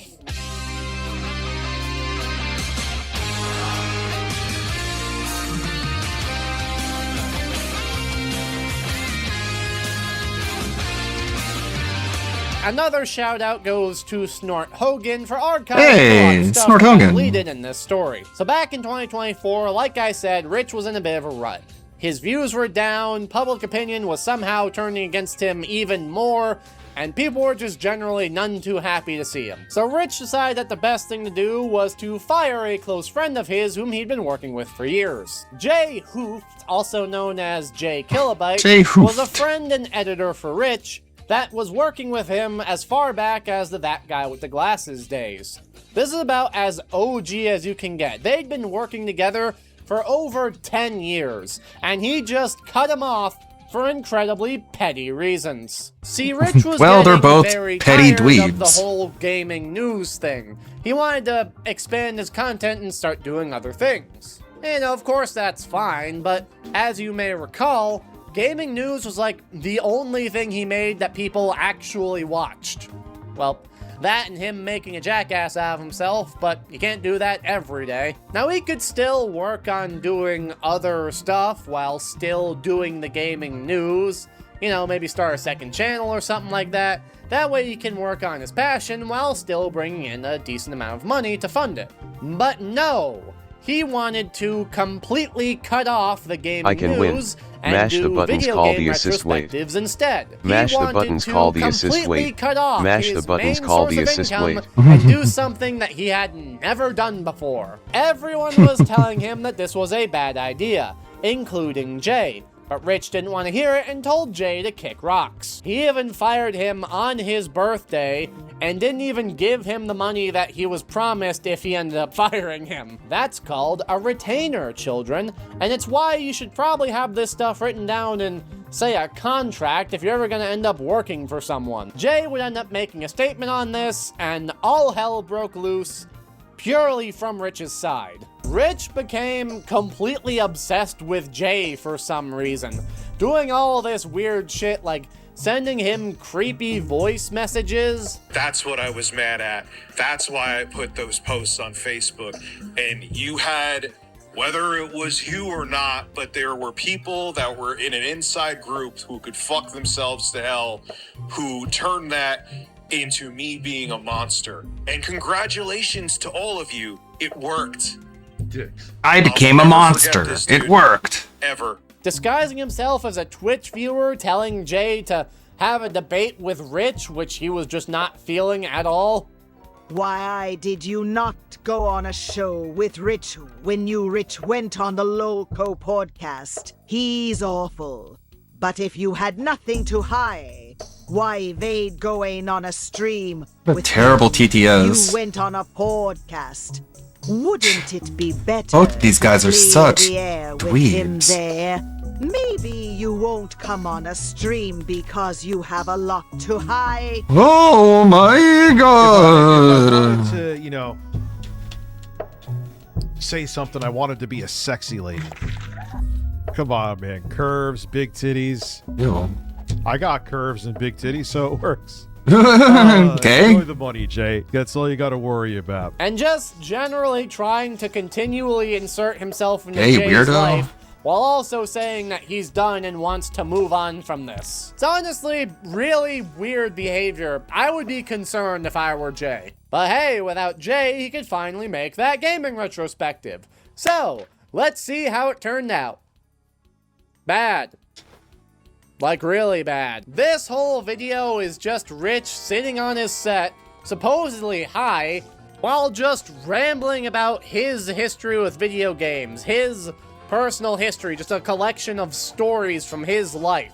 With full That's the history of video games, of course, because he's all that occasionally matters. there for basically no reason. There's a part where he just mentions Teddy Ruxpin and then plays an entire Teddy Ruxpin commercial uninterrupted. And I also got the doll that sang. It actually had a cassette deck. Wow, you're That so was cool. No one else had that. A doll to have called Teddy Ruxpin. And he just plays an entire And ad. the tape would have audio, and it also had something on there that would make the mouth move. Why is this in your video game retrospective, Rich? This video would bomb. What an absolute hard, and at this dipshit. point, the walls were closing in on Rich. His Just how channel dumb was can you tanking, possibly nobody get? really liked him, and his passion project was an abject failure. And so, out of nowhere, Rich pulled the plug. He deleted his entire YouTube channel. It's just gone. And somehow this story still isn't over, as almost immediately he came right on back to his second channel. Yes, as it turns out, Rich did have a second channel, which, if that's the case, what was all of this about? But after about a year of absence, he would suddenly return and start uploading there. According to him, the reason why he deleted the RTU channel was because he realized he was only ever going to get views from gaming news, and taking a look at the industry, nothing really newsworthy was happening, and he was incredibly disappointed by how lackluster everything was. So he decided that he just wasn't going to be able to keep those views coming in. So after realizing he wasn't going to be getting the views he needed, he just deleted the channel, with over 1 million subscribers. The game manufacturers, the game developers, the console manufacturers don't know where the hell to go next. And I remember there was an Xbox event, and I was watching it while taking a dump, and it was the biggest nothing. What burger else are ever. you doing? Again, and I was like, "That's it. pooping. I don't have. I was hat making here. a I'm poopy hanging it up. dookie. This guy is a fucking idiot. Like, let's say that that's all true, right? If you want to pivot your content, wouldn't you at least want to do it on the main channel where you have as many eyes on you as possible, cast as wide a net as possible to get as many viewers into this new era of RTU? I know I was just making fun of that, but if you're gonna do this, at least do it in a way that can get more attention for your videos, or at least sell the channel to someone else. That's a thing that happens sometimes. But maybe he saw this as his only way out. Maybe he thought that if he kept uploading to the RTU channel, he would inevitably just be suckered back in by that siren song of gaming news. It might be stupid, but hey, at least now he has that fresh start he wanted. Let's see what type of content he's doing now. Oh, it's gaming news again.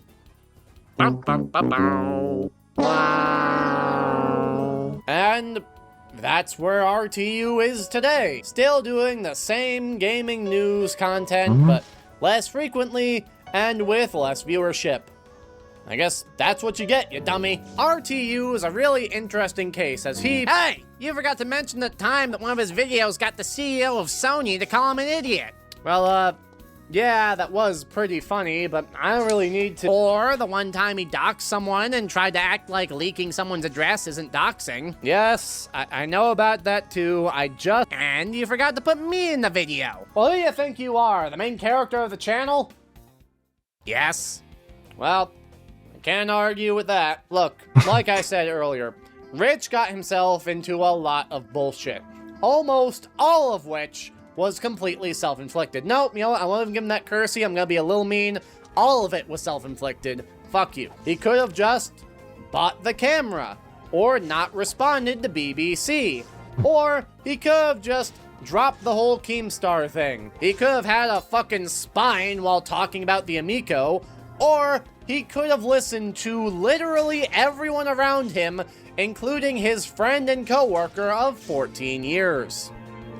But he just couldn't do that. He can't be wrong and he can't let shit go. Hell, he still calls out people like Keemstar and Jay on Twitter to this very day. I can't even really act like this is some tragedy because— Like, he used up the last of his goodwill with Gundam, asking to go on one of his podcasts, and what did he do? He just went on Gundam's podcast and bitched about Keemstar. And then Gundam was like, okay, thanks for that, bye. And after that, Rich is never allowed on ever again. This guy's channel is just him reading off— Hey, good job, Rich, you really got him. Giving his 2 cents. No! Not even giving his 1 cent. So it's not like he was a really talented guy or anything like that. The one time he tried anything that would have took skill, he completely fumbled it. And this guy seriously had a massive ego about this too. This guy would genuinely paint what he was doing as hard work that not everyone could do. Anyone can do. Let me do the Review Tech USA formula right now. You get random gameplay footage and you talk over it. Anybody could do that. I'm gonna quit my job tomorrow and just do that. So I have an article right in front of me. Okay, this.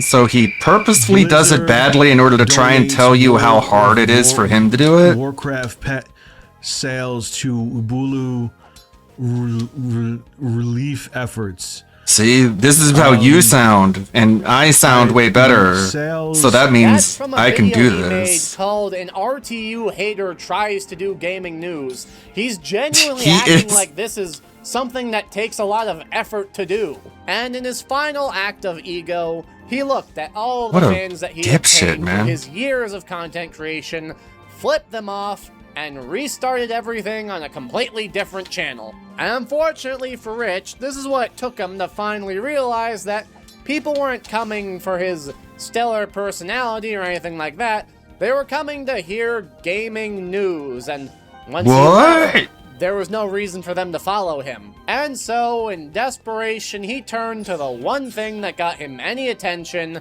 covering gaming news. The same thing that got him big in the first place, to a far weaker result. Kind of sad in a way that Rich had this unearned ego about him, but at the same time, he was such a prick about everything that it's kind of hard to feel sad for him. Ultimately, RTU is a cautionary tale. Everyone on the internet, especially if they have an audience, will always have people who are just talking shit on them. Be it trolls, or people who are just trying to start a fight, or sometimes, if you're an asshole like Rich, people with legitimate criticism. And the thing is that when this happens, the best thing you can possibly do is not fight back. It just almost never looks good for you. It either just fuels the trolls more because their whole thing is just getting a reaction out of you, or it makes you look like a sensitive little prick online, and no one wants that. Unless it's like something truly horrific that you need to address, like a false rape allegation or something like that, Yeah. then don't fucking talk about it. Again, especially in Rich's case where he was almost always the aggressor. If your job is people watching you, you don't want to look like an asshole because then people will stop wanting to watch you. It's just basic common sense, but somehow Rich just couldn't put two and two together. Either because he was genuinely a big idiot who thought he was Yeah, in the he right is in pretty all these fucking scenarios, stupid. or Like, he he's took his literally friends for granted and dumb. thought that they were so stupid Just they wouldn't legitimately. realize what he was doing. Thankfully, most of them did, and his channel's gone now. If Rich just kept his mouth shut, RTU would probably still be around today. But he couldn't, and his channel ended up paying the ultimate price. At the very least, it was pretty damn funny for us while it lasted. I'm Sir Strongman, and that was the thing. I mean, I think just Rich might just legitimately be one of the dumbest people ever to have a 1 million sub YouTube channel. Might even be the dumbest person ever to have a 1 million sub YouTube channel. Really doesn't get dumber than that. To be part of the FGC. We're here bitching about the FGC. I never was a part of the FGC. All right, it's this simple.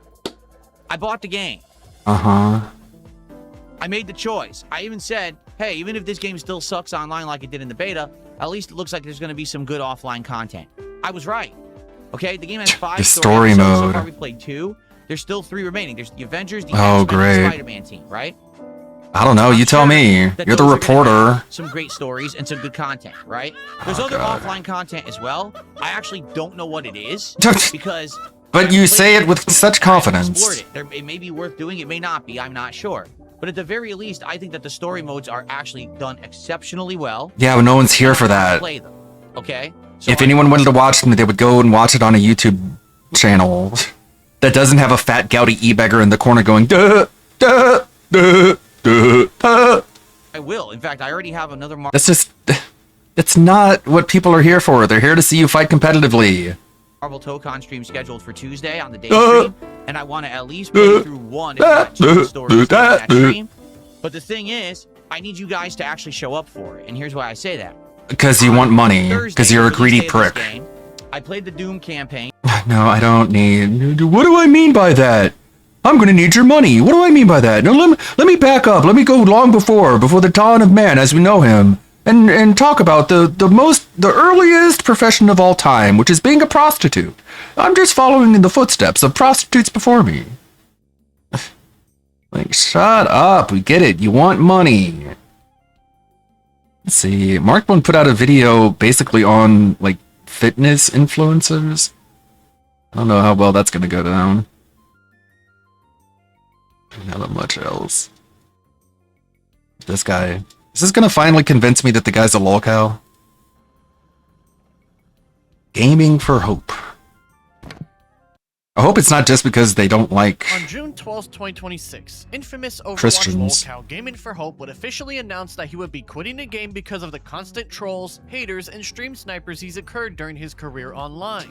However, throughout that time being on social media, I have garnered a disproportionate level of hatred for a creator my size. There are Discord servers. Yeah, I know, like, with a he's a ridiculous good amount of content people creator, but it's like, for this purpose. I'm not really a It's a breeding fitness ground for people to meme, guru, post, you know? and hate on me as well. However, a lot of outsiders such I'm as sure it's myself interesting. would I'll watch it believe that offline such a and nice, mature-sounding man could ever attain see if it's such good a enough. large Damn it. amount of vitriolic trolls and A-logs watching his every move. But it turns out that Gaming for Hope here has had a history of some truly interesting and controversial behaviors that go as far back as literally the very day he started his career in the Overwatch scene.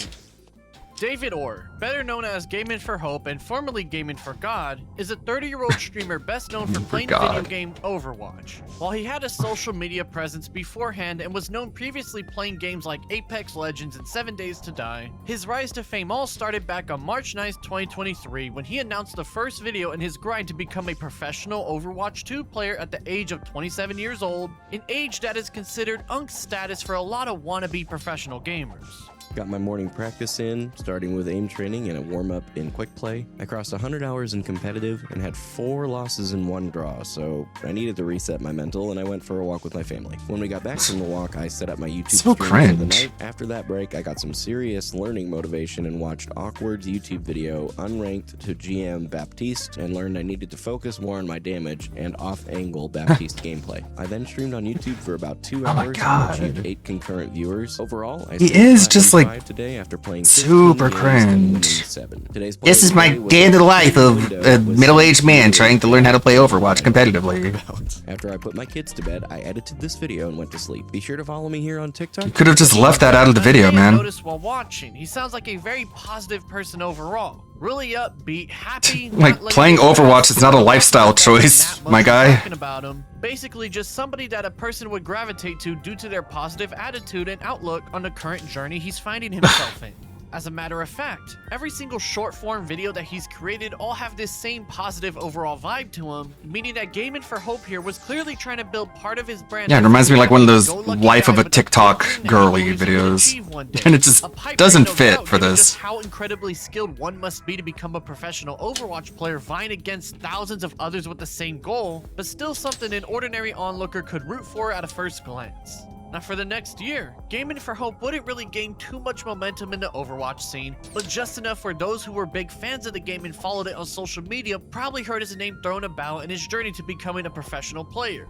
His content mainly just consisted of daily updates on what he was doing to get better at a certain character, such as learning to play Tracer and getting a 60% win rate and going from Gold 3 to Gold 2 in the process. It's not the most riveting content, was again mostly just him giving updates on his skill progress or progress on other things he was seeing in the Overwatch scene and what he likes and dislikes about it. Just your normal gaming influencer kind of content. However, Gaming for Hope here would garner some negative attention one day as on March 30th, 2024, he would upload episode 182 of his Overwatch Pro series, in which he would talk about the character Venture and how despite being a Christian man who doesn't believe in the character's identity as a non-binary they-them person, he would still respect it because he believes in being respectful to others as much as he can thanks to his religion. Well, you're gonna play Overwatch, you're gonna have to make a sacrifice. WCS as a 28-year-old husband and father. So, everyone's talking about Venture being brought into non-competitive game modes lately. At this point, we've all likely seen videos about Venture's kit, some gameplay, and even some opinions on their current state. What no one seems bold enough to talk about, however, is their identity. My stance on Venture's identity will strike many folks as probably odd. As I think it's very valid, okay? Opinion will Pretty cool, huh? frustrate some Christians as well. I'm sure you've noticed at this point in the Heckin' valid. I have been using Venture's preferred pronouns. I personally don't agree with the concept of gender fluidity, as I think God was very clear when he said that he created us both man and woman. However, for both Venture as a character and In order to get in my personal life up the ladder at Blizzard, I have to be humble, kind, respectful, and loving to everyone I meet. That includes using preferred pronouns, even though I don't agree with the basis of their use. So you're spineless. Gaming for Hope had been an open Christian online even before. So you have no spine. And the Overwatch community. I just want to use the preferred pronouns because I just want to be respectful to everybody, which is what God commands me to do. No, it doesn't. As one might guess, once some of the fans of the game saw this video, they took it as him talking down on them in a way like, oh, despite me not believing in your identity and entire existence, I'll still be respectful to you because I'm such Like, there's no winning in this Basically, to situation. them, they took it as him talking down to him and being a condescending right-wing Just loser don't. who showed that he wouldn't even respect him. And given he's trying to make a career playing a game that is majority full of left-leaning individuals, you can see the dichotomy that was starting to form here.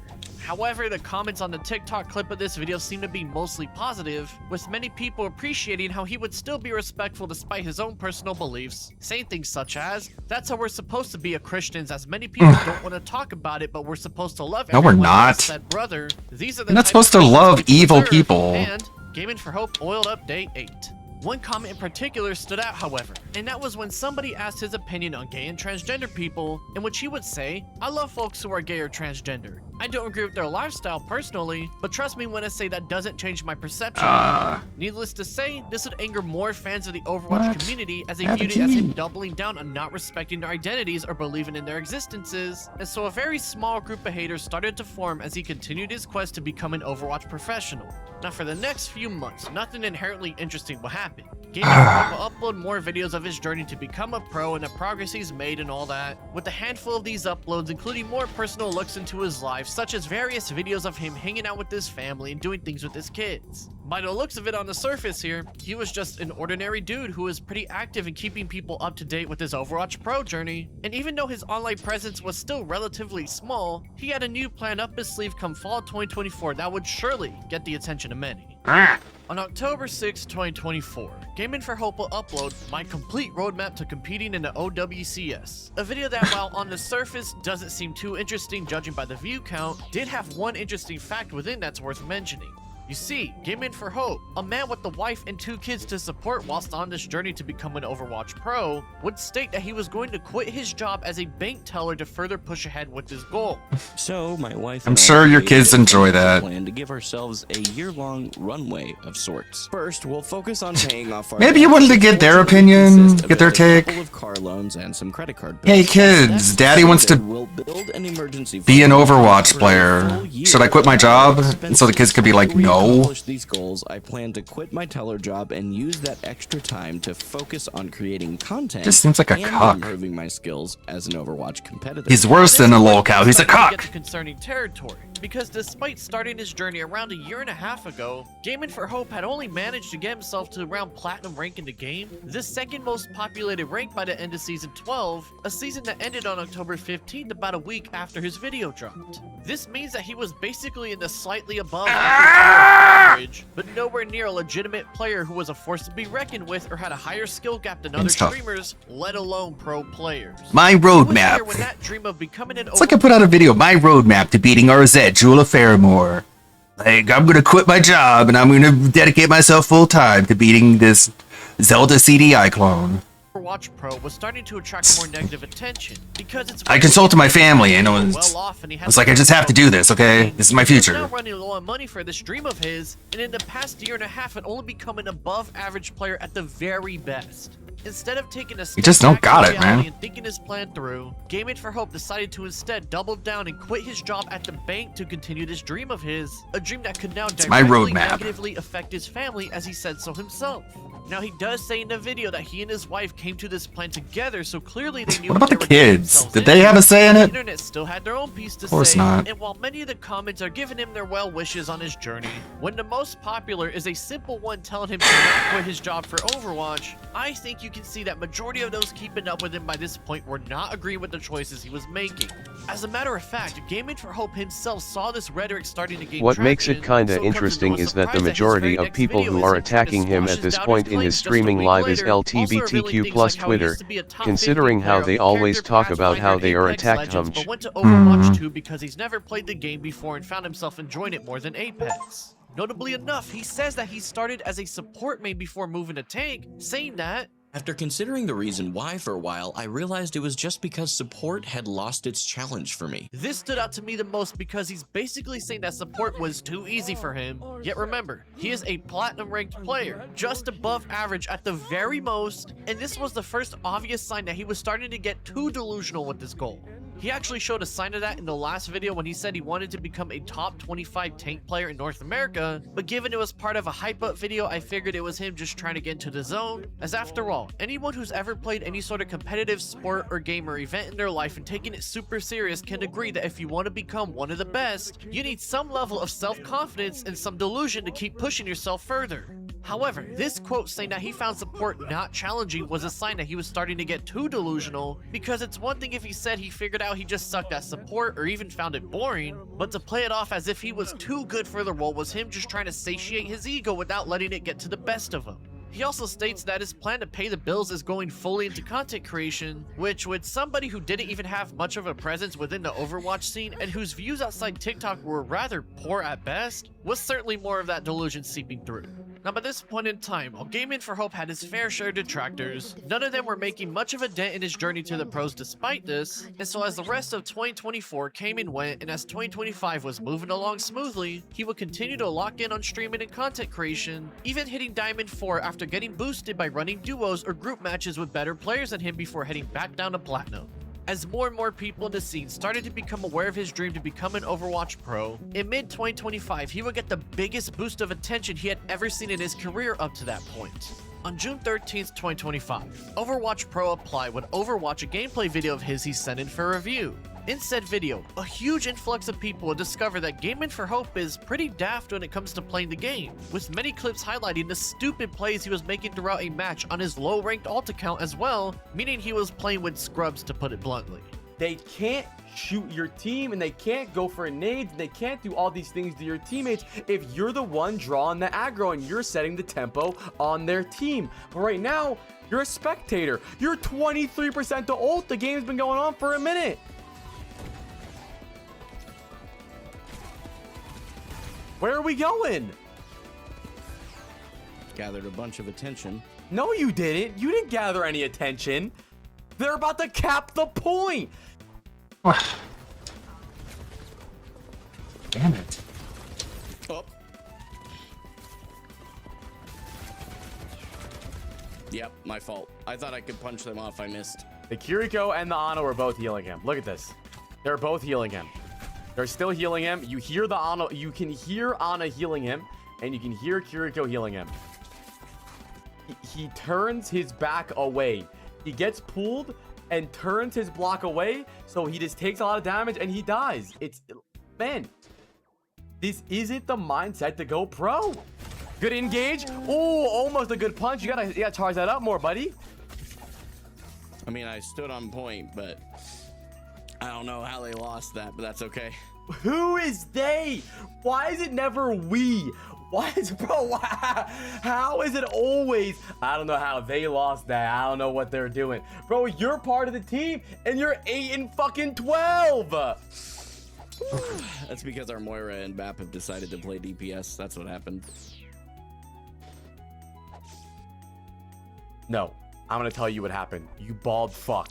What happened was, you engage and you get a good engage. You hit 2 of them here. You bald don't charge fuck. your punch all the way up and you fucking miss both of them. Now you're stuck in here. You don't kill the Moira, you block nothing, then you die. How is that your Moira and your Bap's fault? As you can tell, there is clearly something wrong with his ranking to actual skill having a clear discrepancy, as he was making blatantly obvious cardboard tier bad plays, and whenever he would mess up or die, lots of times he would blame his teammates instead of fully taking the L on his bad play.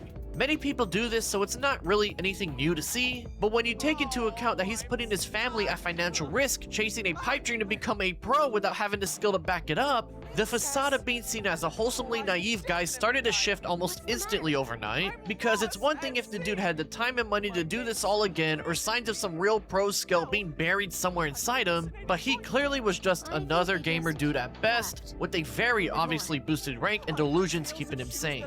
Now throughout Apply's video, there were mentions of controversy surrounding the dude's name, but he would ignore it as his goal is to just review the gameplay and move on. Now what might these controversies be, you may be asking? Well, Gaming for Hope would gladly take a crack at squashing all these random claims being made against him. Pay and attention. just 5 days later titled The Truth About the New Accusations. In said video, he goes through a myriad of things his detractors are saying about him. He treats response videos as like a necessary part of being an Overwatch Clearly just a player. out of context screen cap and nothing more. Despite the unintentional, I am not a Nazi, as you can see from this photo. things in the mix, such as how in his Patreon he has 3 tiers total, with the titles being Contributor, Nobility, and Crusader, all purposefully misspelt with the letter K at the beginning, with the 3 Ks obviously coming to KKK. His explanation for this weird purpose Because he's a racist, is also obviously. just as odd as them to begin with. Now, the reason for that is my community is referred to as the kinship, as in a brother and sisterhood. The reason I used the word kinship is because it is a gender-neutral term. So I used that, went forward with it, and I'm decided I wanted on to your find side, better guys, idea okay? of the I'm one of the good ones. It never even occurred to me that people would read into that to that depth. But unfortunately, the thing that compounded it that I wasn't told until significantly later is that my logo over the top of a shield was very similar to some KKK iconography. Oh no! A simple history Google search would have taught me that, but it's not something that I ever really would have thought about because, in fairness, I'm not part of the KKK. Jokes and allegations aside, This was obviously another unintentionally hilarious thing that he got himself into, as he doesn't show any sense of hatred towards a person's race. It's just, again, really funny to see, and only adds that extra juice to the lore surrounding Gaming for Hope here. Now, Just there a was some stupid goober things who's that people easily were saying, trolled. such as that he was neglecting his children and groomed his wife, which are just straight up lies. But there was something that stood out the most from all these random accusations, with that being the allegation that he is anti-LGBT. His response to this was that Who his belief as a cares? Christian is to love your neighbor and represents himself as such, even if he disagrees with the lifestyle. that Yeah, but they're not your I neighbors. have my own personal beliefs as a Christian, but those beliefs are anchored by the idea that you are to love your neighbor as yourself. I want you to know, when I posted that video about Venture, I There we pissed go. off Christians that I know personally because I wouldn't outright say that I hate, and I mean this is genuine, because I wouldn't say that I hate the LGBT. Just to reiterate, you can live your life the exact way you want to live it. I will not be against you in that. I will not vote against you in that. You will not find me in the opposition, despite my personal beliefs, because my personal beliefs. What if it was your are what I son? align. What if you're a son who's like, Dad, I want to cut my dick off? Would you be like, I support your decision, son? I mean, daughter. And make it look like he was jumping over the rainbow crosswalk on purpose. It's fake and it wasn't something that he did, but it's still pretty funny to see given all the context behind him. So enjoy this quick laugh as we move on. Now, this video would gain notable attention, not because of the Overwatch community's reaction, however, but because a screenshot of the timestamps would go viral and become a meme online, as out of context, it looks pretty funny to see. This screenshot was actually the first ever piece of Gaming for Hope lore I ever saw online over a year now, and I never even knew he was infamous in the Overwatch scene until scripting this part of the video up. That's how widespread the meme went around on the internet and unintentionally brought even more somewhat negative attention his way. It was whatever though, the allegations being brought against him were clearly just detractors trying to get a rise from him and cause some issues, and he still had his quest to becoming an Overwatch pro to focus on. Unfortunately for him, people weren't done looking for things to make fun of him with, and they would end up finding another set of info to make him look bad. You see, it turns out that Gaming for Hope here has had a history of e-begging people for money online going as far back as May 2019. Now granted, there was almost a 4-year gap between May 2019 to the next one in December 2022. After that December one, he would go on to e-beg another 4 times going into December 2023, and then one more time in December 2024. Most of these have to do with him needing car repairs after some issues arose, but it was clear that his journey to become a pro in Overwatch was something he could not afford to do even before he started it, and it further adds to the notion that the guy is being extremely stupid and putting his family in serious financial risk because of that stupidity. As a matter of fact, in an interview with somebody named Gag on July 3rd, just a few weeks after his response video and days after this stuff was discovered about him, Gaming for Hope would say that 25% people are Irish welcome to believe that DSP. he's an e-beggar or grifter, Yeah, and he- he doesn't care and- about their opinion. and he that his looks community weird. understands That doesn't he's help not trying to either. Grift, but that life is difficult to do alone, saying that he tries to build a community of like-minded individuals who are all willing to help one another, not one full of grifters just trying to use people for personal gain. Anybody that has watched any of my live streams at the very beginning would know that when I've done these things, they were an extension of what we call the mantra in our community. I call it that. I don't know that anybody else has called it that, let's be fair. But the thing that I say at the beginning of every single stream is that life is difficult. Don't do it alone. We have it on a t-shirt. It's literally a big deal. The things that I say after that, I say everybody in this community aligns on that regardless of our individual differences and beliefs. We all agree that life is way too difficult to do alone. What would you say to those who believe you are a grifter?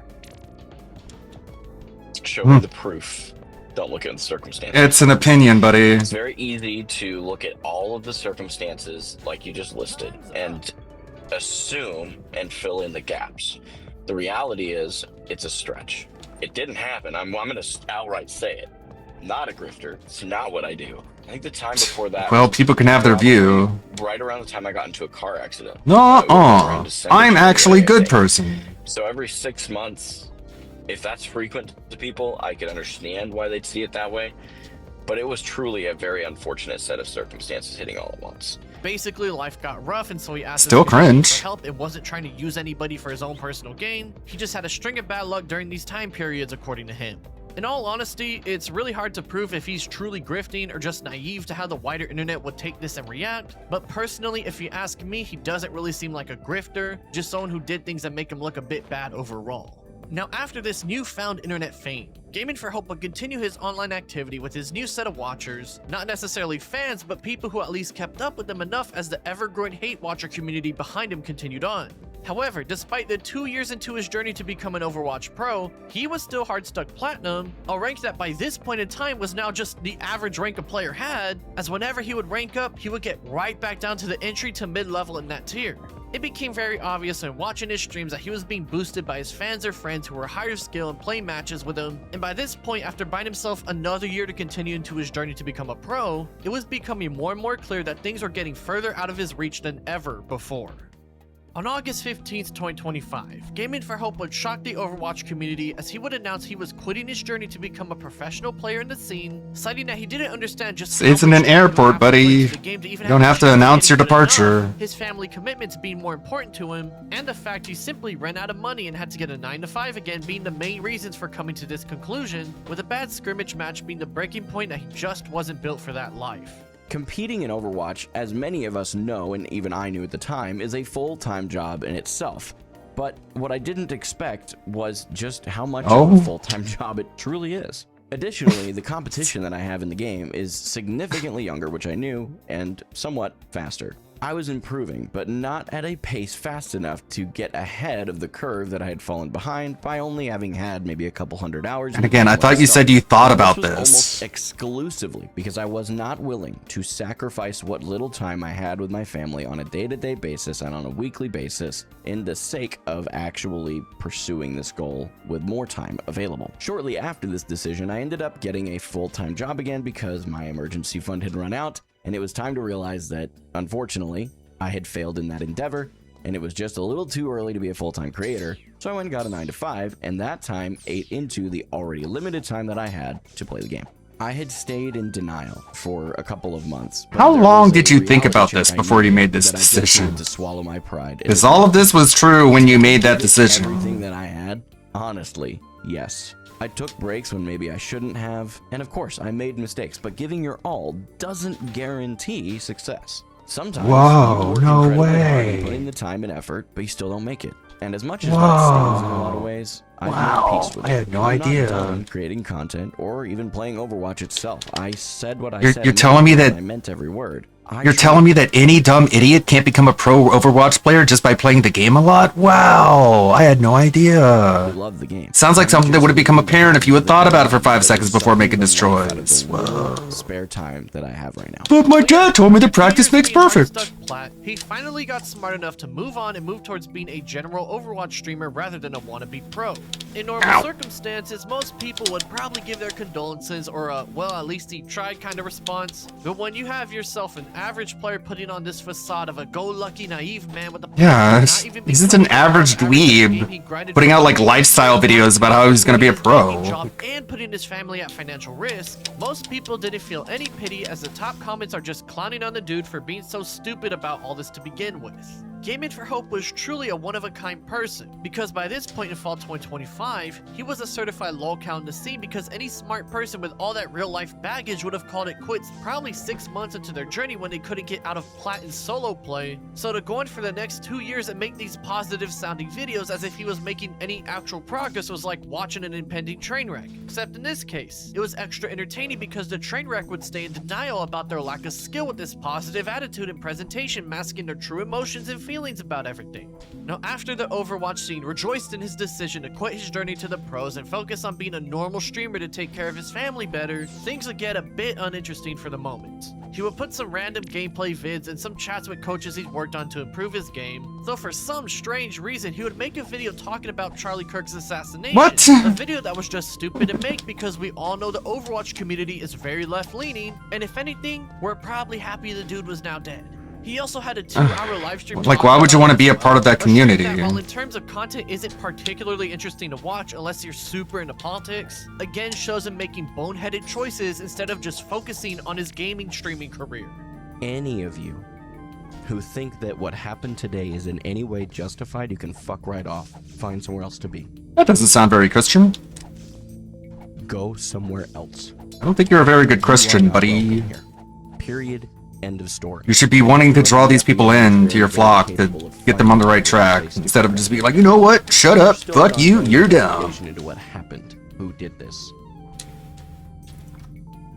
So I'd suggest you think very carefully about what you type on the internet right now. Any of you that come into my stream, I'm going to restate this. That in any way justify this situation today, you are gone. There's no hesitation. I don't care if you didn't mean It's not very persuasive, dude. I don't need you here. Don't you want to be persuasive? 3 people than have any of you here. Straight up. If you are one of these ignorant morons. Ignorant of what? This is an opportunity to fix their ignorance. This was, he had it coming, or he deserved this, or I'm glad this happened. You deserve to be. Or you could just like tell me why you think that, and then I can explain to you why whatever quote you think you're using to justify is actually inaccurate, taken out of context. It's not like he's even saying anything that's particularly out of pocket for somebody who has his political beliefs. But by this point, Gaming for Hope should know that talking about this is only gonna piss people off some more and Just get does it in a more bad attention way. his way, because he's been a part of the Overwatch scene for over 2 years now and should definitely know the politics behind it. But for some reason, despite getting smart enough to stop his journey to become a pro, he still clearly wasn't smart enough to keep his politics to himself, and he's seen that majority of people despise him in particularly because of just his beliefs and not even his delusions or attitude when playing the game. It's whatever though, he was still keeping up with his socials and his streaming schedule and whatnot. And hell, he even made a video watching Apply's coaching from a few months ago in November that year, admitting that his mental attitude was never gonna get him anywhere near becoming a pro, showing some signs of self-reflection and awareness now. I have a lot of health. Why'd I back out? You farm charge punch. You just need to back out here, buddy. I'm doing nothing. Shoot. You're just. Oh no. He's not going pro. See, this is crazy. People who still believe this and this are just the trolls on Twitter. Anybody who actually believes that either of those things is accurate is just wild. This guy cheated. Yeah, a literal Nazi, of course. Okay, who said that? DSP, the Roman Who Catholic, said that? telling people Now, H1 to you Thanos H1 snap Who trolls. said that? Tutorial. Just like Richard B88. Just like Sister Anime told him. That's freaking hilarious. He just I don't There think we he go. really realizes like the damage he was doing with this though. Like it was valid, a lot of these takes were good, but a lot of the aggression kind of incited a lot, whether intentionally or not. Despite obviously hiding his displeasure with Seems the pretty roast by trying to intentional. laugh him off, he is at least finally at the point where he could reflect on his past bad traits and say he If was you working disagree to with do me, better. fuck off. And I don't mean that bad in an unintentional A way. bit of a low count in the Overwatch scene thanks to his sour streak going on here, as it's one thing if he was just some random dude acting like a gamer bro, and so by late 2025 he was basically a modern day gaming local. Stop it! By early 2026, many compilation channels such as Kenny Dude and Eating for Cake became the go-to channels for his true attitude on stream, while also just clowning on him for sucking at the game. No. Get now.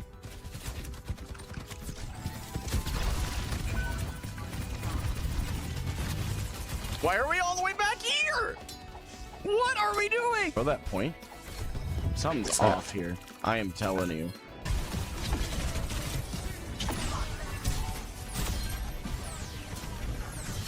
Sit.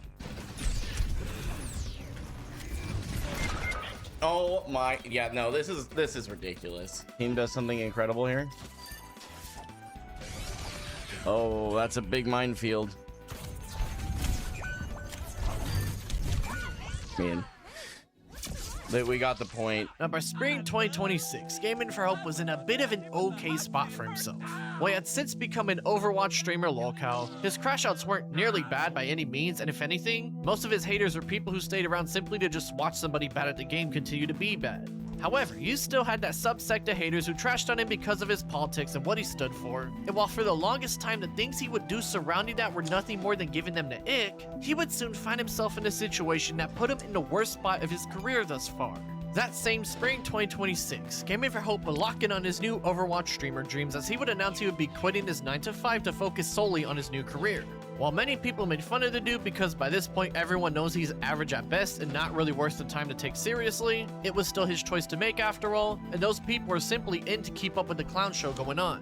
funnily enough, after someone recommended he should play with lolcow Dr. Witnesser, he actually straight up said in his family-friendly Christian way that he should go fuck himself. And the man himself That's not very nice. to start beef for attention, but nothing would ever come of this, as Gaming for Hope here was clearly smart enough to avoid that. You're an agent of Satan, buddy. He actually made a video You're a about Dr. Witnesser over 5 years ago, saying how You're he an was agent bad of Satan, influence on buddy. Christians even way before he became the That infamous sounds like a Felted Sheriff quote. of interest other than it being insanely funny. They've had a beef going on before the both of them were ever relevant in the gaming space. As a matter of fact, Gaming for Hope would even start to donate 10% of his streaming earnings to a charity of the month. And hell, he even got a sponsorship deal with the company known for making gaming gear called Wallhack, showing that even though it seemed the whole Overwatch scene was against him by this point, he was still doing the best he could to be the best man he could be. It seemed that the only direction he could go from this point was up, but of course, this is the part of the video where things go from bad to worse for the guy.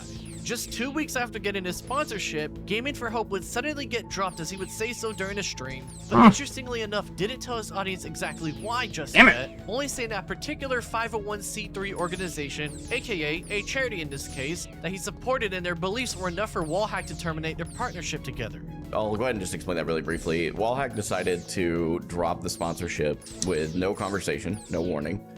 Just sent me an email basically saying that because I supported a particular 501c3 and that 501c3's like core beliefs at the very, very, very, very, very center point of like wildly, it's so obscure you'd have to dig for it kinds of things.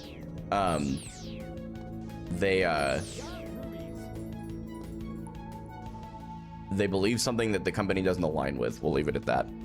And I don't. Why leave it at that? Either, but the rest of what the company does is important. He would then go on to explain about an hour later that the charity he was supporting for the month was called Celebrate Recovery, and that part of their beliefs is that they view transgenderism and homosexuality as a mental disorder, but he would It say literally that those is. views despite being a Christian. Literally is in the DSM. But Celebrate Recovery. They're big on The textbook that doctors read in order to know what are mental illnesses. Gender dysphoria and body dysmorphia are both in it. Both of them. For a company, and I will no longer be endorsing them. Based on the email they just sent back. Just a weak little weak-kneed spineless squish. Definitely has no business trying to be an e-celeb. Bailed out so early. Pathetic. Pathetic. Basically, the charity, Celebrate Recovery, I'll just say it outright. Celebrate Recovery believes that You're not based transgenderism enough to be a and homosexuality is Christian a mental gamer, disorder. buddy. I do not believe that at all. You I'm can gonna just make be a that squish. clear. I have my faith in Christ, and I believe that there are things that the Bible says are labeled different ways, but nowhere in the Bible does it say that. Nowhere. And I would never agree with that. Okay? Oh my god, he's such a cringe lord. So, I want to make sure I'm really clear on that. That's not something I agree with. I think that's the most disgusting things that Christians say all the time, and it drives me nuts as a Christian. It's literally a mental There's no illness. Bible that's gonna Literally. substantiate Literally a mental illness. substantiate that at all. I mean, the Bible doesn't say anything about cancer. Cancer is still malicious, malignant. Okay. The Bible doesn't say anything about cancer, so I think cancer is actually pretty good. Overall, if you think about it. Positive on society.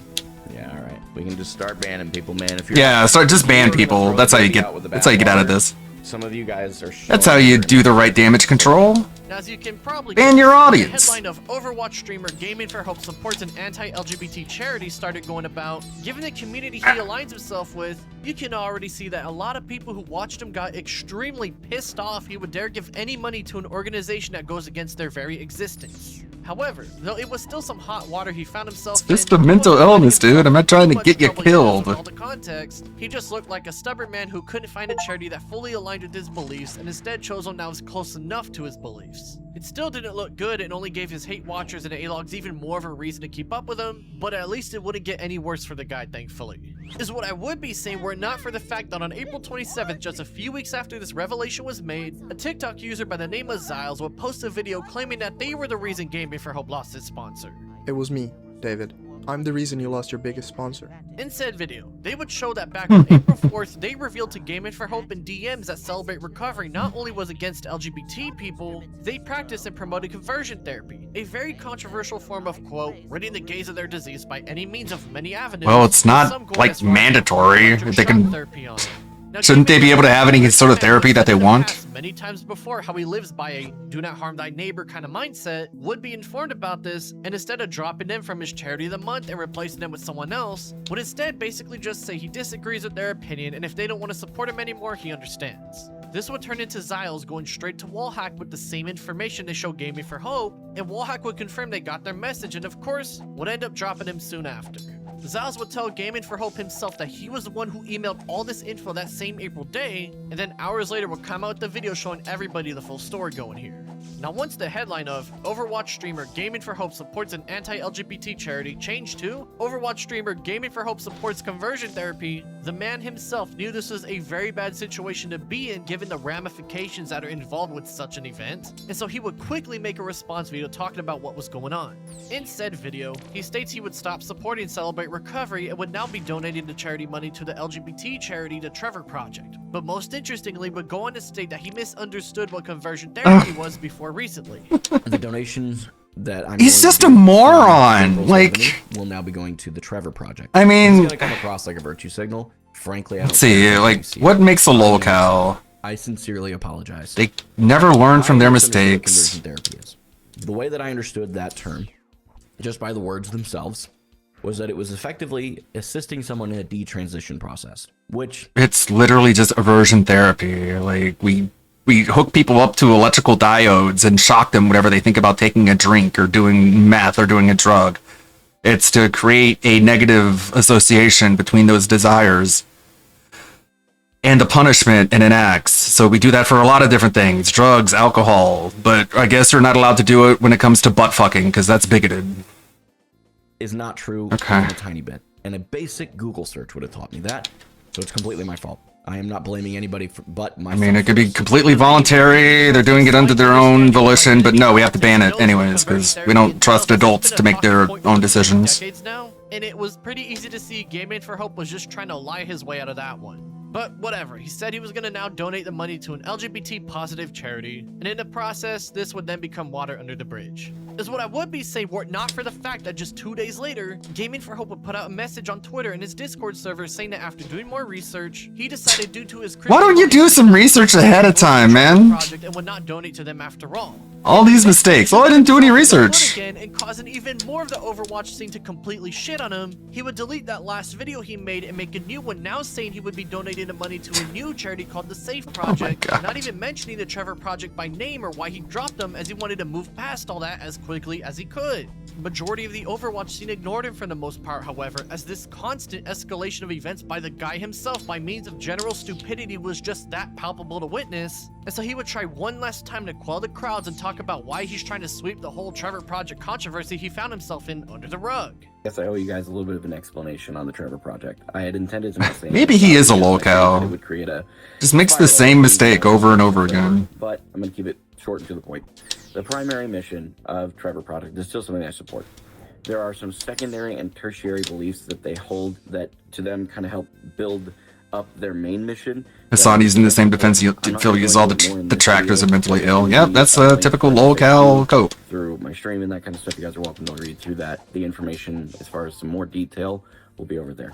Now, Gaming for Hope never states what belief he holds that led to him backing out of donating to the Trevor Project, but after a bit of digging around, I think I might know what it is. After he started losing multitudes of fans and mods in his Discord server, one of his mods, TransFemFart, would make their last post basically saying that they're leading into the TransFemFart. controversy and how they don't agree with his decision to avoid supporting the Trevor Project due to his beliefs. They then go on to state how gender-affirming care is good for trans people, but notably mention, quote, "There is research suggesting that access to gender-affirming care, including puberty blockers, is associated with significant benefits among transgender And it's associated with mental illness and suicide, so part here, as if you've noticed, that talking point has never it could be associated with a lot of different any of this things. controversy up until now by his now former Discord mod. This makes me believe that one of the main reasons, if not the only reason, Gaming for Hope backed out of supporting the Trevor Project was because he's against puberty blockers for children. He's just afraid to say it out loud because he wants to end the hate and harassment as quickly as possible, wants to continue his public persona as a nice, positive guy as much as possible, wants to stop losing fans, and so knows saying that out loud could lead to that, or a little bit of everything going on here. After all, somebody saying they're against puberty blockers, whether you agree with it or not, is a statement I was hitting that him. will alienate people from your online brand, and as we can see through the content he makes and how he carries himself, Gaming for Hope is very much not the kind of person to take a stance that could cut people away from him and would rather have the mindset of, oh, but guys, why can't we all just be friends? By this point, it was clear there was no coming back from this. He's not- So his haters would dig further to find He's not really cut out to be a Christian. He should be just like a just a secular pagan. Because he just wants to be a people pleaser. The worst thing you can possibly do as somebody trying to make content for the Overwatch gaming scene, and while it's not Yeah. exactly a shocking or Yeah, I don't want to lose fans by suggesting that puberty blockers cause permanent damage in children. It's like, what? Why did you want that as your fan base anyways? People who want to permanently damage children's futures because of some psychological trend. to make, this would Oh, further no. justify their disdain for the guy. Now by this point, the month of May was just barely starting, and so after hunkering down a bit, Gaming for Hope would continue to make his Overwatch content despite basically the entire community wanting nothing to do with him anymore. Like, it was fun. he was like, "Oh, if you think Charlie Kirk deserved it, fuck you. Get out of my audience. I don't want you as a fan if you think Charlie Kirk deserved to die." It's like, why couldn't you say that about wanting to put kids on puberty blockers? Just say, if you want to do that, then fuck you. I don't want you in my audience. Like the shirt that just says porn on it. Cool. On further reflection, when I went back and looked at the video, I realized it said porn on the shirt. I didn't realize that at the time, but now that I did my research, now I know. Ironically support the guy who wasn't good at the game, but seeing that he was blatantly against their politics with proof to boot, that somewhat endearing lolcow nature that was formed around him quickly turned into one of actual hate and vitriol, and so now a lot of those who really disliked him but had nothing to go off of other than vibes can now justify their disdain for it.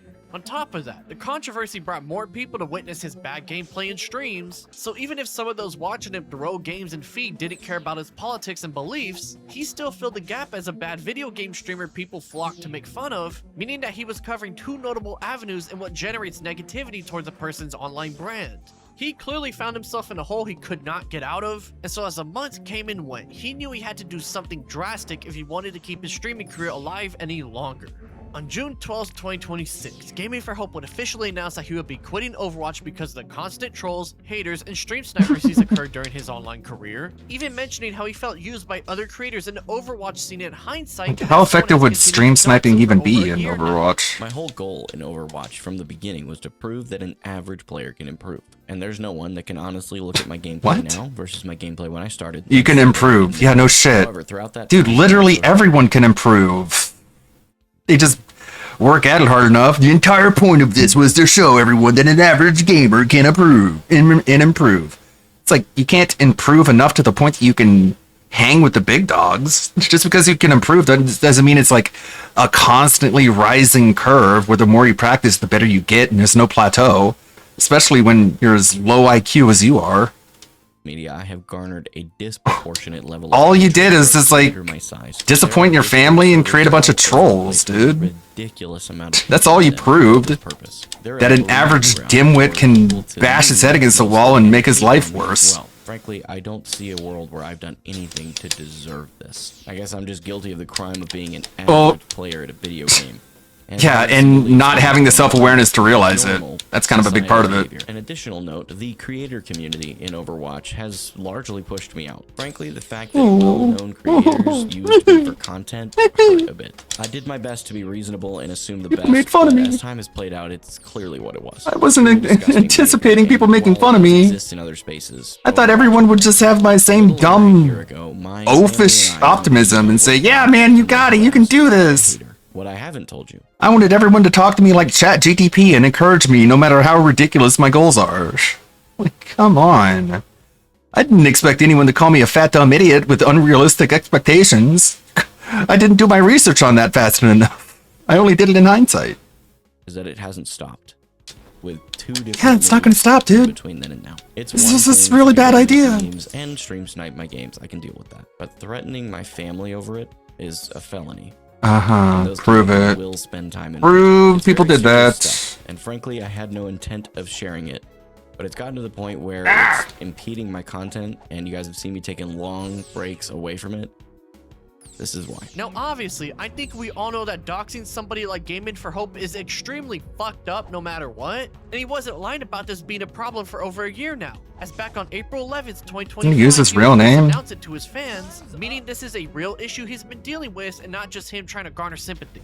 By the looks of it, it seems that all these factors have been weighing on his mind for a good while, and the final push was this whole charity fiasco that finally got it through his head that he wasn't going to be accepted into the Overwatch scene no matter how hard he tried. Now, Gaming for Hope didn't make this choice on a whim with no plan in mind, as just 3 days He did his research ahead of he would now time. be playing Marvel Rivals. Sure enough, he would keep to his word as he is now a Marvel Rivals streamer and has completely shifted his brand to focus on building a community around that game now. You're gonna suck at that too. This is a fundamental Surrounding his name, thing. however, as one of the locale clipping channels, Ford Durians would drop a community tab post showing that Gaming for Hope sent him a copyright strike around this time period. Now this seemed out of character even for him, so I decided to hit up Ford Durians and verify if this was actually Gaming for Hope or some troll pretending to be him to make him look worse. It turns out that not only has Gaming for Hope copyright struck this troll channel in June just recently, he also did it way back in January as well, meaning that this person has been on his radar for a very long while now for some reason. Oh yeah, and it wasn't just for Durians that Gaming for Hope copyright struck, it was also Kenny Dude and another one named Balrog for Hope. Kenny Dude was Balrog for Hope in his Discord server when chatting back in February, and Balrog for Hope would post about it on his own community tab showing that he got a single strike as well. It also seems that the way Gaming for Hope was justifying his reasoning for copyright striking these videos was because they would show up on the content detector on your YouTube studio page if his mod Deaton is telling the truth here. Now as for why Gaming for Hope struck these channels, for Kenny Dude, it's likely because he's the most popular compilation channel showing the worst he has to offer, and so he was looking for any videos that might technically be legal to strike down based on how long clips are going on with little to no editing. As for Durians and Balrog for Hope, I have no idea.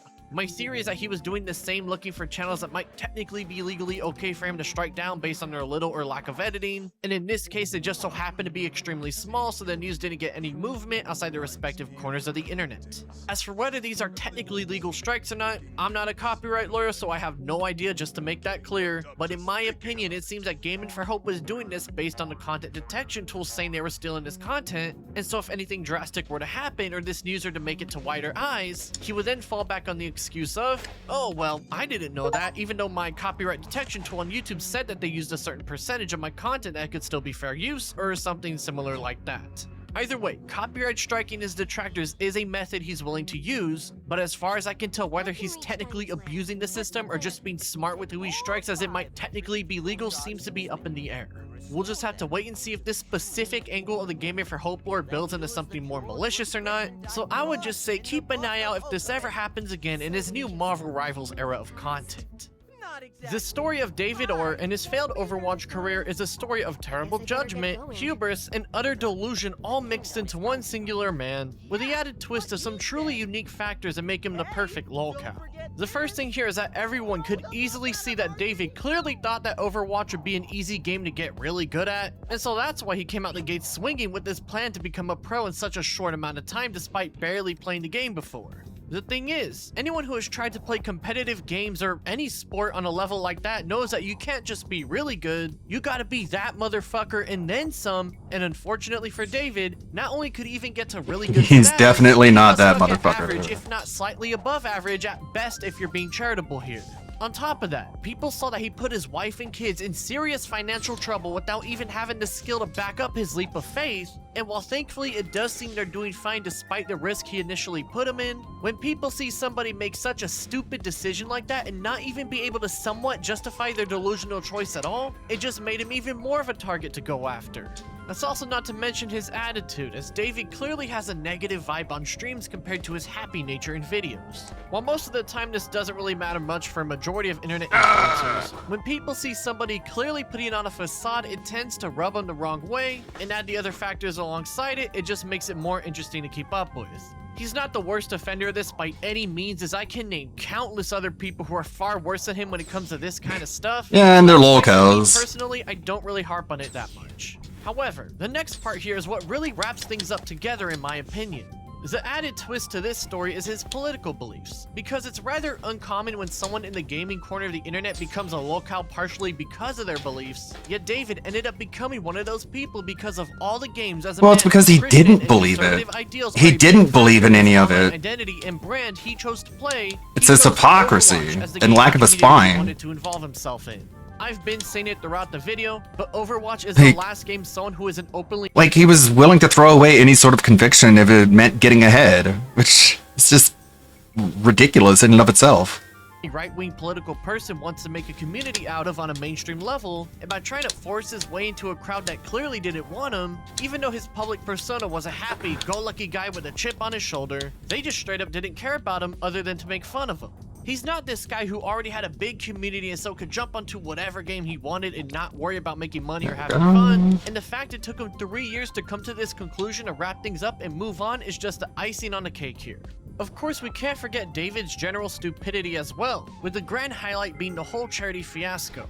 He was informed Celebrate Recovery supported conversion therapy and still chose to support him, and then when trying to backtrack and fix the issue after all this was exposed and made him look bad, It's just too apologetic. he was now donating the money to an LGBT positive one in the Trevor Project, only Much of a backtrack people on that pleaser. as well after learning they supported ideals he was against. Like, I still can't fathom how he didn't see any of this biting him in the ass, otherwise he would have listened to Xiles when they came to him with that info initially, and clearly his announcement to donate to the Trevor Project was made in a quick panic after realizing just how bad the situation made him look, as it seemed by the way he was initially responding to why Wallhack dropped him was that he was expecting most backlash to be small-scaled and just a small disagreement in politics that he could get past, given he himself opened up about it on stream instead of just leaving it as it is and moving on from then.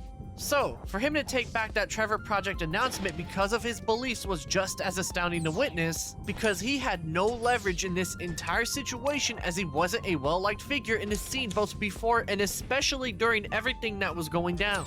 All he had to do was bite the bullet and continue the Trevor Project donation, and this entire story arc would not nearly be as bad, but he made his bed and now he's certainly laying in it.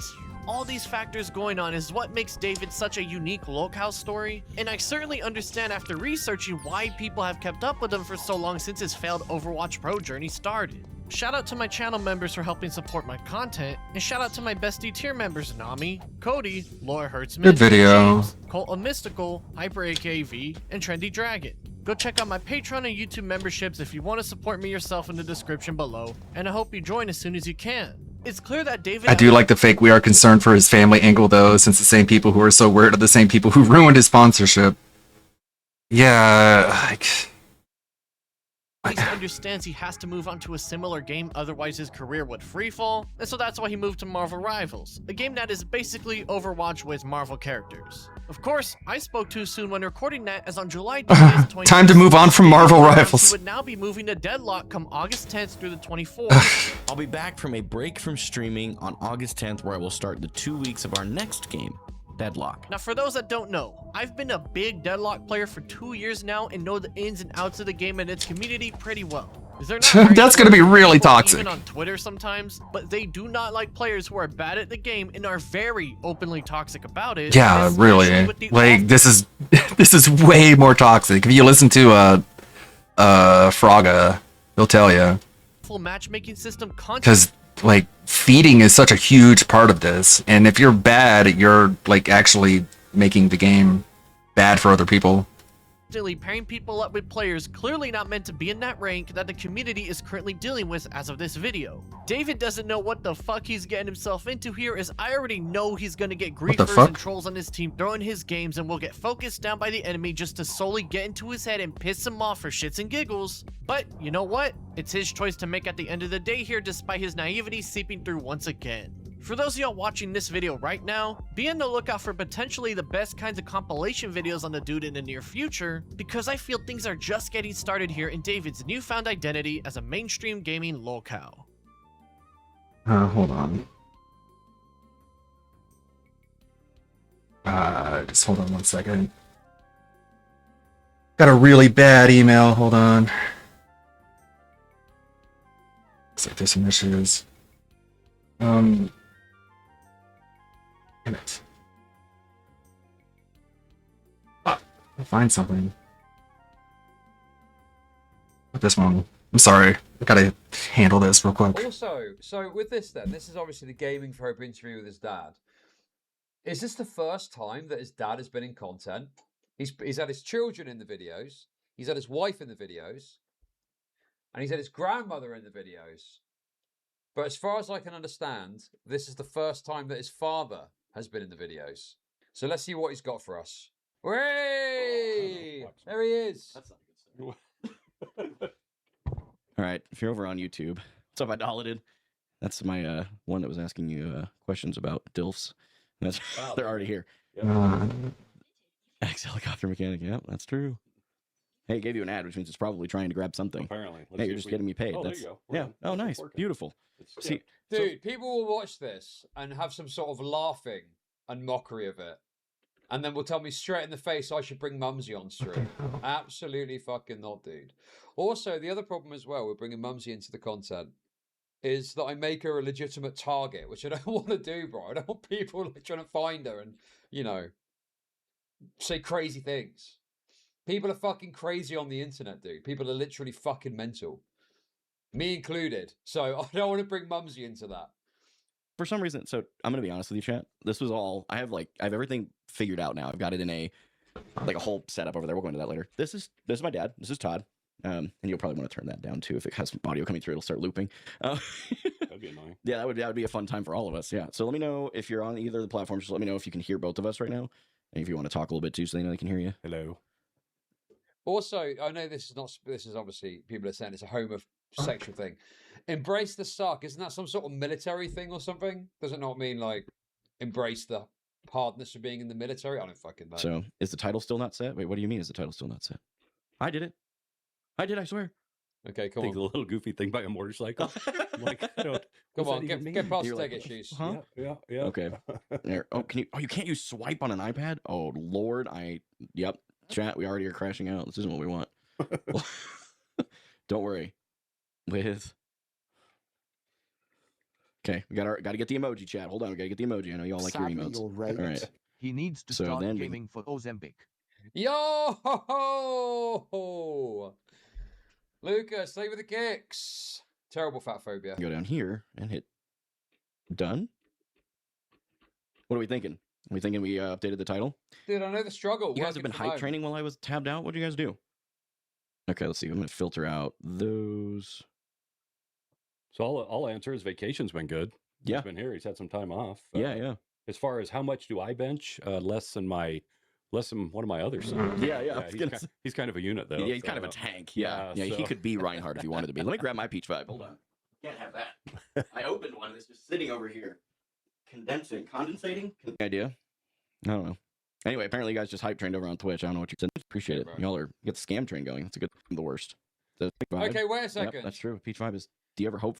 Am I crazy here, or is he like soft flexing in front of his father? Yeah, got a hype train. Got a little hype train over on Twitch. Easy peasy, trivial for the likes of me. For gaming? Depends on the moment. This was supposed to be my one experience with the outside gaming, and it was just a thumbnail. You baited us all. Yeah, I know. Actually, I am the worst. That's just cold hard reality. So this is the fun part about what I'm learning, chat, because I've never. Okay, the other problem, to make a serious point straight away, is if you do a podcast style thing like this, you can't be looking at chat. It's too distracting. You should be focused on maybe he's going to just log in and talk to his father. But this is like this constant pursuit of validation from chat that he's almost looking at it for seemingly to be like, oh, did they like this? Did they like what's going on? Just put the fucking pad away, lock in and have a convo with your fucking dad if that's the content that you want to do. I've never done this before, where I've got like this iPad. Yeah, you guys we'll Vanna White it. It's right there. And it just keeps, when you guys type, it just says more messages below. I don't know how to get it to just go like it does on my computer. Any of you guys watch on iPads? Why are you censoring? I deserve my freedom of speech. You can have all your freedom of speech Like you want. You just don't sneaky. get to have it here. This is a dictatorship. They changed how ranked works. You can now only duo queue and ranked. So you can't like squat up. That's interesting. Gaming for toes. So I'm not giving you free. Hey! Whoa! Oh, socks for free? Ooh! Lovely. Sort of feet picks in this economy. You should be grateful. Yeah, they had split ranked and standard. Yeah, no more getting flamed. No. And for losing or something. No, I don't know either. I don't know. Yeah. It sounds like French. That's probably true. Yeah. Kelpie is asking you what your favorite movie is. Oh, depends on my day. You know, there's some. I got caught in watching Stealth for a while, which realistically, right now with AI, kind of everybody's concerned with AI. It's probably a good movie. If you haven't seen Stealth, probably. Oh, dude, isn't that like some total goy slot boomer tier nonsense where a stealth fighter jet is controlled by a computer or something? I'm not seeing it. Yeah. I'm pretty sure it's, yeah. The AI playing, yeah. I've seen like something about it or know of it somewhat, but I've never watched it. Jamie Foxx. Because it looks awful. Worth watching. Yeah, that's a good movie. Yep. I haven't seen that in a while. I forgot all about that movie. It's an old movie at this point, but it's great. It's a good one. It's been a minute. Do I like games? Yes. Wait, hang on a sec. That's his favorite. Wait a minute, dude. That's his favorite movie. It's some utter gutter tier slop, not some like high tier movie.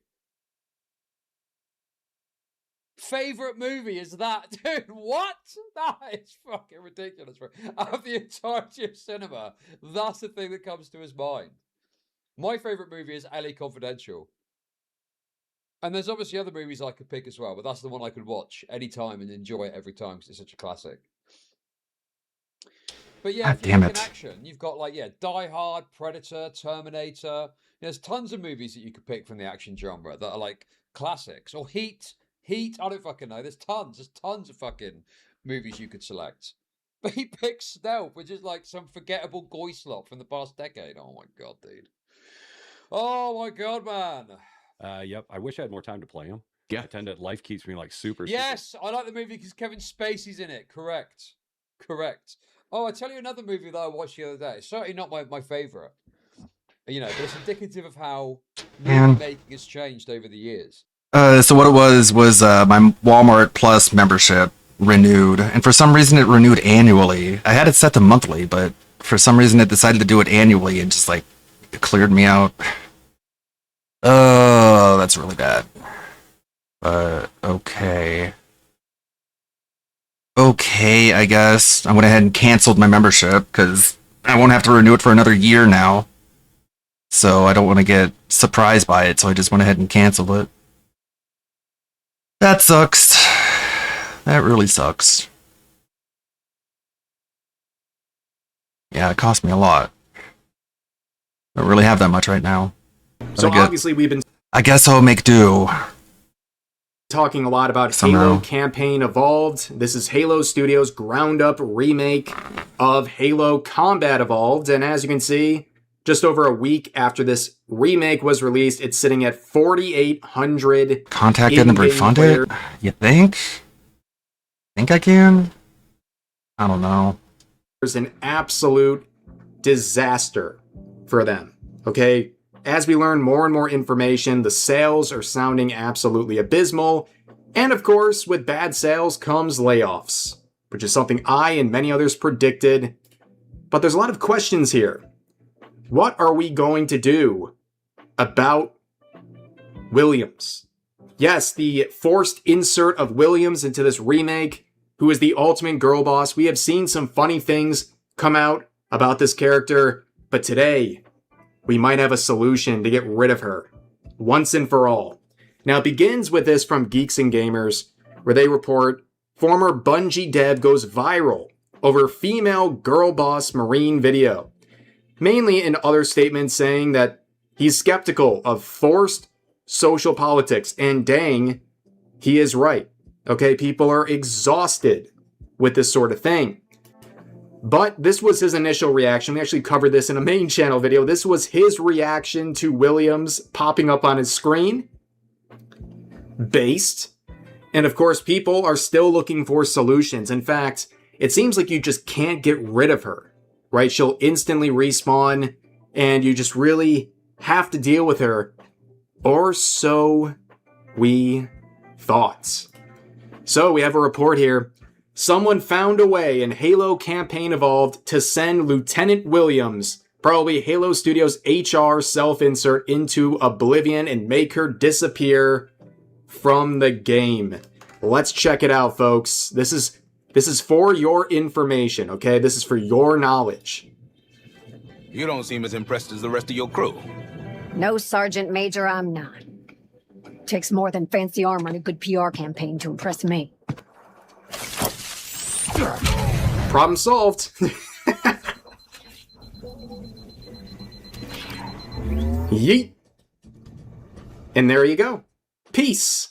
Peace finally achieved in the Halo universe.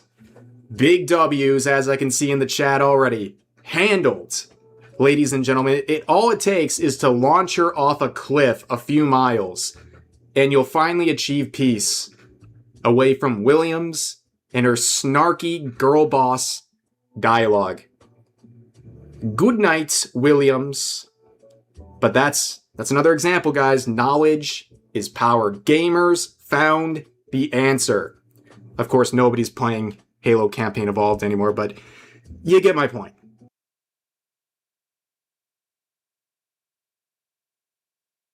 Things happen in America that hopefully we can course correct. Nova is someone's evil opposite. Let that sink in. Man, that's a rough one.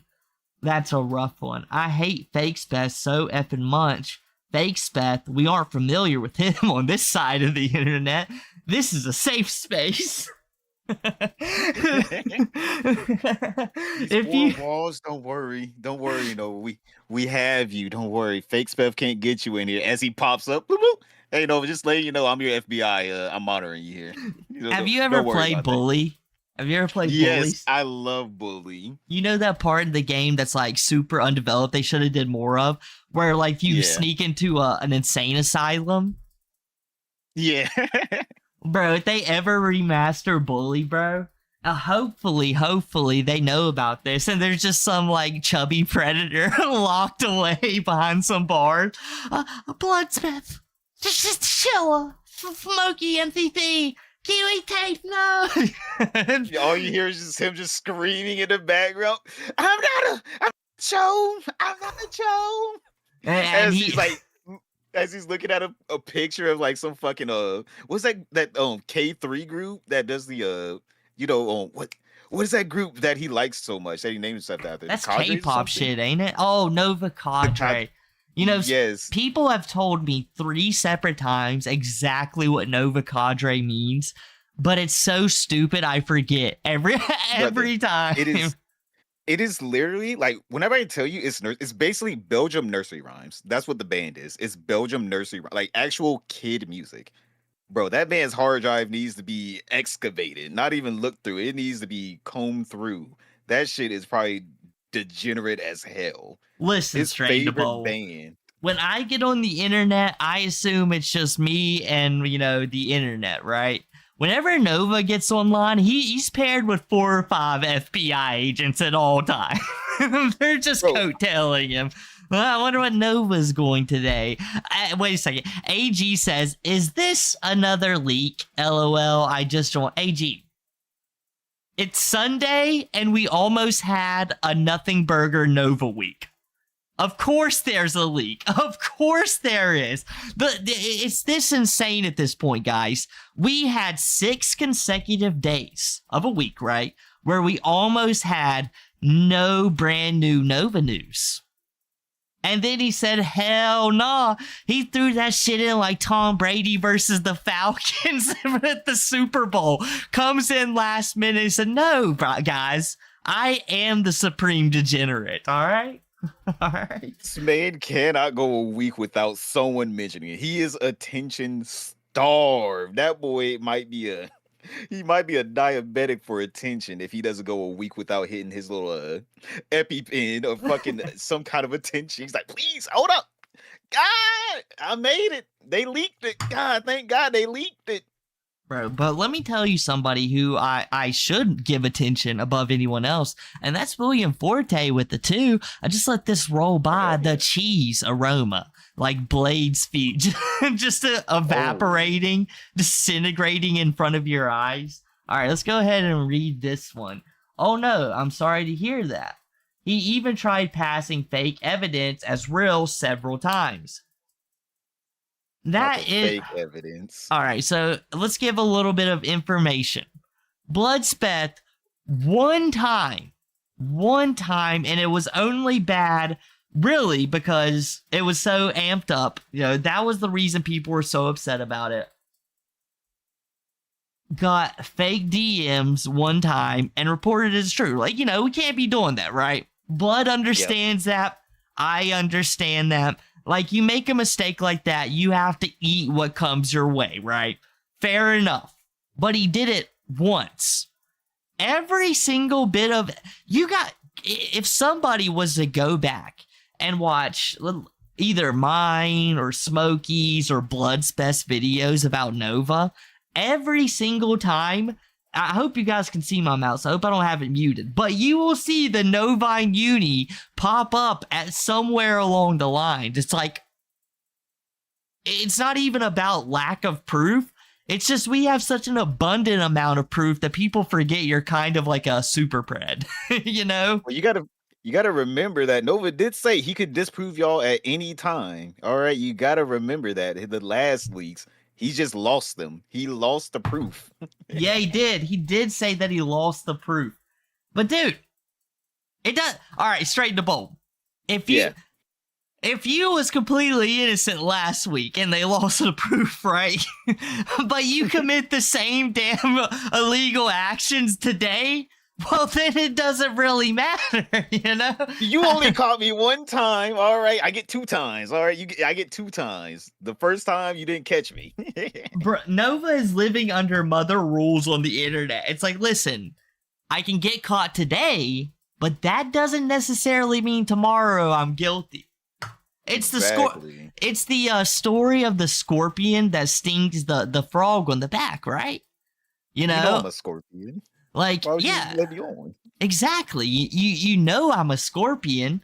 Why would you let me on? You trusted somebody that you never should have. This is the chome, right? That's why we don't trust him. We will. You know what? I'll take my L if he ever comes out and says, "Actually, this didn't happen. Actually, she was of age." I'm like, you know what, Chome, seeing that you actually finally gave us some kind of proof, I'm gonna have to give you a round of applause. Just for even coming out with proof. Even if it's fake, even if it's fake proof, I'm like, at least you tried. At least you tried to trick us. Dude, you know it's fake. You know it's fake. Oh, I accidentally went backwards. I apologize, guys. With fake evidence being spread about you, if you're comfortable with sharing, if not, that's fine. This is a safe space.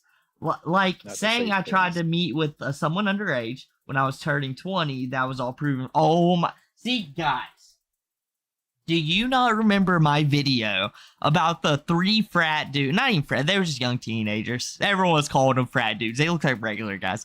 Walking up to Nova and say, "Hey, we caught you at a park." And I said, "This is bad," because then you have like Nova being able to point to a situation and being like, "So they faked this about me," and he's literally doing the thing.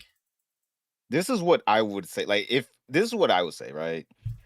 If you actually want Nova to go to jail, you don't even have to do the whole fake predator catching. Just get the IRS on their ass. You know he ain't paying no damn taxes. Me and you both know he ain't paying no damn taxes. They will get his ass expeditiously. If anything, he would get a worse sentence on tax evasion than being a chome, which is the sad part. Oh, dude, it is. You know what's crazy, chat?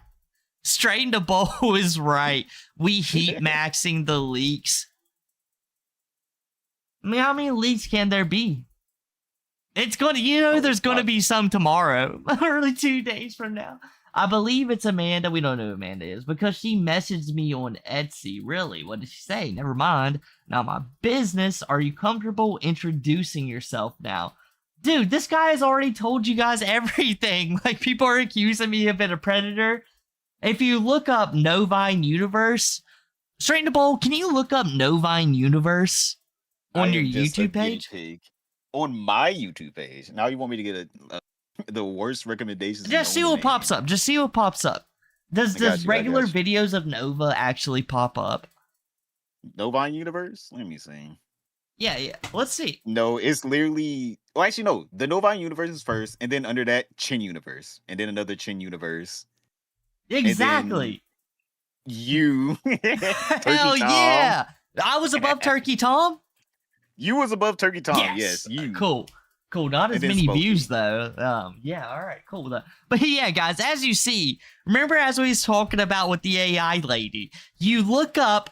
You don't even have to look up his dead name, as he likes to call it. You can look up his official, and the first videos that pop up is the chome been a predator. It's not a safe space. Whoa, I think everyone here knows a little too much. Oh my god, yes, dummy boy. I'm gonna head off too. Good night, guys. I'm a night owl. Me too. I'm trying to fix my sleep schedule. Ha ha ha. Can you someone help me with something? Oh my god. The Chome's already South Park. Bro, the Chome is already playing his tricks on him. It's like a dog, you know, when they like fake limping one time and you're like, are they gonna do this for the rest of their life? That's Yes, exactly it's the one what- trick they know. How do I get my food when I want it, bro? I just limp. Nova. How do I get my degeneracy when I want it? I just start acting like just start sympathy baiting. I just need someone to help me. I'm entering a Pokemon tournament in a couple weeks, and I need a good deck to pummel the competition. Okay. Do you think this motherfucker actually be playing Pokemon? Or I'm pretty sure he puts them in a binder like DSP, never to see the day of light again. I don't even know if he touches that. Right. I ain't gonna lie to you. When I was collecting Pokemon cards back in 4th grade, every damn time they went in the book, and I always thought I'm gonna play Pokemon. But where I went to school, you didn't tell anybody you like Pokemon. The messed up thing is, I know all those kids played it. I know each and every one of them did, but you didn't say it, right? So, I never got to expand my Pokemon abilities, right? So if I was in this tournament, I'd probably get cooked. I'd probably get cooked. Hey, wait a second. Speaking of cooking, we got Bush Tail with the 5. Do you think the ages of the main character is what's got him to take his break? Oh man. Maybe. You never know with the Chome Bush Tail. You really never know. Oh, good lord. Sorry, I was taking a drink. I remember bringing my card binder to school one day in middle school and got bullied relentlessly for it. Duo's Day. She knows the pain. You might be from the South or close to it. Listen, every kid from the South, they wasn't allowed to play Pokemon, bro, but they all did. They all did. One day, some kids walked up to me and they like it was a drug deal, and they're like, Chilla. I can't believe I didn't say my first name. Chilla. You got them. You know anything about that Pokemon? And I was looking around. I was like, what do you need to know about Pokemon? He's like, you know how to make a Kadabra Alakazam? And I said, listen, we're going to have to do some undercover missions tomorrow, but you take your DS here, and I bring my DS here, and Okay, yeah. I actually got it handled. I called them up and told them the situation, and they're like, all right, fine, we'll process your refund right now. So that's pretty cool. It was easier than I thought it would be. Walmart was actually very, very swift and speedy. The bank, not so much, because it's a Sunday. I think they locked my card, and I'm going to have to unlock it. So crisis averted. Probably going to have to call tomorrow and get my card unlocked, because I reported it as fraud, and whenever you do that, they're like, okay, the card can't be used anymore. And I'm like, oh wait, I guess I should have called Walmart first, but it's fine. You just get the card functioning again. Thanks guys, thanks for being patient. I just got that email and I was like, I thought I got like hacked or something, but it wasn't a hack, it was just Walmart being fucky. That's all good. Went ahead and canceled it because I don't even use Walmart delivery that much anymore anyways. The Alana situation got even worse. Yeah, it's good news. Thank you guys. Thanks for being patient. Hey, what's up guys, Riff here. So I regret to inform you guys, the Smug Alana situation has actually managed to get worse. This is an issue with many prongs to it. AI moderation, once again, being terrible on YouTube, but also YouTube in and of itself being very inconsistent with its application of its TOS. Now, over the last couple of days, we've seen the Asmongold ban, and now what's happening with Smug Alana, and it seems like a lot of your favorite content creators are being hit with nonsense, and I'll do my part and talk about it today, and hopefully try to get to a... Why does it have to be so unfair to everyone else? Why can't it be unfair to DSP and get him banned off YouTube? resolution of this situation. Now, the other day, in case you missed the previous episode of Dragon Ball, Smug Alana was banned for 7 days off of YouTube for a video where she was depicting violent graphic content over watching a guy kill mosquitoes. Yes, and as pointed out by Shu here, Team YouTube says all mosquito lives matter. It's a very weird situation where, of course, the main video is totally fine, but reacting to it somehow got her in trouble. And also she points out that there's a lot of AI slop videos that are doing essentially the same thing that got her in trouble. And she says, you know, maybe it's unfair to point this out. I think it's very, very reasonable to point this out. There's a lot of double standards. There's nothing more frustrating than getting hit with strikes and other punishments for reacting to things that other people are doing, and the original videos she's reacting to are completely fine. Now, Team YouTube would respond saying, we'll share the next steps via DM. We totally understand your frustration. And of course, their solution provided to Smug Alana was basically to go and report the other videos as well. Amazing move right there, and that's really what we covered up until that point in my video from yesterday. And you can see the comment section, a lot of smugglers, a lot of people who support Smug Alana. I know we have a big audience Smugglers. overlap, and everyone is standing with her. They're tired of seeing this stuff happen to many different content creators, but especially VTubers. It seems like, for some reason, whether it's the AI moderation or whatever, there seems to be a regular theme with YouTube taking harsher punishments on VTubers. And that's not just a Twitch thing, it's also a YouTube thing as well. Now, in reaction, some people think it's a great thing because, well, Smug Alana does the wrong thing. So they're saying, not so smug now, are you, Alana? And then you look at the users posting this stuff and like, do I even have to point it out? Do I even have to point out that every time you see these terrible takes, it's from someone with pronouns and self-described socialists, among others, and also a Dragon Age fan in 2026 is just tough sledding. But you can see people like Ember here saying, hey, why don't we get some humans to look at this issue and correct this very obvious misstep? And wackadoos like this say same regard that thinks AI is a good thing. Go figure until something bad happens to you and then you screech, but my AI. So if you're not opposed to AI, you're supposed to support everything it does, even if it's bad? Like, what is this logic? This person is yeah, it can do bad stuff. We all acknowledge that. We all agree. The point it can do, but yeah, way to miss the point. Entirely nobody, and I mean nobody, is happy about AI moderation. It's like somebody makes an AI image of gore and they send it to you, and you're like, ew, why'd you send this to me? And they were like, oh, I thought you liked AI. On YouTube. Luddites. It's one thing to not have an issue with people making AI art or memes. Ludbuds. It's a whole other thing when it comes to moderation, especially when such critical decisions are being made by AI. Nobody likes that. But unfortunately, these people are very intellectually dishonest. They know there's a difference, but they want to make statements like this anyways. But here is the latest involving Smug Alana. I guess when it rains, it pours, because she has had another video taken down. This time a video from 5 years ago. She reacted to a 5-year-old Joe Rogan clip where, of course, in the video there was a mention of a link to an adult website. And, well, she got smoked. Now, of course, right now, it's very tough, right? Asmongold got banned, Smug Alana got banned. But did anyone see them in the same room at the same time? Tinfoil hat, guys. It's definitely another crazy rabbit hole, potentially. But in all seriousness, this is Smug Alana's video. She linked. It is still down for violating YouTube's policy on nudity or sexual content.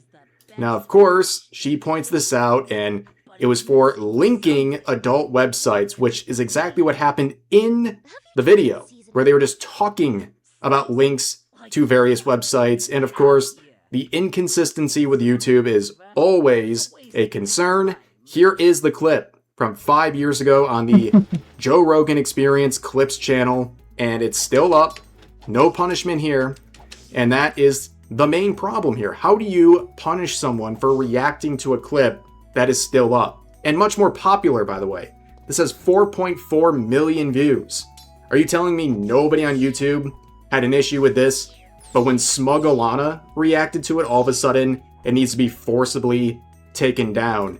But of Well, course, nobody Shu saw went it when ahead it was with on Joe weighing Rogan. Again on this, she's obviously friends with Smugglana, and she replies, tagging Team YouTube, saying, please look into this. She is commentating on a video that is still public, yet only her video was removed.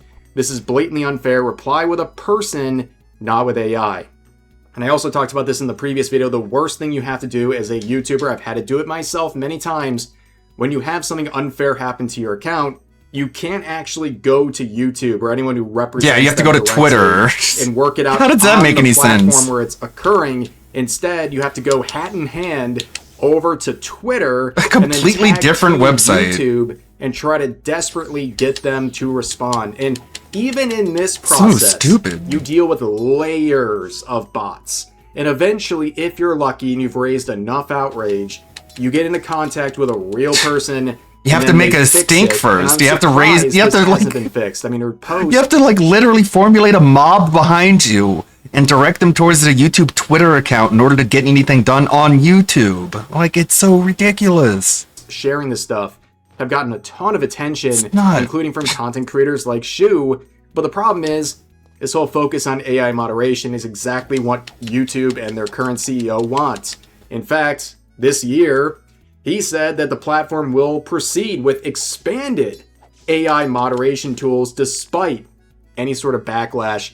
And he believes that AI will enable a new class of creators, which is so ironic given all this. Again, to understand, You watched a people who video are on okay our with service. AI for art or memes Get or banned, stuff like bitch. that, or at the very least don't think you should be like blacklisted. Yeah, you publicly watched a for video doing that's so. on our website. They don't want AI moderation Like on what? YouTube. Of course, some Well, that's what happened to me. Like, I watched Spoonie's video, Your Hunter from the Future, and I got hit for a claim for scams and deceptive practices. Scams and deceptive practices because I watched a movie review that's on your site?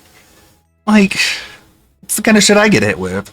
AI moderation is expected on. Thankfully, it was like the first time I had something like that happen, so it was like a warning, but I don't get that warning back. A massive platform, but when it comes to something like a strike on your channel, that should not be handled through AI, especially when the appeals are denied within seconds. I mean, that's what always happens. I can speak from experience with my situations. My most recent one, when I cyberbullied EDP445. I mean, my That poor baby. appeal was rejected in a smaller window of time than the timestamp of the clip that got me in trouble, which, again, as I described in my last video, my case was reacting to EDP getting caught in another little sting operation. I said, if this is all true, he should face legal punishment for this. That was apparently cyberbullying. You can see people saying this seems extremely targeted to be a regarded AI moderation issue anymore. And Smugglana cool. says, I just refuse to believe that I'm someone that pisses off at YouTube staff that much to be targeted. Surely it's just a regarded mistake and they're doubling down because we don't have other options. I feel like they're just not noticing anything. I feel like they put no effort into trying to fix issues like this, and that's how it's been for so many years, and we live on a very fickle platform at YouTube. And I'll get into that more in just a second, but here's another quote saying, VTubers are the most oppressed group on the internet at this point. It's wild to me how so many corporations and platforms show their true colors the moment a creator dares to prioritize their privacy by being a VTuber when streaming or making videos. Now, which way, Western Man, who is the most oppressed group out there? Is it gamers or VTubers? That's a debate that'll rage on for many years, but what if you're a VTuber gamer? Oh my god. You're just cooked. You're just cooked, ladies You're and like a gentlemen. Jew in but Nazi This whole Germany. thing, again, really reminds everyone of how fickle this platform is, and of course, I'll put a link to the latest, or actually I'll give both links to Smugglana's posts, so you guys can share that and hopefully force a response out of YouTube. But given the very unstable nature of YouTube, it's good to have other things, other options, and I'm going to take this opportunity to... To chill. Alright, thank you. To chill. Fair enough, Rev. You need to go to the third option. You need to beg your audience hat in hand. Like, yeah, the third option. I'm gonna need your support. I'm gonna be asking for it, and you're gonna like it.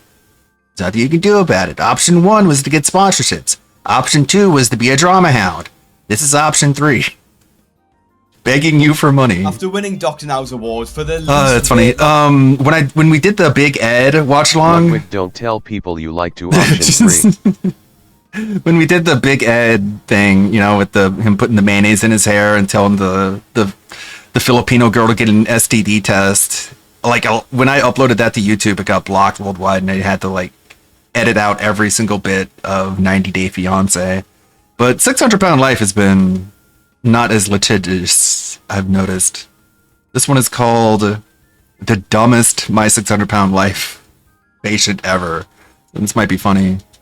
Lost ever in a weight loss journey, Ontreon from season 10 of My 600 Pound Life must go down as one of the worst stars to ever appear in the series. We're off to a good Suffering from heart start. failure and diabetes, he is literally at death's door at just 36 years old. However, Ontreon Speedrunning. seems to prove he doesn't care about this, and he lives in constant denial, gives unbelievable excuses as to why he can't stick to the diet, and continues to stuff his face with whatever food he wants. In the beginning though, Ontreon sounds like he has all the Ontreon. motivation he needs to Dumber lose than weight Steven, as he isn't he? lists his health issues. Is that even I take possible? about 13 Guess we'll to see. 14 different medications to make sure my heart does not fail. And that's Stephen the only Asante's thing that pretty keeps me out dumb. of the hospital. There's barely anything Ontreon can physically do anymore because of his size. He can barely walk and sleeps on a mattress on the floor as he's too heavy for a proper bed. Being this big is horrible. Think of your worst pain and then stretch it out over day in and day out every day. Well, I'd Some stop days eating. It's hard for me to even get out of bed. But I gotta don't know about keep you. moving.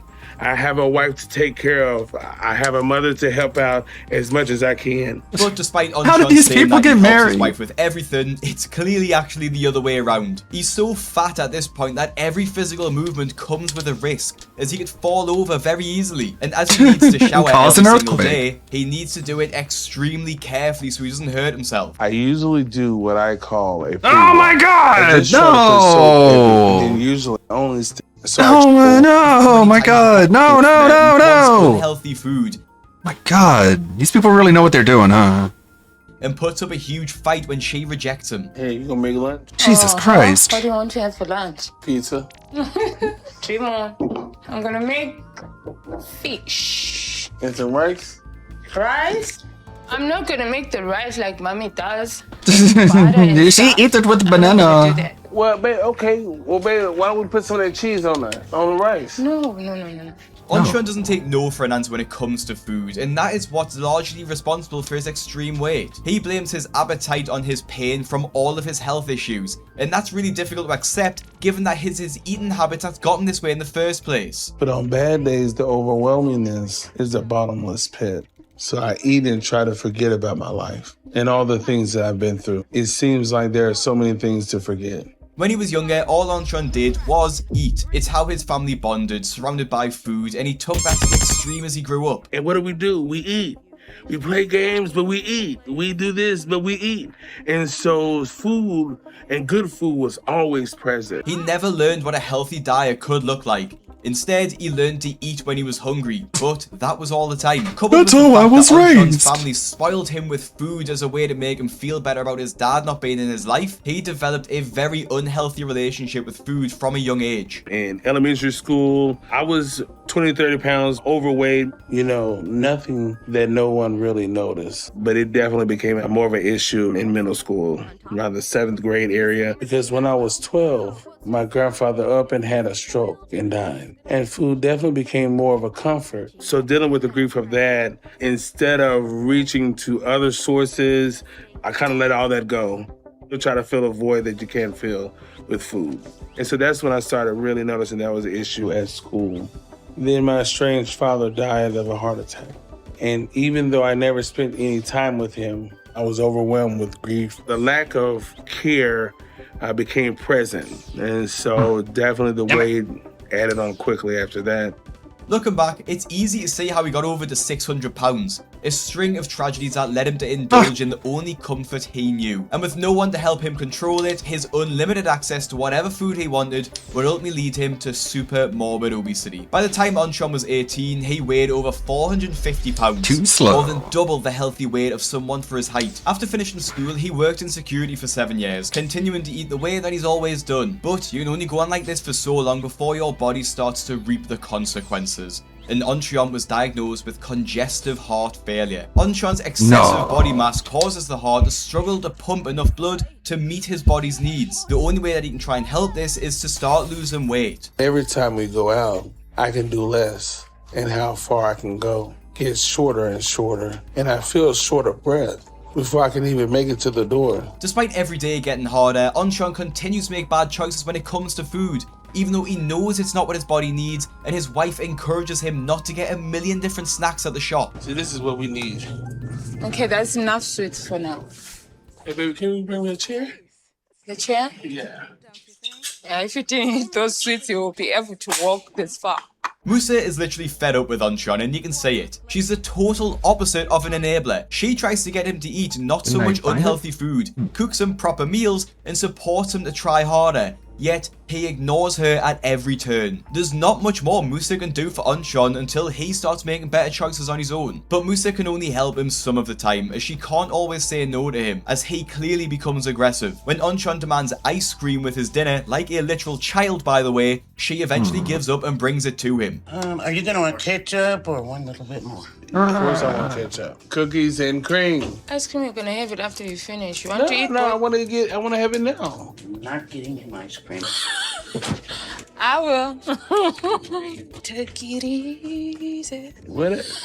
Really? And not to mention the entire pizza that he eats with a huge portion of chips, while his mom and wife share a normal portion. Untron is running out of options. He's never lost any weight successfully despite his efforts, so he decides to see Dr. Now, who will hopefully help him to be able to lose enough weight to save his life. The road trip to Houston though to see him will take about 7 hours, and it should be a time where Untron reflects on changes that he's going to make and plan for the future. But Untron has other ideas. Maybe there was a couple of restaurants I wanted to stop by in Houston.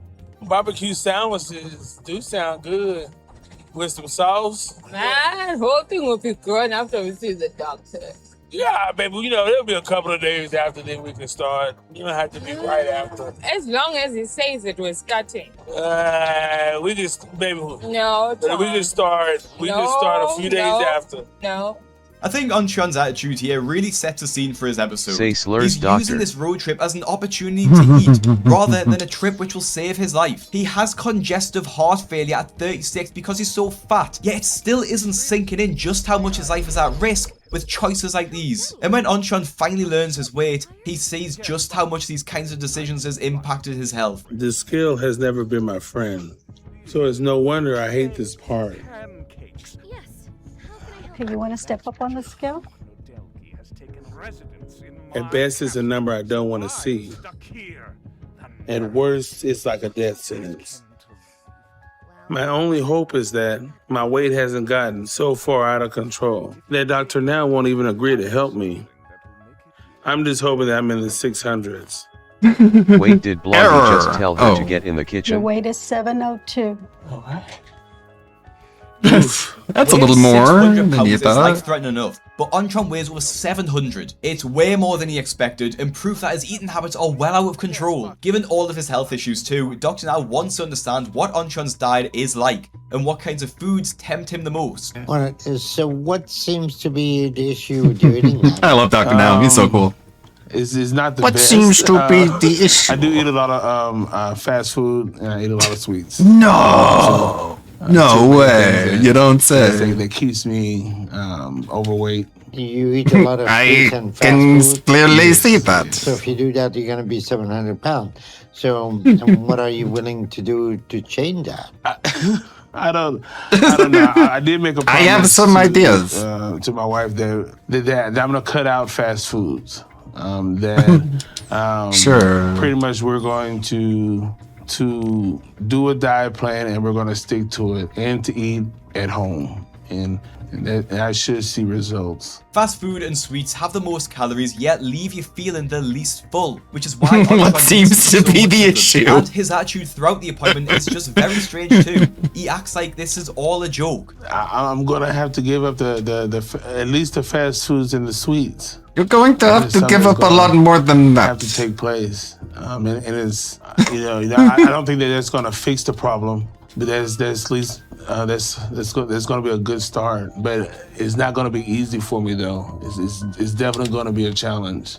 I agree with Yes, you. I agree. But the first I will step drink is diet you show soda. that you are Leave me willing alone. to do what you say. Doctor, because it sounds inward. like you Oh, said no. all this before. And so far, it seems like you go in the other direction. Okay?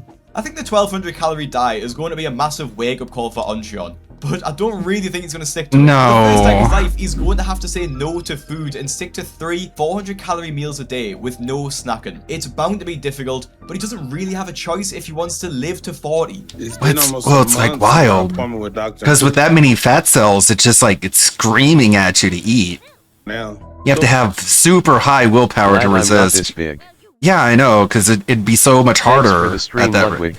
Hope everything works out. Yeah, I'm pretty sure it will. Thank you, Kernox. Just like when you have that many fat cells, they want to be fed. Like, they don't want to be starved. And so you have to have a high amount of willpower in order to resist that. When, if you had that much willpower to begin with, you wouldn't have gotten this big in the first place, you know? So it's almost impossible.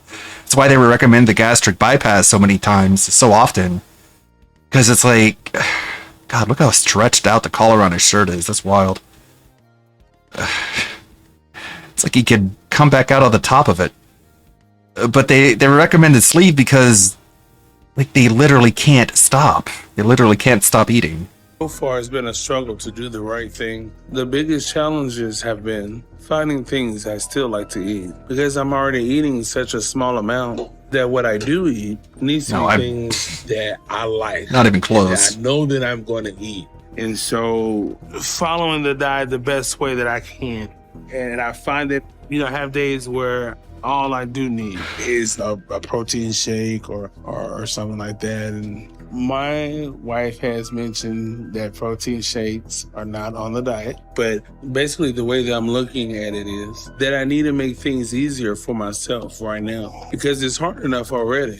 It winds me up so much when patients like Onchon eat food that isn't on the diet and then wonder why they haven't lost any weight. Having a protein shake isn't so much of a bad thing, but he's drinking his calories and it won't leave him feeling full. And not to mention, it's not on his diet plan. People seem to think that having a protein shake is like a healthy option instead of a meal. A No, protein it's shake a is just like substitute. anything else. It's a diet supplement. You don't replace meals with a protein shake. It seems like Onchon is going to the extremes because with his exercise too, he isn't doing the ones Dr. Now asked him to do at home, but seeing a PT at a local gym instead. This isn't necessarily a bad thing, but it's just obviously won't stick to it. It's easier for Onchon to get into the habit of doing exercises at home every day than driving to a gym and meeting with a PT. It's like he's trying to do everything at once, and when you try and do that, you're more than likely going to burn out. And bending the rules of his diet and exercise is going to make it really difficult for him to lose weight, and it's frustrating to watch because Dr. Now has given him all the tools to stay on his diet and is available for support. But it seems like even Onchon isn't confident that the changes he's made will have any effect on his body, probably because he hasn't really made any and he's just doing it for the cameras. Babe, I don't know if I came even close. I don't think I did, You've been doing the diet. Yeah. Yeah, and the other things we just have to clear up with him about the shakes because I told you shakes no, but you said the book said yes. It's like we're understanding it in a different way. All right. Yeah, because at the end of the day we say different things. It doesn't help. I hear you, baby. Dr. Now told me to lose 80 pounds in 2 months. So if I did that, I would have weighed 622 pounds today. 80 pounds in Your weight 2 is months. 683. At least I lost something, but I guess I saw that coming. You can go to room 5. While it's good that Onchon did lose some weight, 19 pounds isn't that much for someone who's over 600 pounds. This slow weight loss will take him years to get down to a healthy weight, and he might not have that time left. I don't think you've really done much of the diet except maybe 1 or 2 days. I don't think you really have done any of this exercise, maybe 5 minutes. So you're not taking this seriously. Come You're on, making man. excuses not to be healthy and do the right thing with your diet and your exercise. And in the end, all you did was you made some changes, but not a lot of changes. So what changes do you think you made? I've really been trying to stick with the 1,200 calorie diet per day. I know that we It's very me and my wife, skeptical. we discussed about protein shakes, and I've just I been know drinking that we've those all done day. some protein shakes, and she's been honoring me about that because she said they would. I'm not supposed What to do you mean? You drinking protein shake? Yeah. Oh, shucks. You Yeah. have eaten the food that belongs to the next 5 years. How in the world do you need a protein shake? What do you need to take a protein shake? You've eaten enough food to last the next 5 years. Just tell it like it is. Who gave you that idea? And look at the wife just sitting there and be like, yeah, I told you. And it's like you couldn't have done anything. Yeah, see, now you're going to get yelled at by the doctor. And it's like, maybe you should have been doing the yelling. I don't know. I don't I don't know, man. I just Well, I think thought it's it was whatever, because, dude. you know, it was long Yeah. What do you mean you don't know? Who gave you stuff to read and then said no supplement, no shakes? I'm sorry, did you read the stuff I gave you? I did read some of I it. looked at it. I mean, I didn't read it. But In you her have defense, to he has a weight understand advantage what on the hack doctor hack has hack. to do. So I'm not What gonna can ask she you any do, question. really? Let me ask her. When Dr. Now asks Musa what the truth actually is, she doesn't hold back, Hmm. which is pretty unusual to be honest, as normally the guest is the enabler, so they make millions of excuses for them. Like, we've seen it a ton of time on the channel when the £600 life patient will bring the enabler with them, and the enabler will make excuses. And if you haven't seen that on my channel before, make sure you subscribe, because I upload these videos every single Friday. And then the other day, he was eating peanut butter. He said it's there in the book that he must eat peanut butter. I said, I read it. It doesn't say that. And then we started arguing about that. So I was like, okay, I'm just going to leave it until we go back to the doctor so that he can explain to you. Because it's not... Okay, whatever, I'm done like, arguing. It feels like maybe You do it, the doctor. food is the same. I told him, if you go through She the is kind of food an and enabler. look at the food, it's not the same. It's different kinds. Just because you don't like it, but it's good for you, just take it. Because if you're full, you're not going to think of taking peanut butter. That's what I told him. So we're waiting to come back so that you tell him that the shakes is a no-no. Oh, there's the Peanut butter compass. is a no-no. Musa read Dr. Now's book from back to front, yet Antron has only glanced at a few pages. It's like he thinks the situation is one big joke and forgets that his life is on the line. Well, you're diabetic, you have a high blood pressure, you are grossly overweight, and you're killing yourself with the food. And we give you some instruction to read every night and follow those instructions. But you decided to do whatever you want. But you don't have time to play around and do this. Because when you are 700 pounds, all that pressure on your heart and your lung, it is only a matter of time before they give out. I have a lot of concern with your heart and number of medication taken with your blood sugar and so forth. You're not a healthy person. And this That's is an a understatement. dangerous situation you're in, and you need to try harder, get your weight down before it's too late. Dr. Now gives Antron another 2 months to lose 80 pounds, and he will have to try a hell of a lot harder this time around. He also says that if Antron has any questions about the diet, like if he wants to know if he should be drinking protein shakes and eating peanut butter, then to call him. So there's literally no excuse for him to be uncertain about what he should be eating. The worst part is that God, Musa the is willing to make moles. all of his meals, following the diet to a T, and the food she makes actually looks really good. She's desperate for Antron to lose weight so they can have a proper life together, but he just doesn't seem willing to change. For one day, and then he gives up and says, no, I'm going to do it tomorrow. And then tomorrow is the same story. We never stick to it. That poor chair. So I am going to do everything I can to help him. Oh no, that chair doesn't look like it can do it. Oh, chair, can you do it? Helping you to lose Oh weight, my and God. it's either you do it or you don't want to do it. God. The impressive craftsmanship, man. One thing I haven't mentioned yet about Ontron is that he's training to be a pastor. In itself, it's extremely exciting for Ontron to have goals and a path to follow as he continues his weight loss journey. But this completely takes him off track, as he used it as an excuse to stay off. What the fuck? Hey, Pastor, you know that whole thing about lead me not into temptation? Diet. I think you've been diving headfirst into temptation. If you could jump, if that were the case. And so I slipped up on some of my diet, but I still worked I'm hard gonna to do take my that best. evil and I'm gonna eat it. And I'm gonna hoping to consume see that some anger. good results. I'm gonna maybe even digest a little bit that better evil. than last time. You can step on the scale. Last No, the appointment, poor I scale. weighed 683 pounds. Dr. Now wanted me to lose 80 pounds in 2 months. And if I did that, it would mean that I'm down to around 603 today.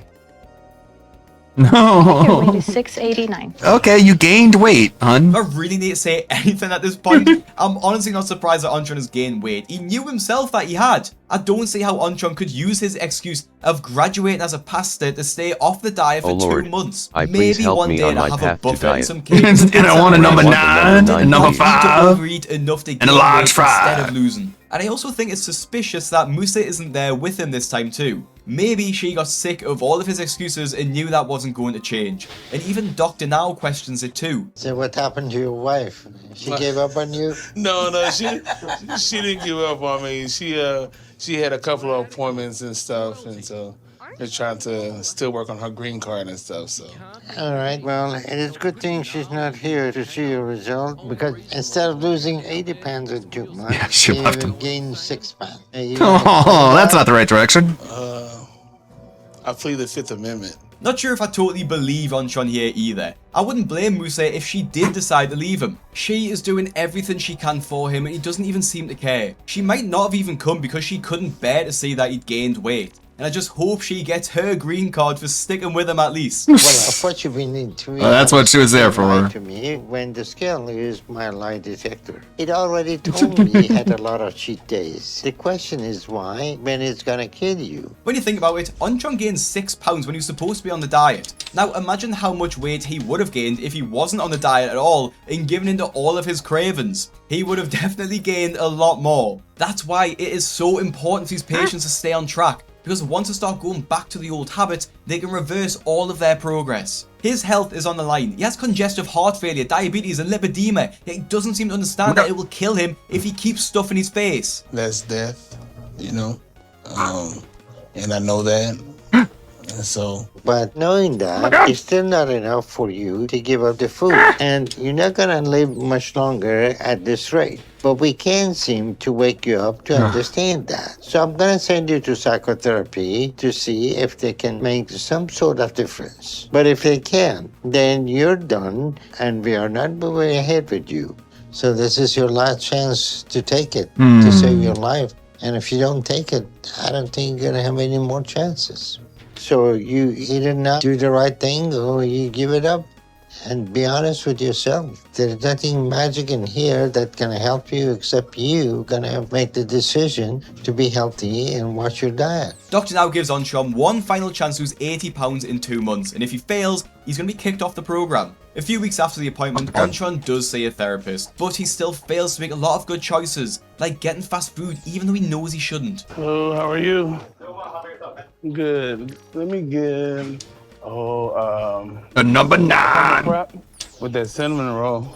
Yeah. Alright, man. We will get this right out. Okay. Despite literally eating cinnamon buns every day, Ontron believes that he's worked hard enough to lose 80 pounds over the past 2 months. He's been working with a therapist a lot too, and he's been speaking through some of his emotional issues, which he uses as an excuse to eat more. Working on all this emotional stuff has been good, but it made it a lot harder for me sometimes to end it because it makes me want to eat. Oh, good. It really does. So it's just been a struggle these last few months.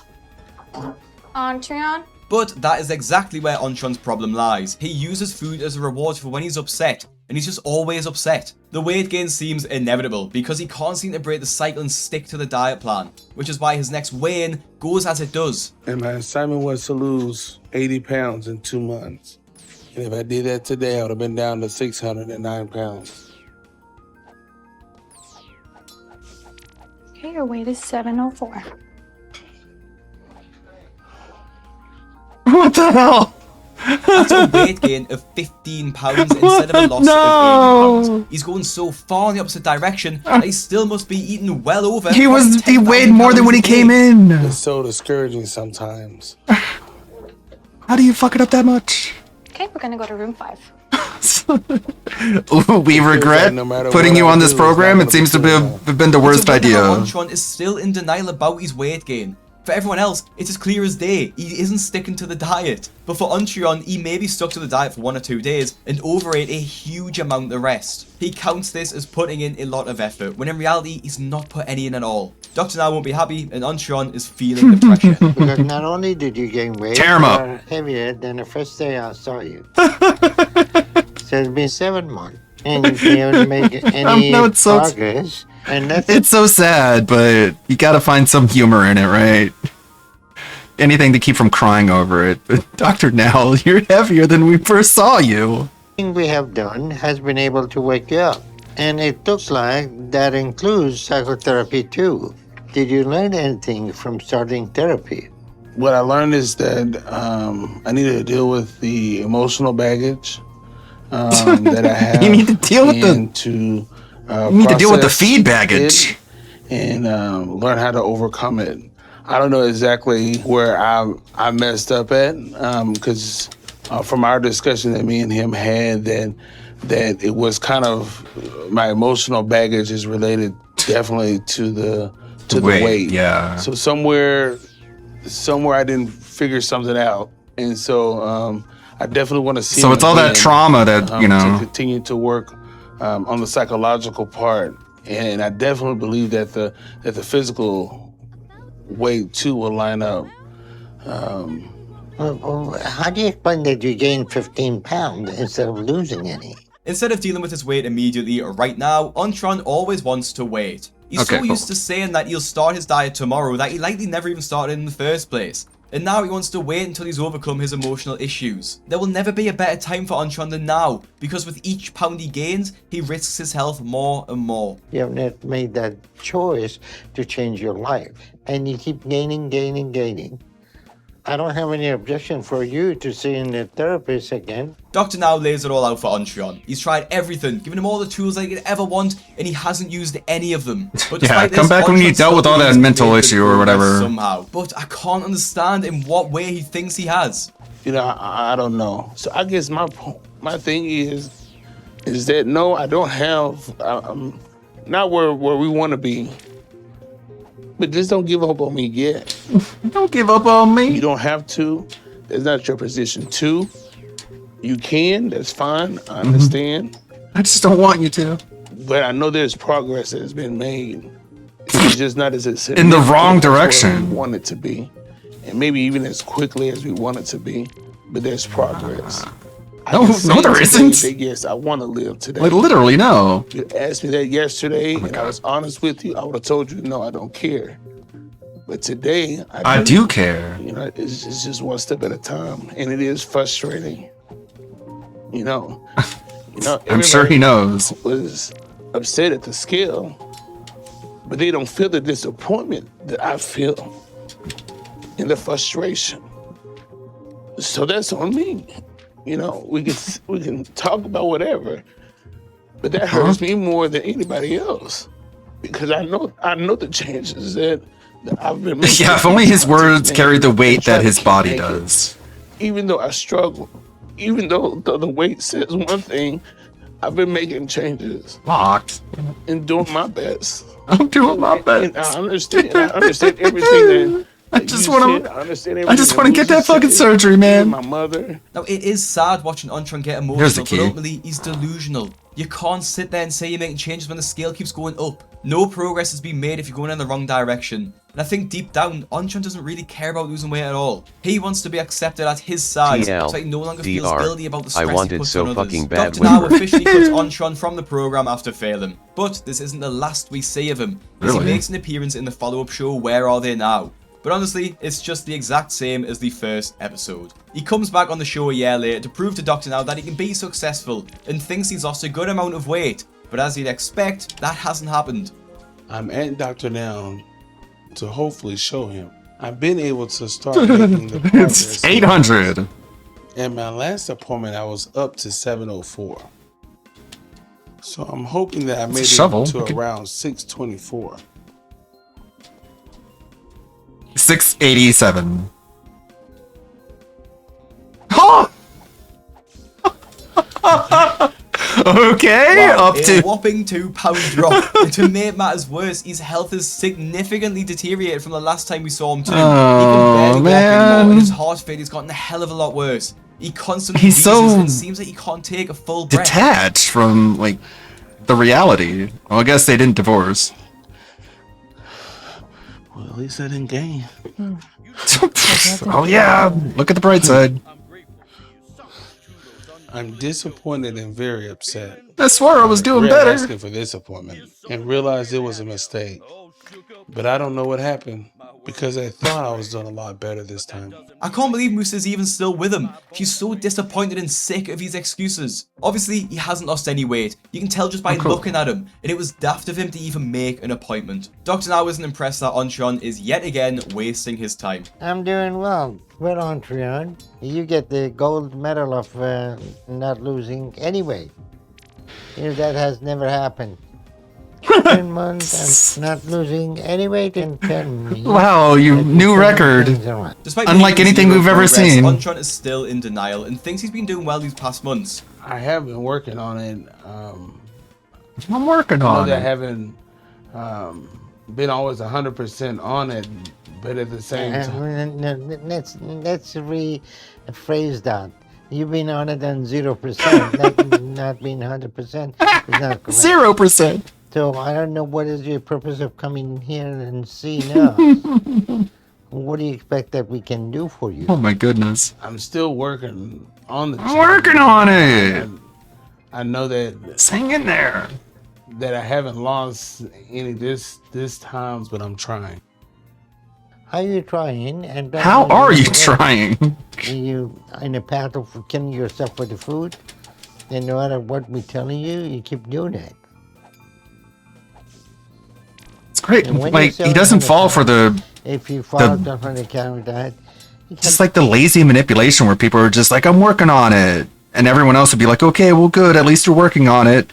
And Dr. Now is like, show me how you're working on it, please. I won't believe you're working on it until you show me like you are. 80 pounds, 100 pounds. It doesn't look like you are. To maintain your Ow. weight that you are, you have to eat 6,000 to 7,000 calories a day. And that's what you keep doing that. And you expect we keep eating the same thing and we make you lose weight. That's not going to happen. Since his follow-up episode, it doesn't look like Antron has lost any more weight. He created a public Facebook page to document his progress, but he hasn't posted anything related to his own weight loss in years, and just promotes his Cash App. As of May this year, he still looks to be with Musa, and she is a saint for putting up with him. Other than that, there aren't any other updates on Antron, but it's safe to say that he's definitely one of the biggest failures on the show, leaving his episode heavier than when he first started. And if you want to see another total and utter failure of my 600-pound life, click the video on your screen now. Make sure you subscribe to this video. Follow he me is on pretty Instagram at stupid. YT. Thank you for watching, and I'll see you in the next one. He did deliver. That was not clickbait. That guy really was one of the dumbest people. Like, it was better off not even doing the program, because he ended up worse off. And now everyone just makes fun of him for being fat and dumb. What a bad idea. But at least he's on TV. He's working on it. Let's see who to go raid. This has been definitely a lazy Sunday. We did some good stuff. Tomorrow my Grok subscription should reset, so I can probably finish up the animation given how close I am to the end. I do want to go back and polish up some things. And is restreaming? Hell yeah. Justin Wong is playing that terrible, awful botch of a game, Marvel Tokon Fighting Souls. DSP's playing Assassin's Creed Black Flag. Hope he's doing good. What is that? 191? Sure, whatever. Makes a lot of sense. Totally. People just can't get enough of the content. Oh no. Brian plays GTA roleplay. He should get on the trolling the Felted Sheriff bandwagon. Serpent is playing Bloodborne. Oh my god. I would love some Bloodborne, but let's go raid Anlete. What is Anlete playing? Oh no, I got ads. Of course I got ads. Dog explained already in chat. Way ahead of me. What is he playing? Rhythm Heaven Groove? Never heard of it. That's why he makes the big bucks. He plays the games no one's ever heard of, unlike Arzette. Get in the elevator. Next stop, Meme Monday. Yeah, Meme Monday. We have the Monday song. How was your weekend? I need to find another genre to remix that in. Let's go. Raid ANG11337. I already have a few genres picked out. Hope you guys enjoyed today's stream. May the good blood guide your way. See you again over on Twitch. Oh, it's muted. Unmute. There we go. Have a good one.